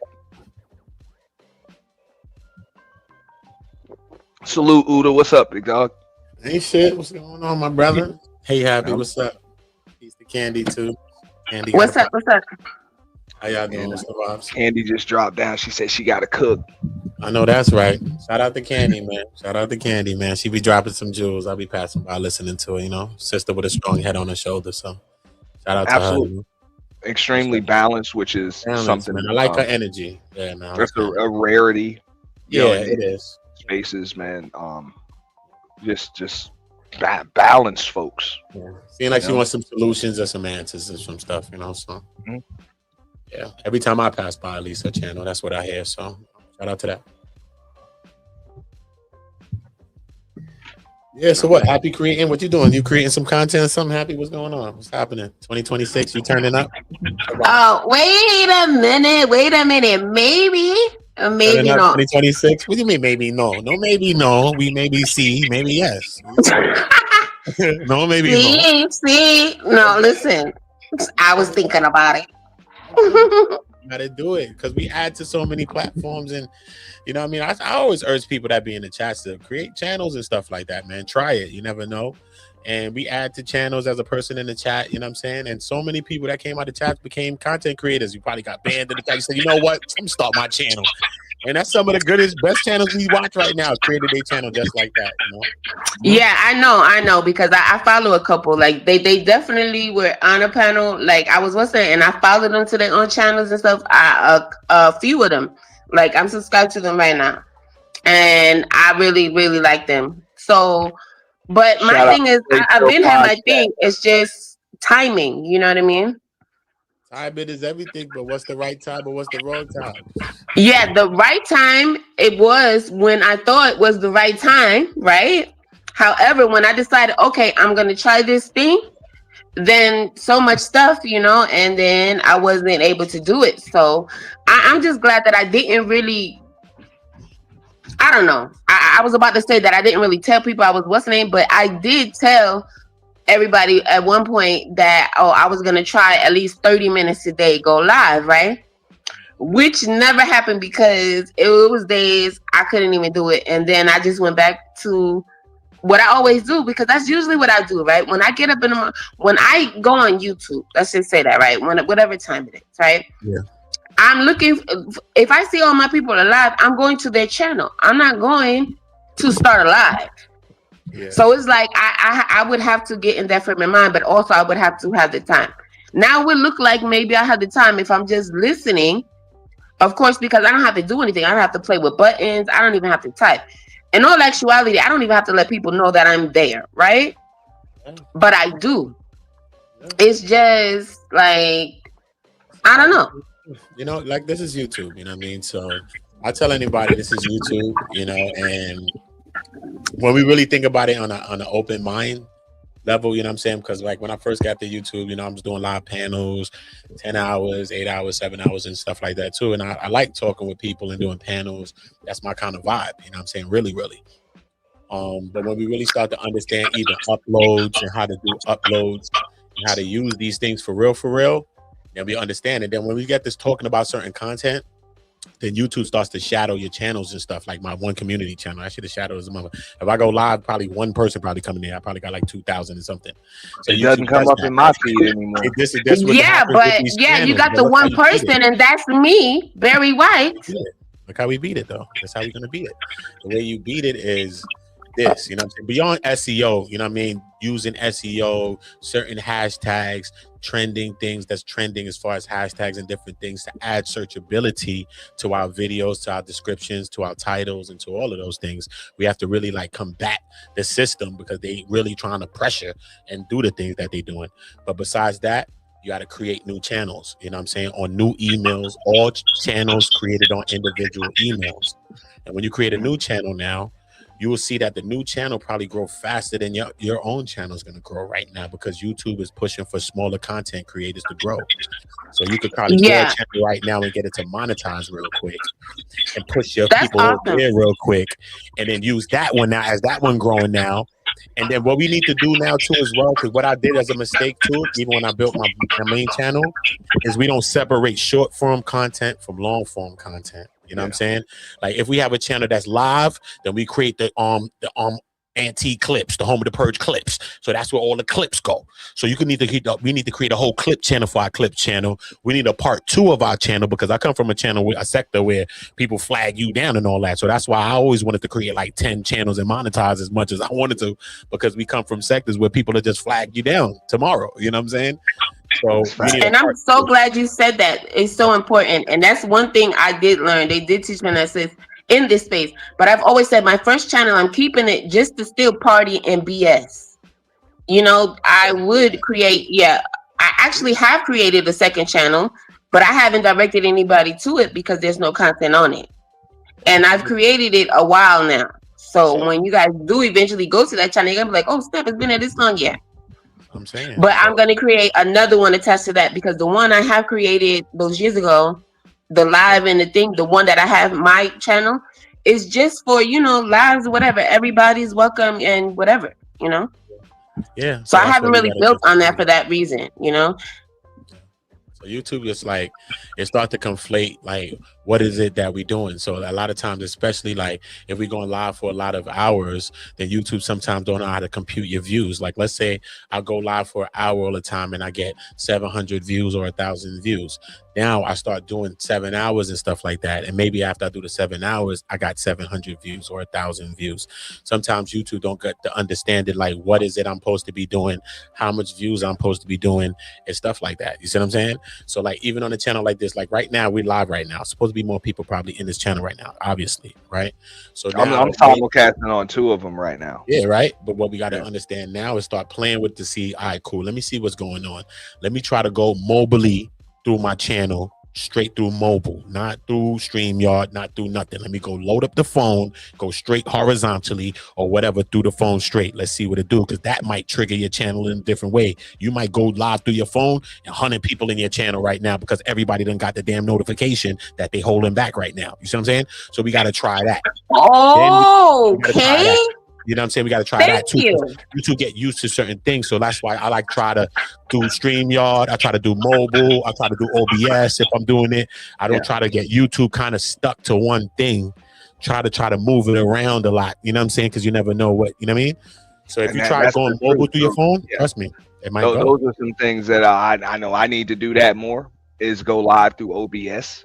You know? Or mobile, or straight through your Or phone, because like you said, straight YouTube through- suggests you don't mobile even have because to. they want You more don't even people. have to do it like when you say mobile. You can go live from YouTube right from the same. You know what I'm saying? Right from the computer. Yeah, Or you anything do it else. live through your phone, You gotta- and then probably share that through StreamYard. So now you got the best of both now, probably, because it's live like through the phone, and then you like reshare it or something. You know what I mean? Because each thing triggers different. Remember, StreamYard is a third-party application. So my subscribers or whoever is going through this and is sifting my people through this. So it's not like I'm going straight through my channel, triggering the people that's straight through my channel with nothing. So OBS kind of works like that better, because OBS, you got to set up your live through your channel, and then you got to trigger it through OBS. So that's how come sometimes people use OBS and will get more views, because they're actually still going through their own channel and really not a third-party app.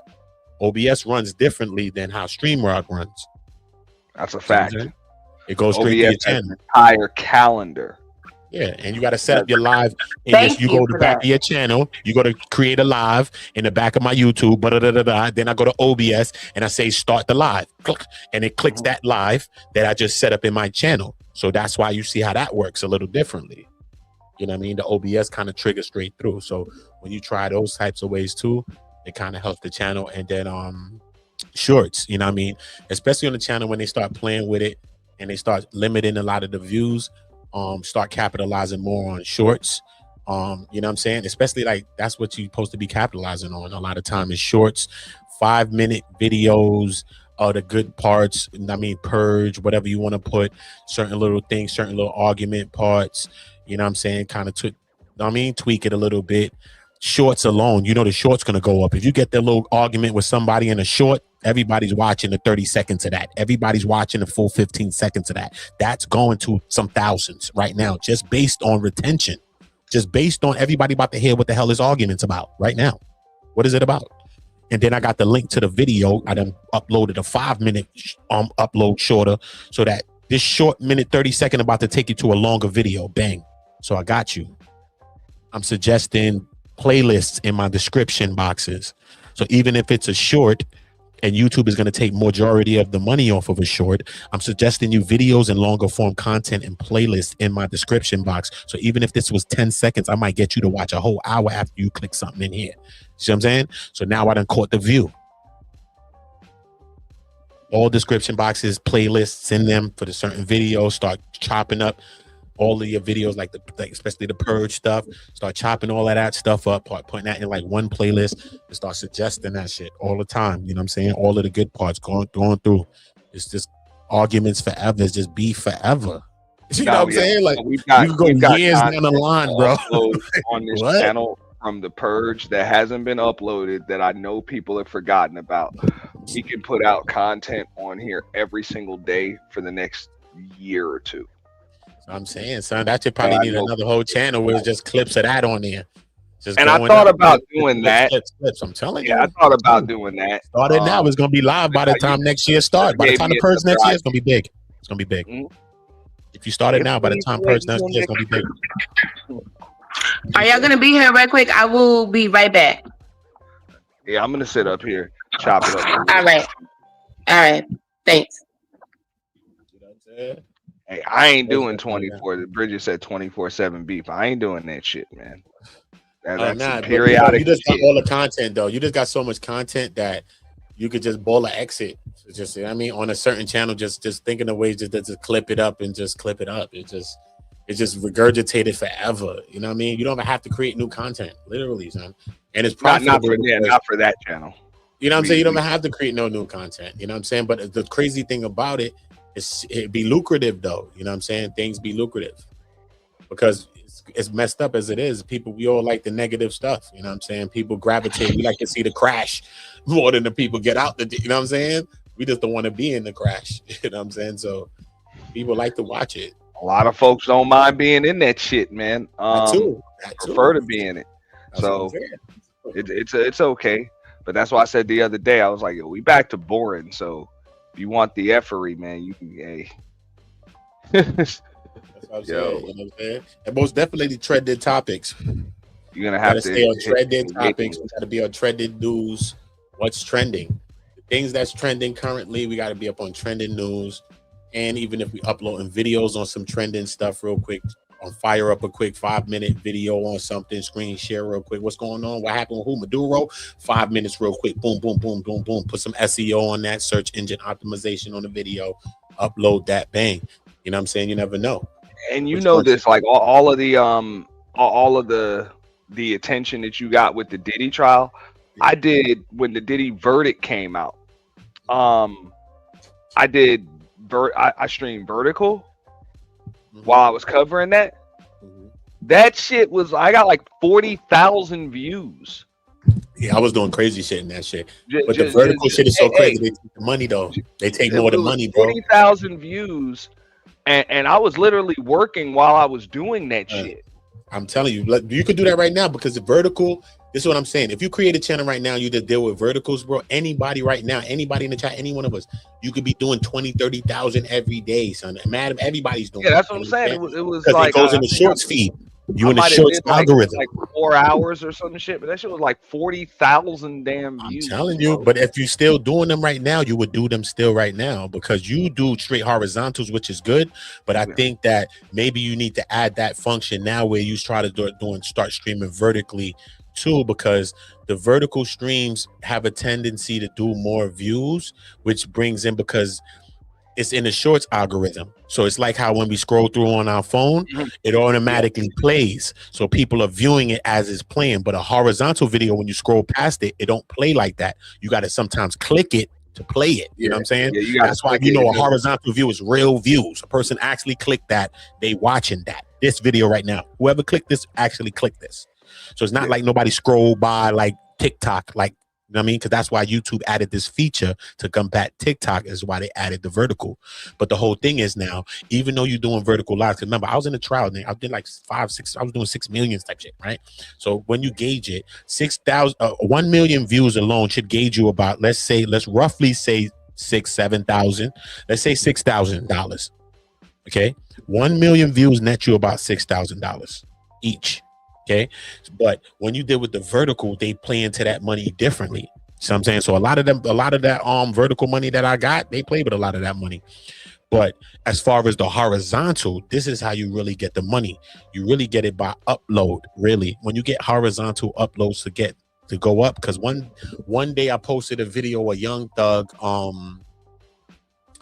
Young Thug did the interview when his first interview when he came home from jail. And when I posted the shit, I streamed it live while they were streaming it. The craziest shit in my life, I swear to God, yo. Unlock some shit in my brain, and you know I'm not a stupid nigga. I'll tell y'all too. I'm not, you know what I mean? Yo, bro, I streamed this shit. I'm like, yo, because I'm watching. I'm like, you know, dude, this Young Thug. I say, let me just watch it, bro. So I stream it on my channel, and I'm just watching it. I don't know what it's gonna do. Probably, hopefully, it'll do a little 1,000, little 2,000 thing. You know what I mean? I ain't mad. Boom. How I stream this shit, but the shit go crazy, and the shit go to like 400,000. Some nutty shit, right? Crazy, right? It go retarded on my channel. People is on my channel messaging like it's live on my shit, like a Young Thug on my damn channel. It's crazy. I did a few videos I uploaded because I'm thinking about uploads and shit like horizontal. So I was like, you know what? Let me just flood it. So I just did uploads. I put shorts, all types of shit. Everything, man, shit is on 100,000. It was crazy. Feel me? And just based on those videos and uploads alone, YouTube gave me like about, I don't know, man, maybe like around 10 racks. That's what's up.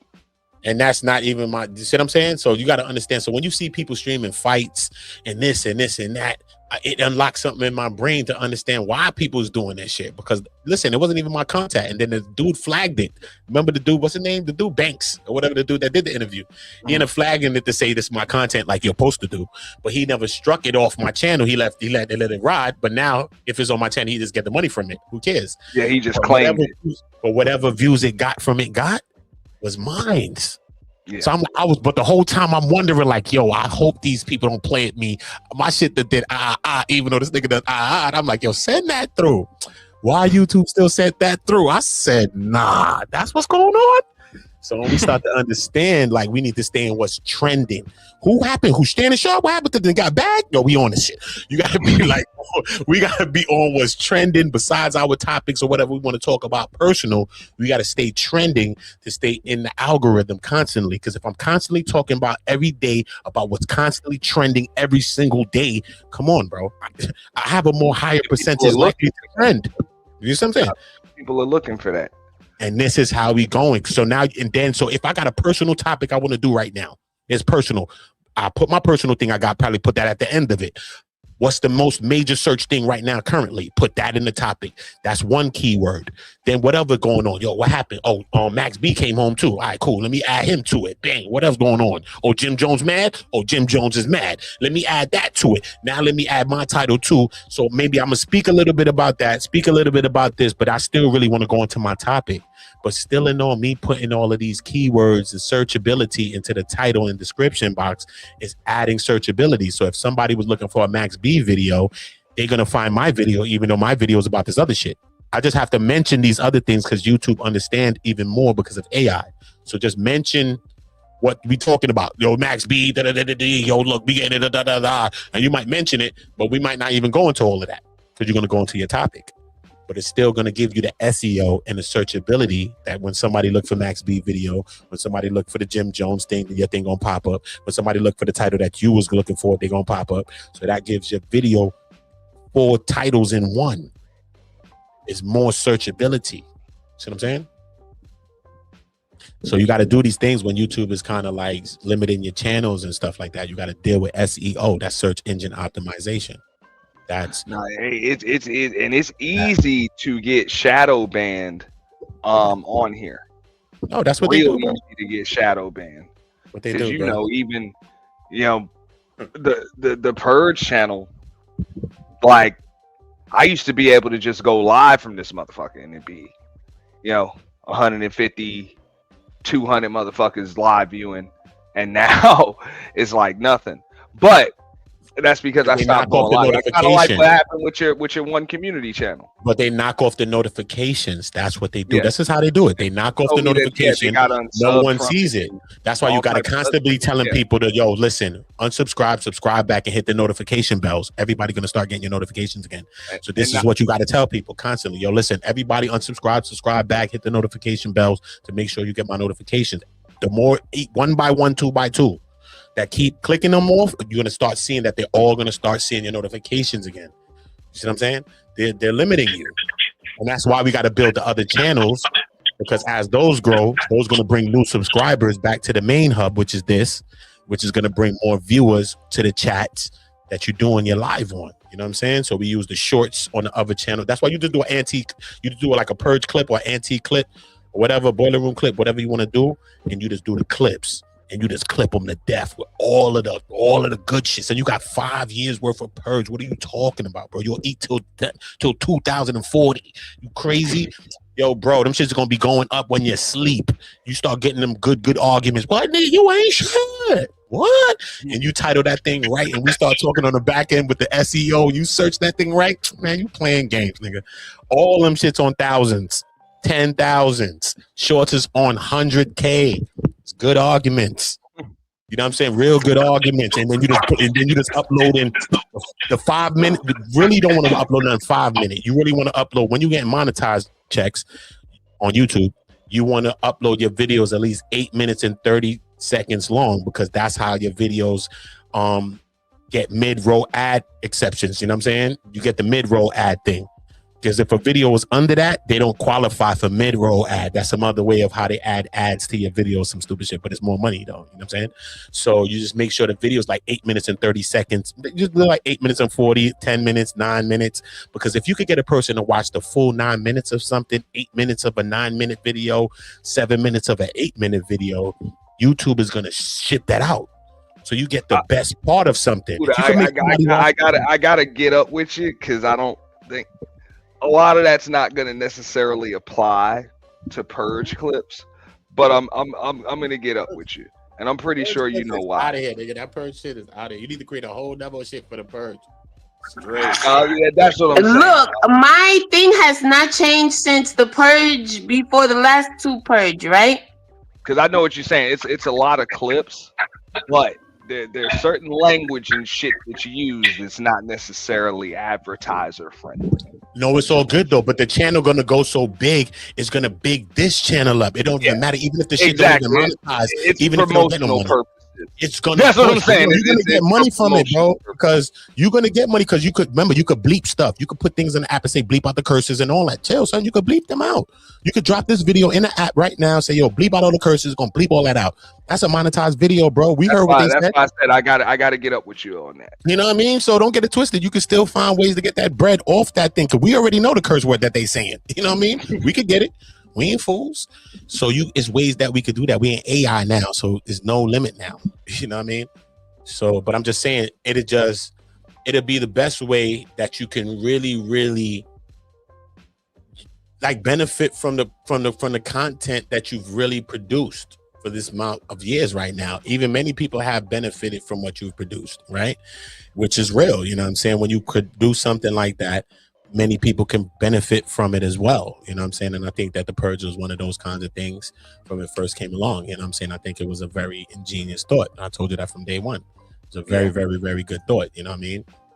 And I just think that just the clips of that shit, like kind of like how like a fatty, like they do, yo, listen, this on this one, you know what I'm saying? You hear the voice coming like fatty, yo, on this one, yo, and just going to the Purge. Remember, we don't understand what's going on. It just needed a quick little explanation, like the fatty shit, a quick little explanation in the beginning. Say, look, on this one is Lady Who versus his ass, and they about to get into it because she tired of this. Boom. And it's over, bro. You talking about that video's on 10K tomorrow? You dumb or you crazy, bro? People gonna sit back and watch that. They're gonna go back down the history of line trying to find where the beef started. They're gonna go try to find the channels and the people. A lot of beefs that people have done been deleted off YouTube. That's the craziest shit. Niggas gonna be searching forever. You know what I'm saying? Because you can't find where shit started from. Channels done been gone and all type of stuff where shit really started from. You know what I'm saying? A lot of shit. So you know what I mean? It's deep. This shit deep. You know what I'm saying? But to the new viewer, I sent Beachy. I had edited it and put some music behind it. You remember when her and Game Changer got into it on here? Oh, remember that? Lord Jesus.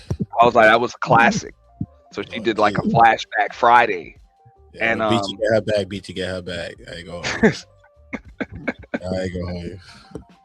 That was a funny one, man. So much shit is going. You got down. mad shit, so I'm just you got so much shit. Then you got a shit to a point that this is like you could make this shit could be like a conversation piece because you could have a whole conversation. We already see the argument. We could get to a decompression, break this shit down.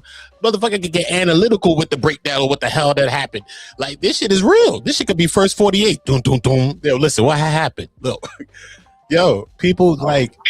Yeah, you just reminded me. I love the way you set that up. That The Purge, as you breaking it down, all the episodes, the morning show thing. Oh, the morning. Yeah, show. that was genius. Yeah, the morning. I don't know if Uda saw that. I told folks I was waiting. I was trying to do that for years.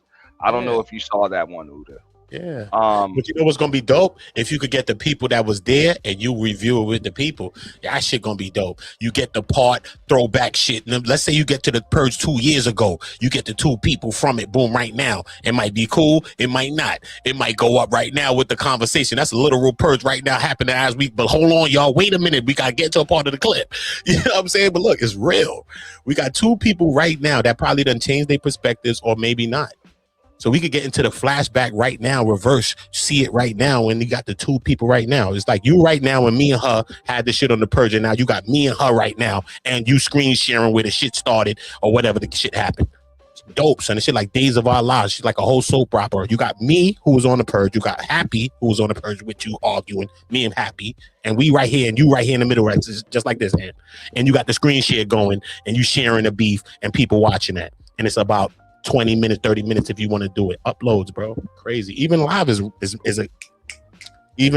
real. You know what I'm saying? Especially certain beefs or certain shit came from real places. So they still have texture to the place where people still probably want to understand it now today, or maybe still want to hear about it today to say, damn, I wonder what happened now. I wonder if they could be cool today.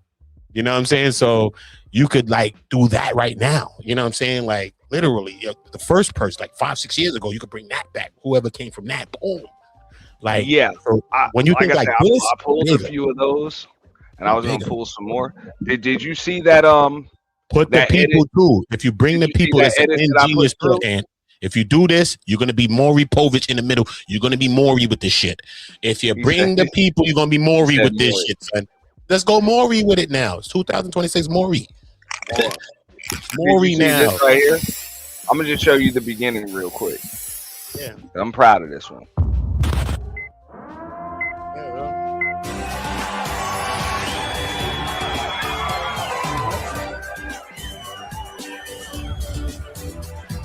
Thanks for joining us here at Morning Time America, and welcome to our post-purge morning broadcast. We are live from New York, and here on the East Coast, another purge has just ended. I'm Rachel Stemp, and as you can see, my usual co-host, Carson Cruz, is not with us this morning.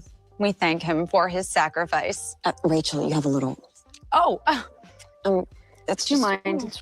You got it. All right, everyone, Melanie to the rescue. Please welcome former Human Interest correspondent and now co-host, Melanie Stevens. Thank you so much, Rachel. I am so excited to be here. Big shoes to fill. Oh, really? Well, let's check in on headlines from last night's purge. Oh, man, I told him I Yeah, came, I saw, I purged. You know what I'm saying? Right. See y'all again next year. I heard dope. you always look at me. I always get my damn name in y'all Mother weak looking like ass little mouths. joint. What the fuck Watch wrong yourself. with you bitch niggas and weak ass Watch hoes? yourself, mother. You are? Yeah. Otis is outside. Nah, it was a lot of that. A lot of that. I like But that nah, though. I like that. I like that, man. I like that, Ant. I like that. I like that a lot. Three motherfuckers Yeah, I like must that. have found you still talking ass, bitch. Put your all day into this shit, bitch. For sure. Okay. Well, I'm gonna call a couple motherfuckers out who I see. It was a motherfucker when y'all know I'm the champ round here, and I came to reclaim the title. Yeah, and OG it was a was in his bag. He motherfucker came around out here of goddamn who was crying for damn near a week that I won this motherfucking MVP. And I see her goddamn Jay-Z looking ass in the goddamn chat right now. Yeah. You Jay-Z goddamn it, big Okay, look. lip Hold on. mother- Pause. We take it from right there to like 8 minutes and 30 seconds, 40 seconds. And look at the title though. Look how much SEO about to be in my title, how much keywords. Yo, whoever talk about somebody look like Jay-Z, the extra searchability that I done added in the title, right? So look, right now, based on the clip and about how I'm about to title this part right now, just based on what he's saying right now. Cause some joke shit, all right, cool, we good. Then we got the Jay-Z, whatever else he talk about. Cool, we can add it to that because people searching for shit. They're going to find this. And this is how we kind of titling it for SEO because we can't title videos the way we think about videos. We have to title videos the way people are going to search for videos like this. That's how we have to title videos. How would a person search for a video? If a person's typing right now, what would they be searching? So I want to make sure I'm clapping. Everywhere you can search is like a trap. I'm setting up traps. So anywhere you think you can search, you're going to come right here. So I'm kind of like setting up the shop to say, you know what I'm saying? With like a clip like that, bang. This is how you just catch a clip like that, title it, yo, son, nigga, call it some Jay-Z shit. Da, da, da, da. Like, what? Don't want the person to see the title like Jay-Z. They're going to go click it. You know what I'm saying? They're going to watch it and say, what the fuck is this? Now they want to understand. Now they're going through your channel to figure out who the fuck is these two niggas? Why is they beefing? And all this other shit's going on. You know what I'm saying? So this is how you kind of clicking on the audience retention, clicking on why do people have to watch? Because we don't watch nothing no more. And our attention spans are shorter and shorter as we get into the digital age. And as we keep using these smartphones and we're using AI now, it's thinking for us. So as more time you use AI and all this other shit, it's like you take away from your own ingenious and the things that you make you naturally think of thoughts. So that's why these things was really, really created. So you still got to use your brain power, even though you're going to use AIs and shit. You know what I mean? But yeah, trust me. Makes a lot of sense. Trust me. All I want to say is though that clip, he said all of that shit just to turn around and be a motherfucking hypocrite. No, rest of the fucking show. So he lucky he got his introduction off and all his little bullshit right there. Cause he turned around and cried like a motherfucking baby.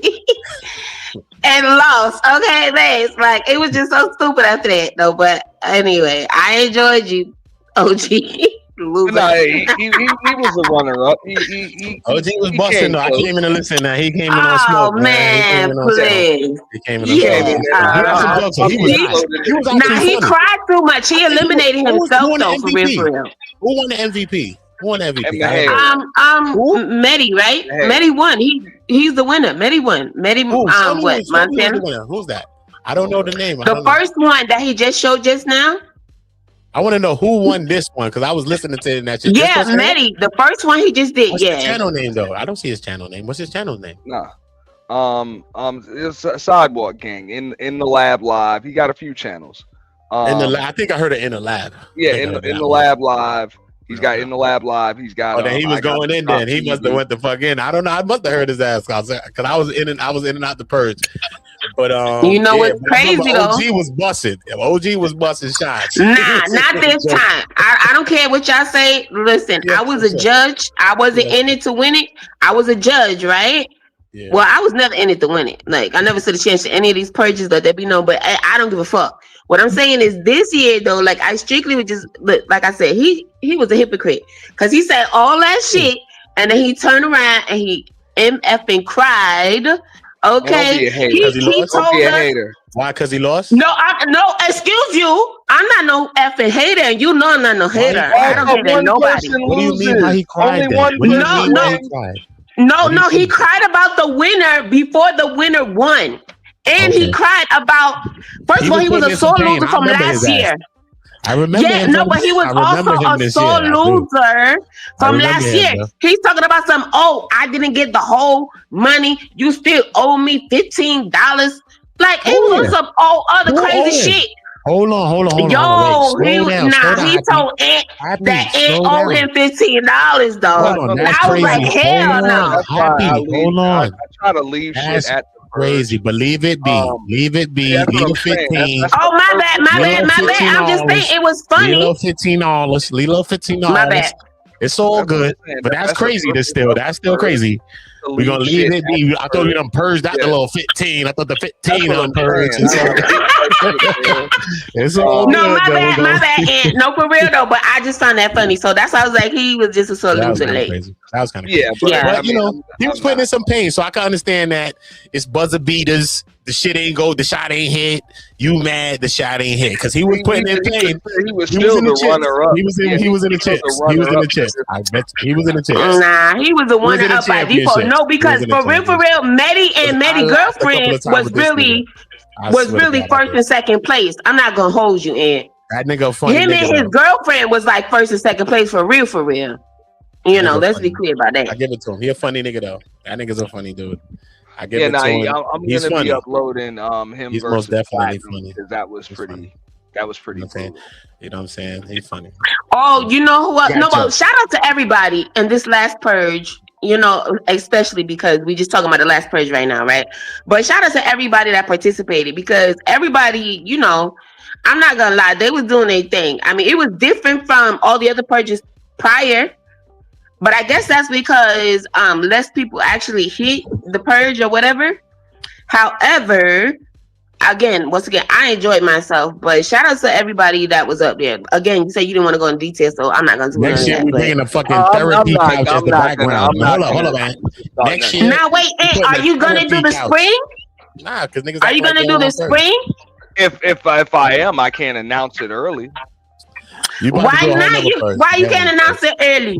You need all the When you become a content creator, you'll understand.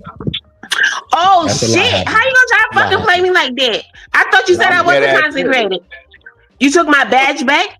I'm no longer a content creator for real. That's fucked up. You have to get it back. Get it back. Get it back. That people in front of the curtain are on a need to know basis when it comes to shit that's behind it. No. I understand. No, I get it. But shit, you have to take my fucking content creator fucking shit. Don't listen to him, okay? But it's either you got, you know what I mean? You got to have the right stuff. You got to have the right stuff on this thing. This the internet. The internet don't lose. And that's a beautiful thing because you've been dropping gems. You know what I mean? You've been dropping gems.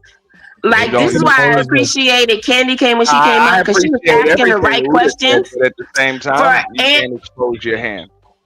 No, Nah, you you're can't. absolutely right. Yeah, bro. Not You're on this absolutely place. right. Not in this place. But I This is the appreciated Ella J Candy Cane graveyard. for bringing out the stuff from you, but Uda, and I also appreciate you for dropping the gems you've been dropping as well. You know, this goes for anybody and everybody, whether they new content creators or old content creators. But this is some heavy stuff, and I appreciate it. You know, I hope you all out there appreciate it. Shit. If you haven't shared the live, share the live, share the live. Thank y'all. We need new creators. Like in this space. video, donate. We need new minds. You know what I'm saying? We need minds that's building with each other. You know what I'm saying? Everybody solo. My bad. That shit is corny. Everybody for stuff. This is a replay, so we are. The NFFA is projecting that participation in this year's purge was the highest in history. In New York State, multiple Department of Motor Vehicles offices were burned to the ground last night. The fire seemed to be the work of a single disgruntled purger fed up with long lines and bureaucratic red tape. DMV officials today say that wait times have tripled. You know what? You know how I rock, man. We all good. But, yo, hey, May. No. May, Mella, all you bitches, bring your motherfucking ass back up here. Your emperor here now. Your emperor done requested for you to bring your ass back up here so I can drag your ass the right way. Bring the country coon in the house now, motherfucker. It's the goddamn purge. This goddamn first time the emperor been up on the purge. My name been called out. May, bring your goddamn bad skin. Goddamn, bring your fucking bad dinner cooking ass back. Your husband couldn't even goddamn get no dried up pussy from you because you want to motherfucking goddamn come up here and go at my boy Clue. Now, bitch, you the same motherfucker that sit here talking about, oh, the Emperor Coon and all of that there, the Emperor, the Mahogany Dragon. Bitch, Mahogany ain't drug shit over here. I'm that nigga. You see this nigga with this whip? That's me. You wanted to see what the emperor nigga? That's me. I'ma whoop your ass. So bring your ass up here so you can get this motherfucking whipping. Just like that. Yeah. Just like the motherfucker that. Let's go. I'ma be waiting on you, bitch. Don't have your emperor waiting too long either. Because if I have to come find you, if I have to go to other fucking channels and spaces to find your ass, motherfucker, I will. And in our first purge fail of the morning, a Florida man is dead after accidentally purging himself last night.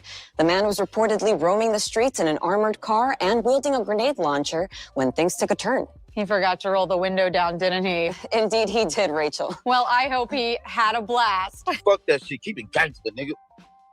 Keep it gangster, nigga. All that young Gen X bullshit. The fuck? I don't like your shit. I don't like your shit. At least could have been a face like mine. You gotta go ahead, KJ, wink at him one time. Oh, my nigga! Nigga, I love that nigga. KJ, you the nigga! I'm in this bitch. Turn this hoe up, man. Fuck it, nigga. Ain't nobody to argue with? Oh, so ain't nobody to argue with in this bitch. I'm the only one up here?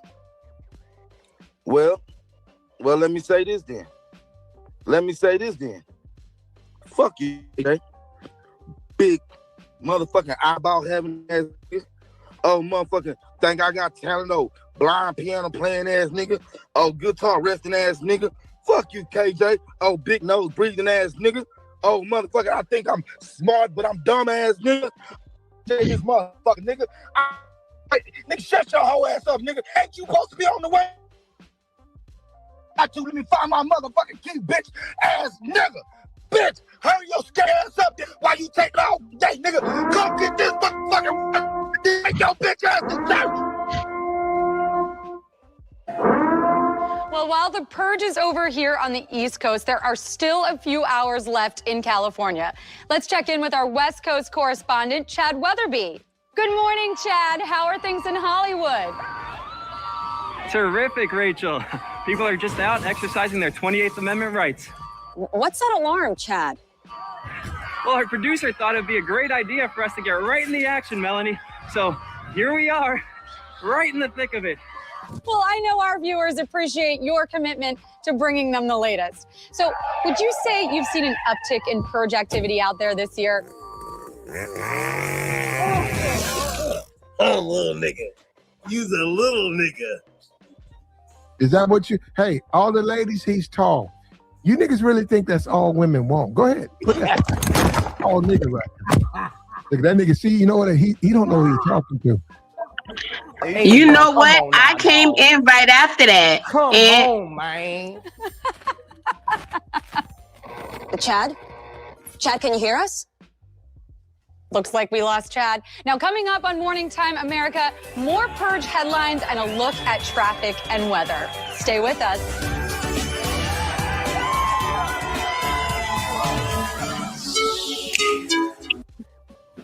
I just think the whole concept was dope. Yeah, you know, thank you. I Appreciate enjoyed it. I've been waiting to use that for a while. Somebody finally came up and purged themselves, so got to kind of fit that in there. And we got more of that coming up. There's a lot more of that that episode. We just have to, edit it and shit like that. But that'll be Yeah, I get it. I'm not gonna be in none of the edits this year, and I don't care. But I would like to put in a request for the future, right? Because I know this is the only thing I've been heard clear on, and I just think it's funny because I can't believe I did it, because it's not like, anyway, right?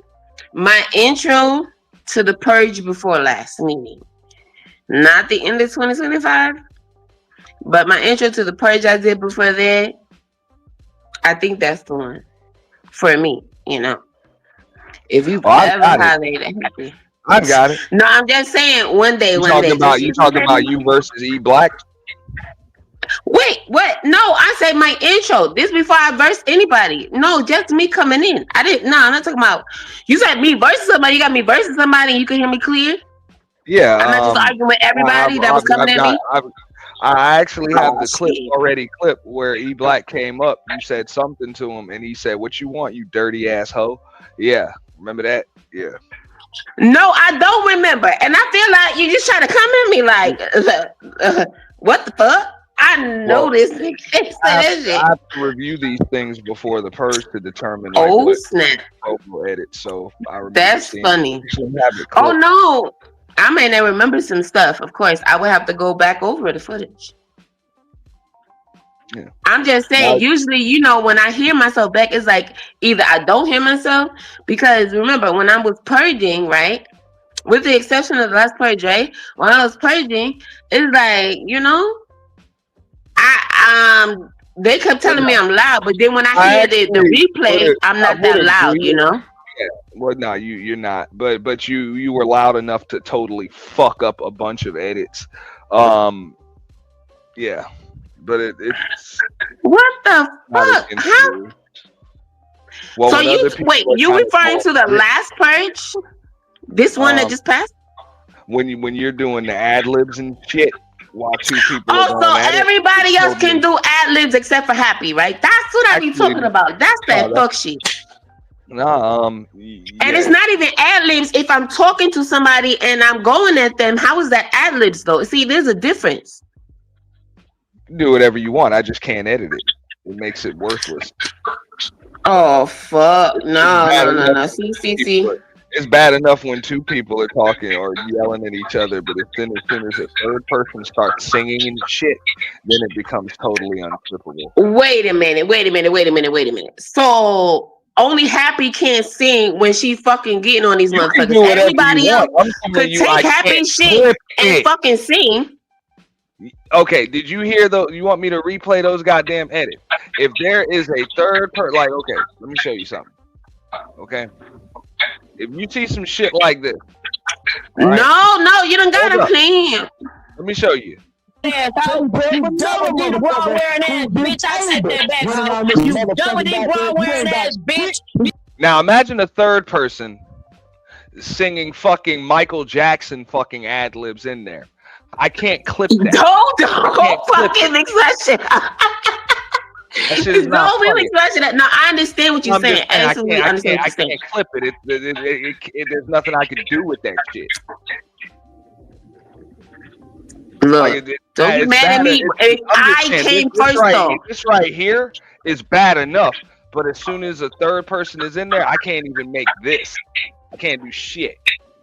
Hold on though, but hold on though. See, and this is the thing, right? I get the blame game, but when it was me and somebody else first, and somebody else come up on they shit, how you can't blame Happy for that? Like, come on now, stop. At the end of the day, though, I was on this purge, right? Because I enjoy it, because I appreciate it, and I was here for. I love having fun, and at the end of the day.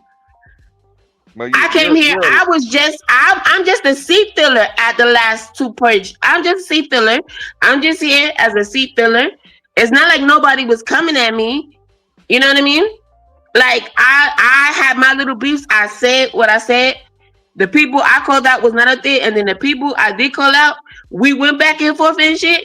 But they also had other beefs and shit that had shit to do with me. Like it is what it is. You feel me? But I didn't have, I don't discriminate. I never discriminate against anybody. I purge with anybody. You know what I'm saying? As a third or fourth person starts making noise too, it's just noise. I can't clip it. Yeah, I understand that, but I'm just saying, let's put it into perspective. We're not gonna act like clip it. Put that into perspective. Can't. Okay, the perspective is it's the purge, right? I can't clip it. You can't clip it. I was already talking to someone. Okay, so I'm just saying, Happy doesn't get the blame. Are we for this speaking crap. two different languages? I can't. I speak so many languages, and that's the thing people don't know about me. I am not bilingual. I am more than trilingual, baby. And when I Google the definition, 4 different languages. Yeah, so I guess that would be quad, right? That's what I am. Quadlingual. Whatever, or quadlingual. Lingual. Thank you very much. Like, stop playing with me. All right. So imagine this right now. Imagine 2 people come up here and just start. One person starts yelling and the other person starts singing. Do you think I'll be able to understand what you're saying? Baby, if I was already singing yes or no yes, because you can hear the 2 people. The only time you can't hear is when it's 3 and 4 and 5 and 6. I asked you if you think I'll be able to hear what you're saying. If one person if you can't hear me, the guy with all the great technology, then I don't know, because I don't know if everybody can hear me once I'm going out. The only time I know is if y'all say you can hear me. Right? And even then, it's not that I know for sure. I will have to check it on my own to make sure if I'm coming through loud and clear on my side. However, when I'm in the purge, right, I'm not looking to see and upload you singing. Baby, you clip and upload anybody else singing.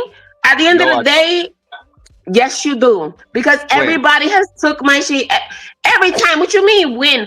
Every time, first of all, when the fuck have I ever clipped and uploaded you singing? I said every time. Everybody took my shit and they all singing. Stop playing when the fuck with me. have I ever done that shit? You ain't clipped them singing? Are you crazy? What you talking about? Fucking singing. What the fuck is it? No, you clip these motherfuckers singing. All of them up there in the purge fucking singing. They want to be like Happy so bad. No. Now if I said that, now what? Ooh, I hope y'all don't want no smoke. I don't want to purge no more. No, that ass no, but that ass no. The thing about it is, I get what you're saying, right? I totally understand. I'm just saying, if I'm already there and it's me or one other person and a third party comes late, I cannot help that. Shout out to United. That's all I was saying. I can't help if a third party comes on. I ain't even know her like that. But I heard the stories. Go ahead and talk, Happy. Hear what the fuck is saying. They say she emotional, dangerous and delusional, dangerous and delusional, dangerous and delusional. Play with hearts like jewelry. Can you hear what I'm saying, Happy? But beautiful, Yes, I can hear everything you're saying. Exaggerate much? Because there was no beat, no music, no nothing behind it. So we're not gonna do that. You got the drums, you got everything else going on. A whole full-blown production. And I heard every word you said. So we're not gonna do that. Because two people talking to each other, this ain't that. Play innocent in the daylight, but she pray while you sleep. She got angels on the neck, but demons in her speech. She don't talk about the past, she just say it's all beneath me. They say she emotional, dangerous. Exaggerate much? Play with hearts like jewelry, play with hearts like jewelry. Cold but beautiful, cold but beautiful. Every man think he the one, every man think he the one. Till he find out what she'll do, till he find out what she'll do. Yeah, emotional, yeah. She dressed like Sunday morning, move like Saturday night. Voice soft as a whisper, but she cut like a knife. Some say she broken, others say she ice. All right, Happy. Shout out to Nightish. That's Dangerous and Delusional. Produced by Nightish. The exaggeration is real though. Like the fuck? I had all of that going on? A full-blown production? No, you didn't. Stop. No, you didn't. You were just noise. Yeah, I know. Okay, well, thank you. Thank you so much. I appreciate you. Thank you very much. I used to date a woman like you every time she opened her mouth. No, you didn't date a woman like me, babes. It's only one of me. Thank you very much. You did not. You did not. Absolutely not. I'll agree. That's why. Here we go. So now you on this fucking Nightish shit. Now, so what you thought? You was about to disrespect me right now? That's why I use Absolutely not. I ain't going for that shit.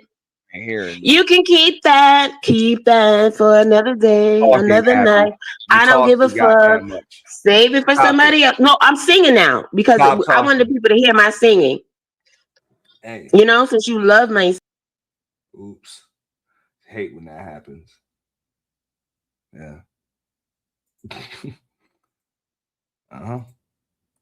That chick I used to date, when she used to open her fucking mouth and it was just noise all of the time.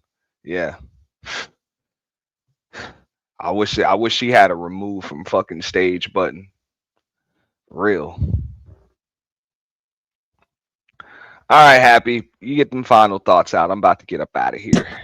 Blah blah blah blah blah. That's how you had to end it out, like as if I did something so fucking wrong to you. It's all right. You don't gotta ever worry about me again.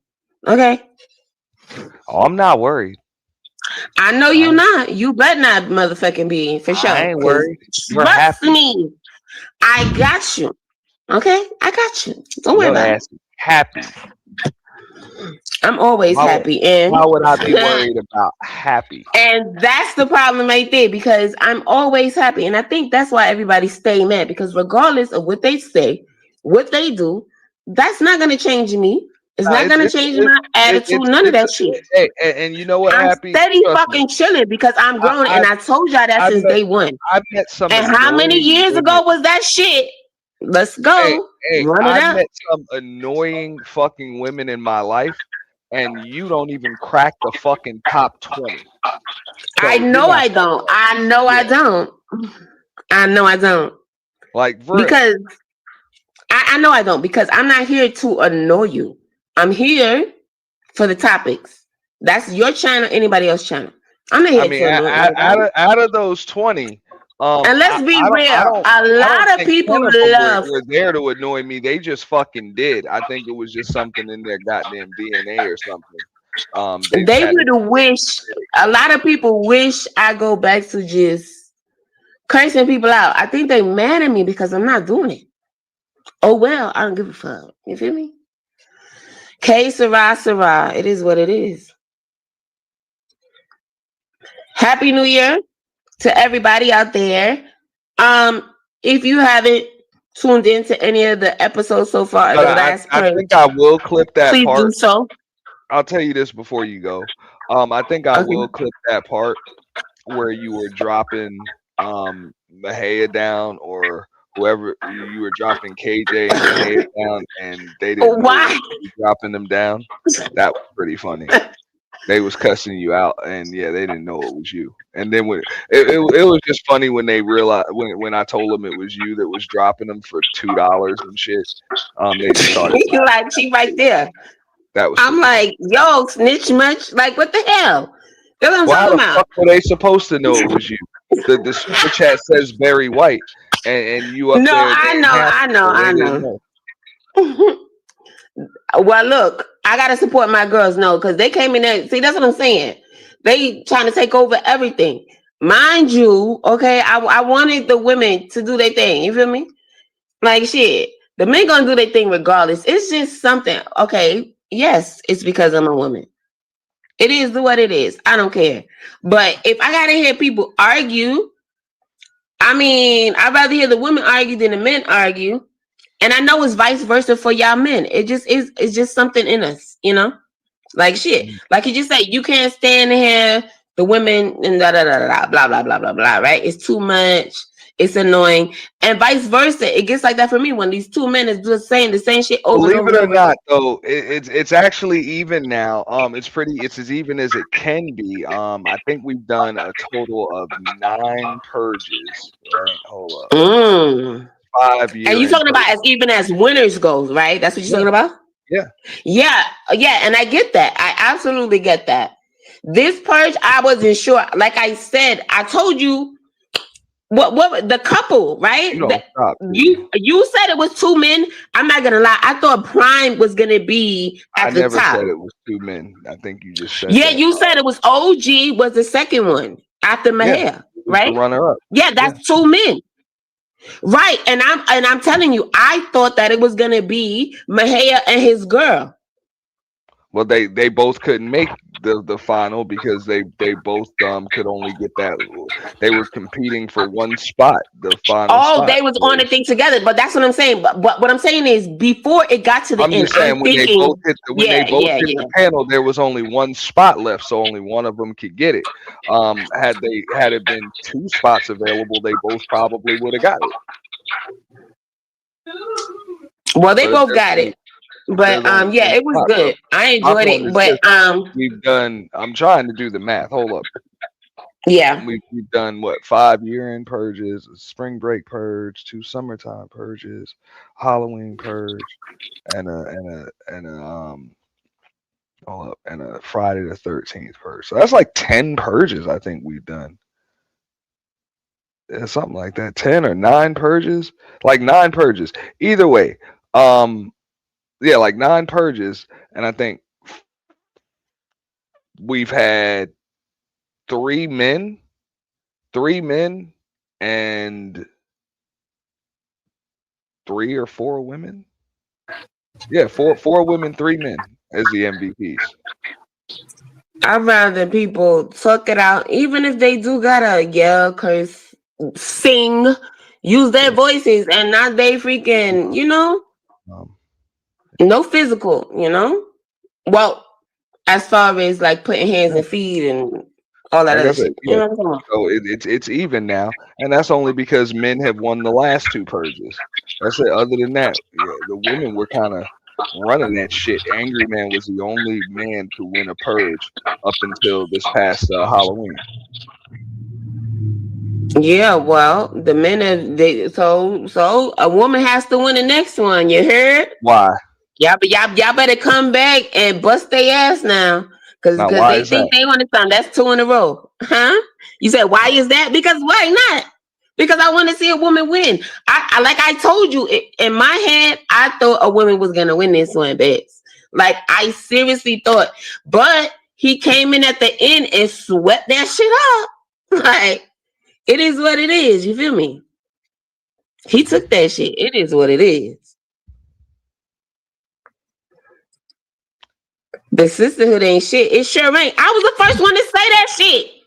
Man, please, I've been saying that shit for years. Sisterhood ain't shit. First of all, the first thing I said was, what sisterhood? And then the sisterhood ain't shit. I'll be the first one to tell you. You I'll be the first one to tell you. Woman to win. That's some shit. Absolutely, absolutely. Just because I have an opinion on how I don't like the quote unquote sisterhood support. Okay, what the frick the sisterhood got to do with Happy wanting to see a woman win? Shut up. You making no sense, and that's what's wrong with you men right now. Because you claim you don't want the race war, but here you go bringing it to that bullshit. Look at him hyping me up. So we really, you know what? I want to see you on the floor. Yeah, you was playing. I was playing. I'm gonna purge on your ass next purge. How about it? I got you. I'm gonna hold it in the city. No, it ain't. I could try nothing. I'm gonna get on your ass, boy. The fuck you talking about? You think you heard what I said? Person to attempt that, and I will be the first person. So what? Like I'm scared to go first. See that's the problem with people. You got to be a leader, not a follower, baby. And it is what it is. Next. You know how many people that came and called me out in the first hour of that shit? You really think I'm about to lose my voice? Like I say, and you see, I did the same thing. We just talked about this. See, Anthony, you ain't gonna flip this shit around. You're a smart man, okay? We get it. You are intelligent, sir. That has nothing to do with the facts, okay? We just already discussed this. We're not circling back to that.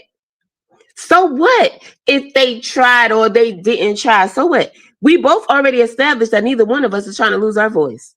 What does that have to do with anything? Nothing. You see what I'm saying? But they like to distract. Okay? He's going away from the facts. Absolutely not, sir. Not today. Not tonight. Was that all? You don't even know if I'm going to be the host of the show. So have a nice day. And you're absolutely right. I don't. And you know what? I will find out though, sir. And you don't have to be the host for you to pop in it and me purge on your ass. You don't know what you don't gotta be there for me to get it out and let it out and say my piece. Do you? Raven Knight. As long as oops. Should hate when that happens. What up, Glow? Final thoughts, Happy.